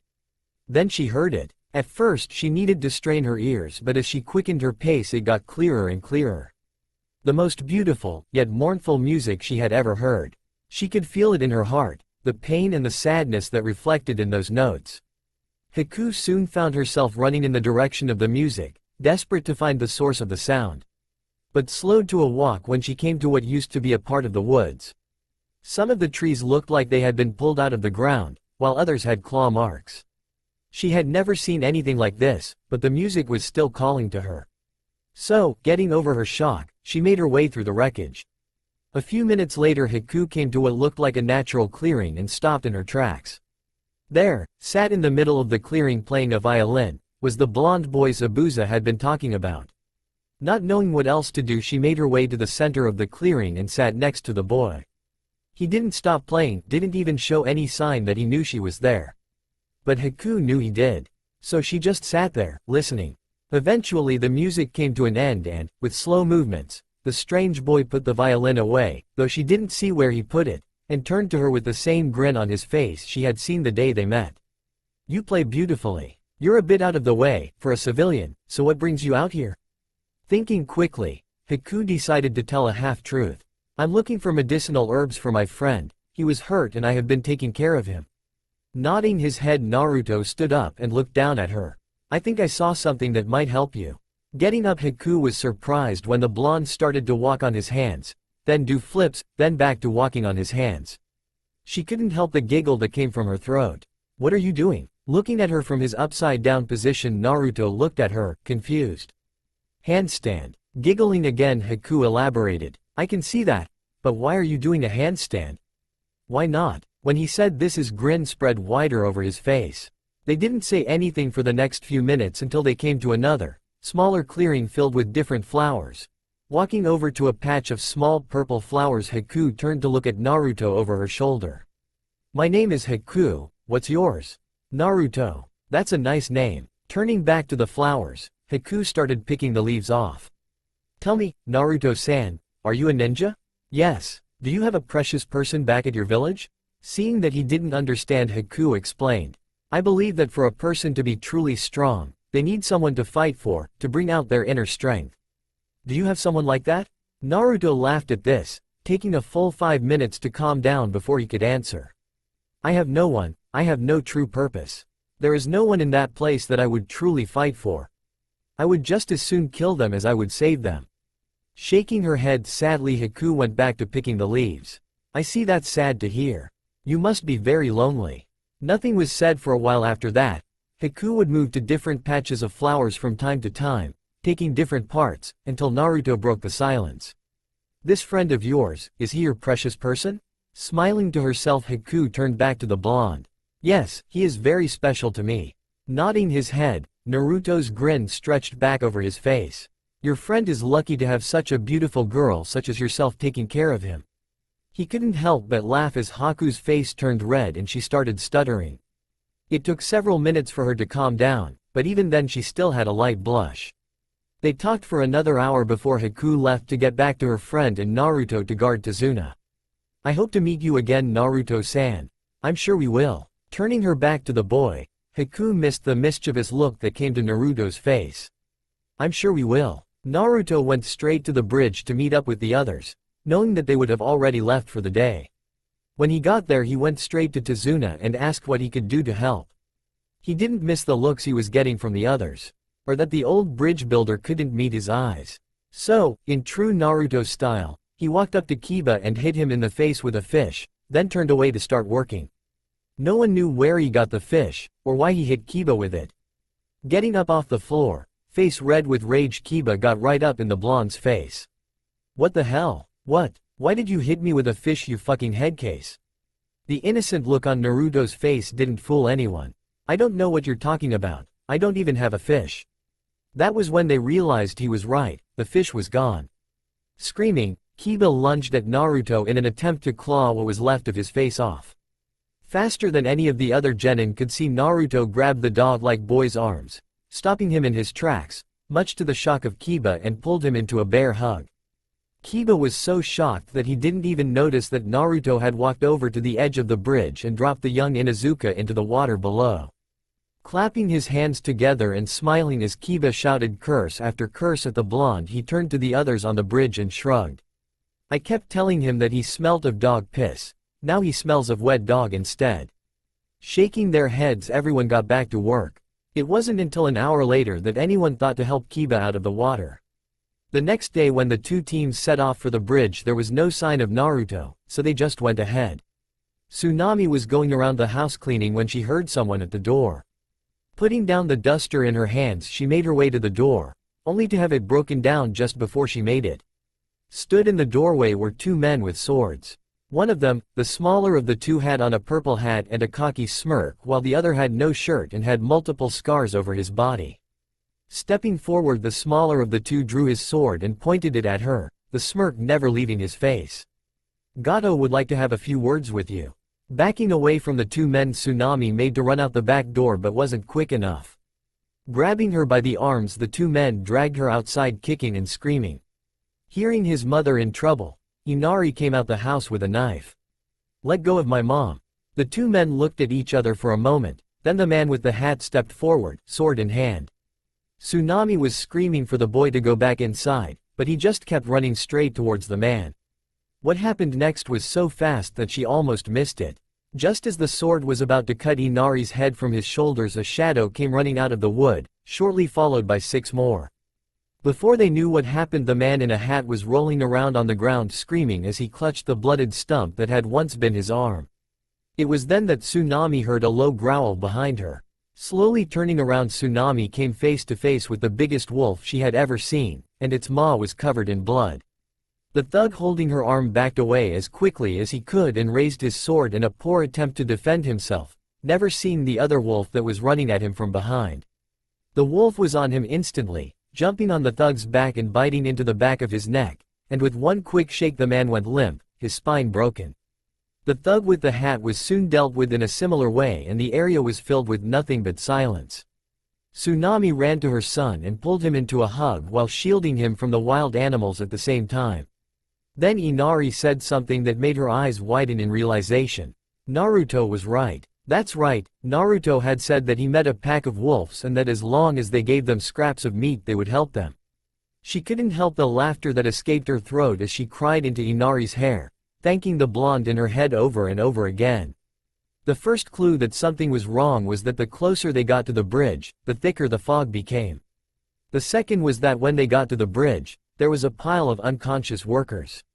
Reacting quickly they all moved into formation around Tazuna, weapons drawn at the ready. Sasuke took out his twin short katana and getting into a low crouch with his feet spread apart, ready to start his rotation. Hinata checked the straps on her gauntlets while Shino kept his hidden in his sleeve in case of a surprise attack and at the same time sending out his bugs to assess the area. Kurenai took out one of her kunai, having learned in their first encounter with the Demon of the Mist that her sharpshooter was not as effective without her genjutsu to support it. Kakashi and Sakura both took a kunai in each hand while Kiba got into his clan's stance with Akamaru. They stayed like this for several minutes, waiting for Zabuza to make his move, the mist swirling around them as they stood as still as statues. Just when the tension was getting too much for them to take they saw two shadows appear in the mist, calmly walking towards them. The closer they got the clearer they became, until finally they were both fully visible, revealing them to be Zabuza and the hunter ninja from before, standing together and confirming their suspicions. The two opposing forces stared at each other for a moment, sizing each other up, until Zabuza stepped forward and locked eyes with Kakashi. This can all end now if you just hand over the old man. The way in which he said this showing that he clearly didn't expect them to comply. It could also end now if you both leave. No one moved throughout the short exchange of words, and they stayed like that for some time. Shaking his head, the Demon of the Mist turned towards the young hunter nin standing next to him and gave him orders. The blonde's not here, so pick another brat to entertain yourself with while I fight Kakashi. I understand. The reply that came surprised the Konoha ninja, not the reply itself, but the fact that it was clearly female, and without another word they both vanished into the mist. Sasuke, getting impatient with the games, ran after them in the direction that he had seen both ninja disappear in an attempt to catch them before they could get too far, blocking out the shouts that followed him as he ran, but he was too slow. He heard the sounds of battle behind him, but before he could run back to help the others a senbon needle found itself embedded into the lower part of his right leg. Gritting his teeth in pain, he pulled out the needle and turned around in an attempt to find the one that had thrown it. But before he could find them, another needle shot into his left forearm, then another into his right. Realizing that he was a sitting duck when he stood still, Sasuke started to pour chakra into the air. It wasn't easy. The needles didn't stop and it took him a full minute to build up enough chakra to start countering. One of the first things Naruto had taught him when he had gotten used to being ninja was how to block. It wasn't like most styles, where each time you block a strike you come to a brief standstill. This kind of blocking required you to just skin the opponent's weapon in order to redirect where it would hit. The blonde had taught him this by throwing rocks at him until he could block. For several minutes Sasuke continued to flash from point to point and block most of the senbon that were being aimed at him. Then it stopped, just in time because the young Uchiha couldn't keep up this level of chakra output for much longer without stopping, and the hunter nin came into view. Impressive, I see you have not been idle in the last few weeks. But it will not save you. You are not strong enough to defeat me at your current level. If you surrender now I will spare you. The calm tone in which the hunter nin said this infuriated Sasuke. It was the same tone he used. Sasuke didn't notice that his eyes had flashed red in the moments after what the hunter ninja had said, but Haku did. Taking that as her answer, she shook her head sadly and lifted her hands to perform hand seals. The speed in which the hunter nin preformed seals was enough to make Sasuke worried. He could barely see them. But what truly scared him was when the water on the bridge started to rise and formed into a dome of perfect mirrors made out of ice. Her jutsu complete, Haku stepped back into one of the mirrors and disappeared. Slowly walking up to the closest one to him, Sasuke reached out his hand to examine one, only to jump back into the middle in surprise when an image of the hunter Nin appeared in the mirror. As quick as he could, the raven-haired boy rushed through hand seals and shot out a good-sized fireball at the mirror in front of him. Then his eyes widened in shock when the smoke cleared. There wasn't a scratch on the mirror. Slowly the image of the hunter ninja appeared in all the mirrors and Sasuke was getting a very bad feeling. These mirrors are a product of my bloodline. I call it demonic ice mirrors. No one has ever escaped. You will be no different. Before he could reply, Sasuke found himself yet again being peppered with senbon. He tried his best to block them, but they were faster than the last time and he couldn't get out of the way to block. When they finally stopped, Sasuke slumped to the ground, his legs no longer able to support him. His body was full of needles, hardly any flesh left unscathed. Then he heard something that made him think that he had lost too much blood. In the distance, but getting closer every moment, was a low whistling. He didn't recognize the tune, but there was no mistaking that it was getting closer. Then out of the mist, someone that made Sasuke both happy and caused him to slap himself in the face at the same time. Of all the people that could have come to his rescue, why did it have to be him there? Stood in all his glory with his usual manic grin on his face, was Naruto. Hey duck ass, you look like shit. Why did you let her hit you with so many pointy things, or are you just into that shit? Gritting his teeth, Sasuke practically yelled. Shut the fuck up, just help me already. The blonde brought his index finger to his lips and made a thinking face, then walked up to the still injured Sasuke. Okay, hitting him in the back of the neck, forcing the boy to fall face first on the ground. Picking up the limp boy with one hand by the back of his collar, Naruto then proceeded to throw the boy in the direction of the other people from Konoha, hearing a scream when the boy landed near them. Nodding to himself, the still grinning blonde turned back to the hunter ninja that had come out of the mirror to watch the exchange. That was a very brave thing you did, getting your friend out of harm's way. I told you already, Haku-chan, they mean nothing to me, and I just needed him out of the way. Now, are you going to take off that mask so I can see your pretty face or not? Haku froze when the blonde used her name, but reached up and removed the mask nonetheless. How did you know? Naruto's grin stretched even bigger. You smell of wild flowers and herbs. I knew you weren't a hunter nin the first time we met. They always smell of blood. Haku just nodded her head in satisfaction at his answer.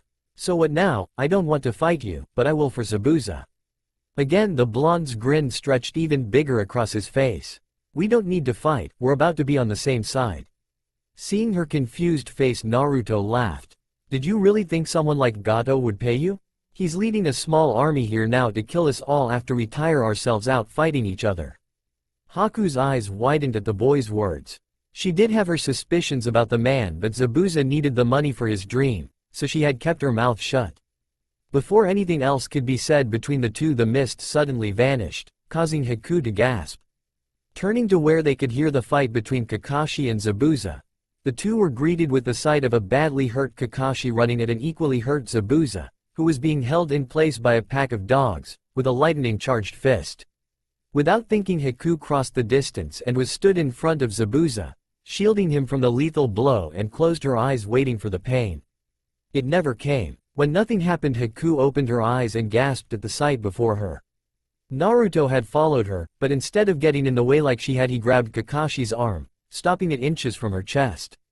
The lightning was all around him and he must have been in great pain, but he didn't let go. He just stood there, holding the shocked Kakashi's arm and grinning at her. When the jutsu finally ran its course, the still stunned Kakashi stepped back and stared at Naruto in shock. Who then let out a loud burp, along with a large amount of smoke, and laughed.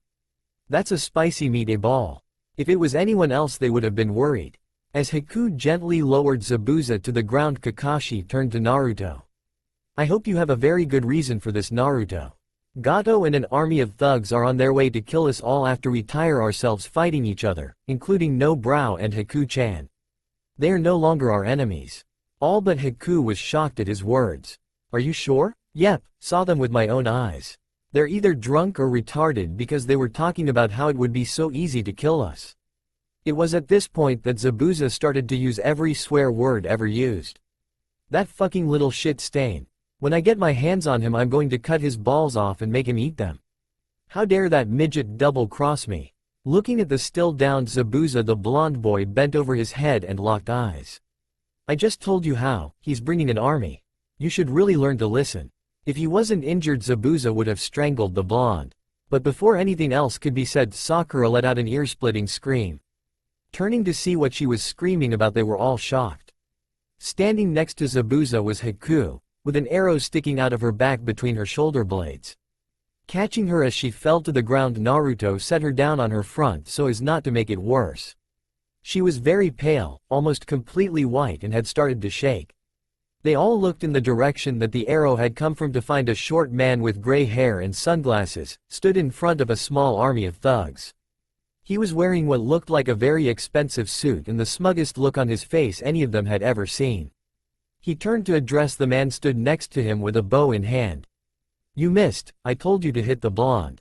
Stepping forward a few more feet, but not leaving the safety of his thugs, Gato turned back to face them, or more specifically, Zabuza. I knew you couldn't do it, some demon you turned out to be. Turning his attention to Naruto he grinned. So you're the little pest that has been causing so much trouble. You killed my men and let those women go free. It was then that the short man made the biggest mistake of his life.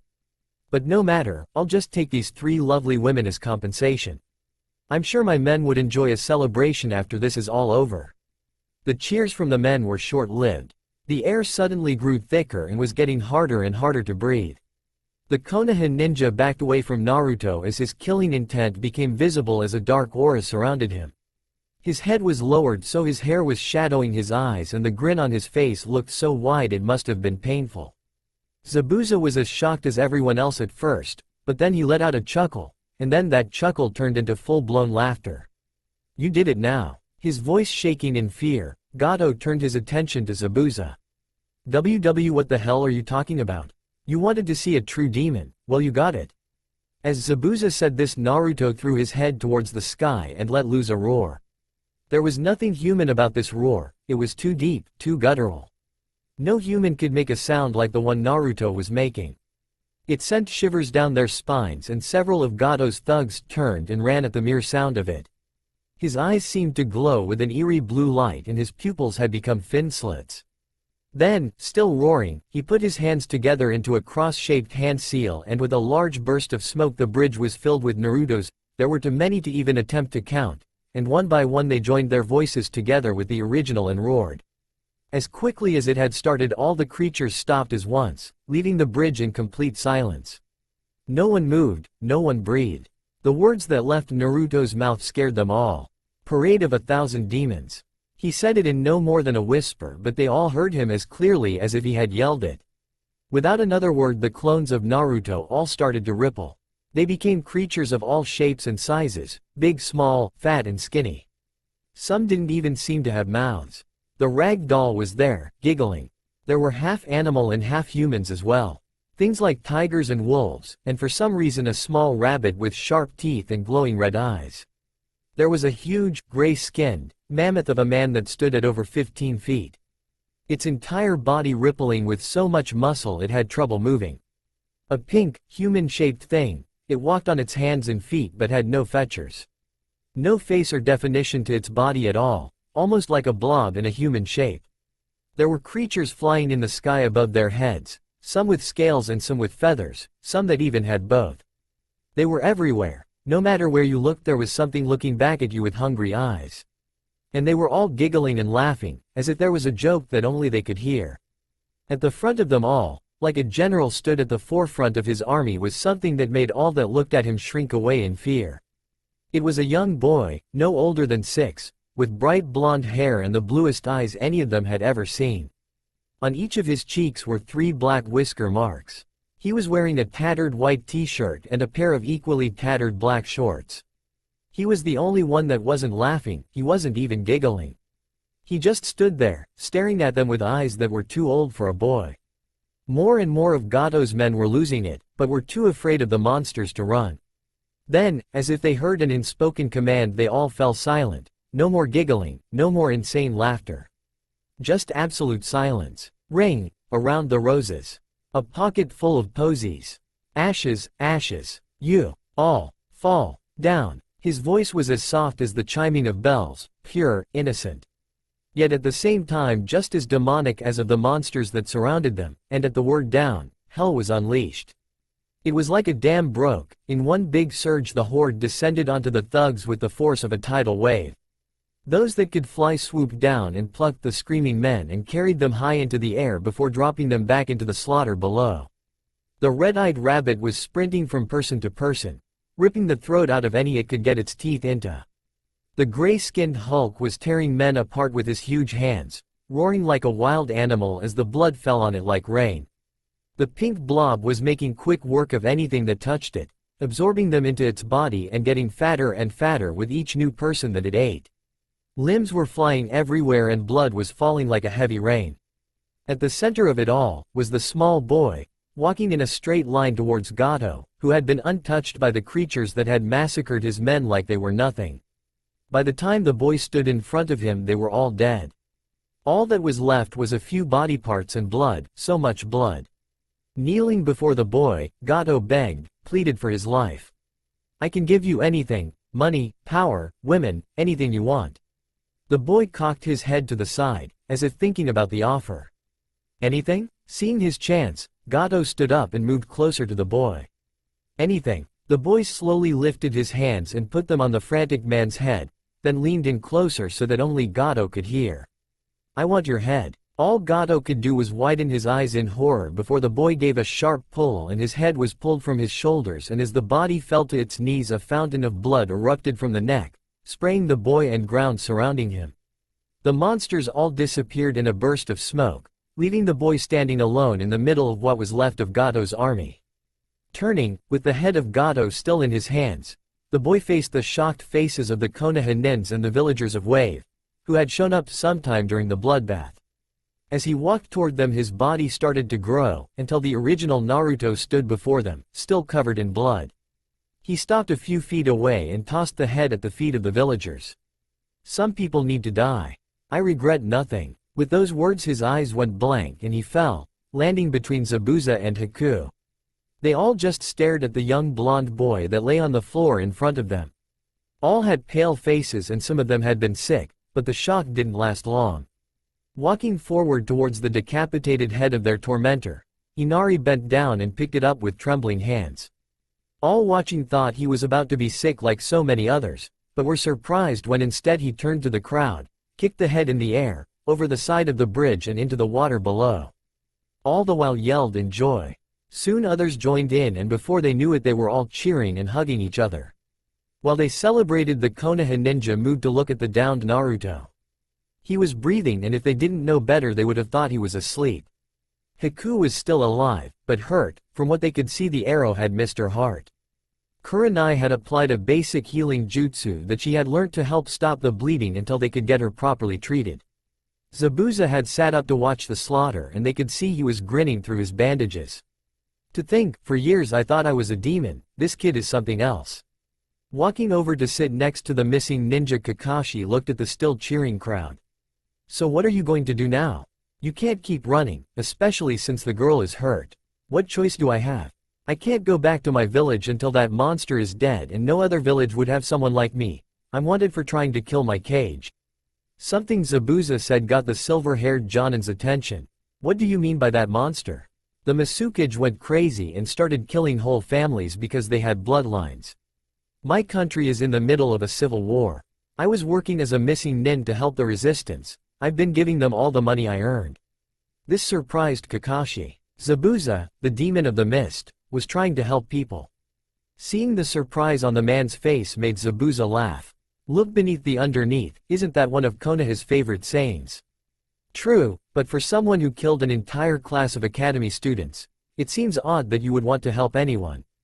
And for someone that spends all their time reading porn, you haven't been staring at any of the bouncing tits only a few meters from your face." When he said this, Zabuza motioned towards the crowd of villagers.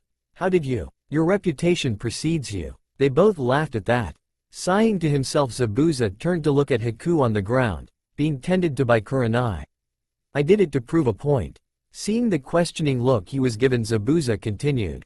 Do you know what happened after I killed them all? They stopped using the traditions of the Bloody Mist. By killing those few, I saved hundreds. Kakashi had never thought about that. It was true that after the incident with the young Zabuza they had changed the final exam. You could come back with us. Both men jumped in surprise at the voice and turned to see Naruto sitting up and staring at them, grin and all. When the hell did you wake up? Who said I was asleep? I really want to kill you. Join the club. I hear they serve dango and red bean soup on Tuesdays. As the two continued to banter, Kakashi decided to stop them before they destroyed anything. Naruto, what did you mean before?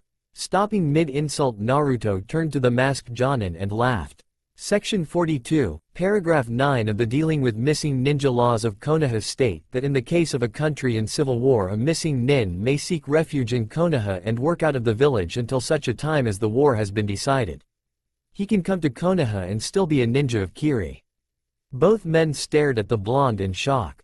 Looking the boy up and down, Kakashi finally asked, where did you learn something like that? I read the Konoha library. You mean in the library? No, I mean I read the entire library. Without another word, the blonde got to his feet and walked towards what was left of the thugs. The people seeing him stopped cheering to watch what he was doing.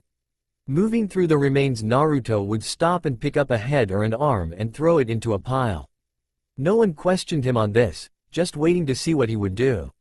When he was done, there were two piles on the bridge, one that was made up of the heads of the deceased thugs and the other of everything else. Satisfied that he was done, Naruto turned to the forest and howled, no one seeing his face changing as he did. Within moments they heard a reply and turned just in time to see the 7 wolves walking out of the tree line and towards the grinning boy. The smaller of the wolves with the white stripe stepped forward and the two seemed to communicate. All any of them heard was growls. Seeming to be finished with his talk, Naruto turned towards the villages, face back to normal. As he addressed them, the wolves moved towards the pile of random body parts and started eating. Give them a rabbit a week each and they agreed to stay and look after you. None of them knew what to say, it seemed too good to be true. They quickly agreed and Naruto passed on the message. Stepping forward, Tazuna asked, what are you going to do with the heads? Naruto's grin became sinister as he turned back to the other pile. Send a message to the world. For the next few hours Naruto walked around the village and placed each head on a stick. He did this until he ran out of heads and had surrounded the entire village. No one complained, and after a quick explanation from Kakashi they were actually glad. It turned out that Naruto was performing an old ninja tradition. From what the masked man explained, Naruto was claiming the village as under his protection, meaning that if anything happened he was legally allowed to intervene. The reason he was placing the heads around the village was as a show of strength, showing others what would happen to them if they attacked. All that was left was for Naruto to make a signature and put it in the village. He did this by painting a smiley face on the village hall in red paint. The thing that made it stand out was that the smile was a grin that stretched across the whole face, and instead of normal teeth it had fangs. The idea was that as he became better known throughout the ninja world, the safer they would be. And with the wolves moving into the area permanently, they were sure that someone like Gato would never come into power in their village again. Zabuza had thought a lot about what Naruto had said and agreed to come back to Konoha with them, mostly because Haku still needed medical care that he couldn't provide himself. She would be stable enough to move, but they would have to be careful. Sasuke had regained consciousness and was less than happy with Naruto, but was more than happy when he found out that his Sharingan had activated. For the rest of the mission he could be seen activating and deactivating it to get used to how it felt. The other genin and Kurenai had been helping clean up the bridge and finish its construction, which had been speeded up by the workers Tazuna had lost coming back now that they didn't have to worry about Gato. When it was finished, Tazuna had announced that it would be named the Bridge of Heroes, and a plaque was made with the names of all the people Gato had killed, including Kaiza. The day after Gato's death the villagers raided Gato's buildings and took anything of value. Expensive works of art, sake, anything that could be used was taken, and the buildings themselves had been set up as temporary homes for those that had been living on the streets. The night before they were set to leave for Konoha there was a huge celebration. The village was covered in decorations, from hanging lanterns to balloons of every color. The air was filled with the sound of music and the streets were full of people. It seemed like the very air they breathed was full of joy and happiness and was spreading it around like a disease. It was also on this night that they all learned a very important lesson: never let Naruto drink. They thought he was bad normally, but that was before they saw him drunk. It took a lot to get him drunk. He had drank about 3 tankers full of sake before he started acting strange, and by then it was too late. Kakashi and Zabuza had gotten the beating of their lives the next day for encouraging the blonde to drink so much. Unlike most people, when they get drunk, he didn't get dizzy, he didn't slur his words, and he was as aware of his surroundings as he was when sober. He did, however, seem to lose any sense of limitations he had, which until that night they didn't know he even did have. In one night he had painted the entire village bright orange, stole the clothes of every man in the village and replaced them with pink tutus, each with a small message on the back. Things like, "My other body is a temple," or, "Takes 5 to party." He dyed everyone's hair purple and used some type of permanent paint to paint all their faces like clowns. He had also superglued a rubber duck to Sasuke's head. When they found him, he was upside down in a tree hanging with a rope tied to his ankles. The only thing stopping them from seeing him naked the bandages he wore to cover his skin. They had needed to stay an extra day just to get the village back to some semblance of normality. When they did leave, the whole village had gathered at the bridge to see them off, Tazuna, Tsunami and Inari at the front of the crowd. Both mother and son had tears rolling down their faces as they said their goodbyes. The only thing that stopped it from being a completely heartwarming moment was that they had found out that Naruto had burned all the clothes he had stolen, meaning that all the men were wearing pink tutus. And they all still had the paint on their faces. Throughout the whole exchange, Naruto had never stopped giggling. Just before they set out, they all heard the howls of the wolves in the distance. They didn't see them, but they could all tell they were close. Stopping his giggling, they all watched as Naruto's face took on a more bestial appearance and answered the howls with one of his own. After that, they all set out towards Konoha. It took a lot less time getting back to Konoha than it did getting to Wave. Without having to pace themselves for Tazuna's sake, they could move at much faster speeds. They still needed to pace themselves because of Haku, but it was still faster. Kakashi had sent a message ahead with one of his nindogs, Pakun, a small pug-like dog with a Konoha headband tied around his head and a blue vest. The first time they had heard him talk in his deep tone, Naruto had picked him up and started turning him over in his hands. When the small dog had asked him what he was doing, the blonde's answer was that he was looking for where the batteries went. This had sparked a small argument between the two as to whether Pakun was a real dog or a toy. When that was finally over, Kakashi had given him a scroll to deliver to the Hokage, explaining about Zabuza and Haku so they wouldn't be killed on sight. It took them 2 days to get back, and as soon as they were in sight of the village, a full Anbu patrol surrounded them. One of them took Haku and disappeared in a shunshin while the rest stayed to escort them through the village. They received many strange looks as they were led to the Hokage tower, some people going as far as to point at them and laugh. The reason for this was that the paint Naruto had used still hadn't washed off, and Kakashi, Sasuke, Kiba and Zabuza were all wearing pink tutus. Lucky for Shino, he had been able to hide one set of his ninja clothes from the drunken Naruto. The message on each of their backs seemed to inspire many a laugh from the people that watched them as they passed. Kakashi's was, "Pervert and proud." Sasuke's said, "I like ducks," with an arrow pointing up at his head.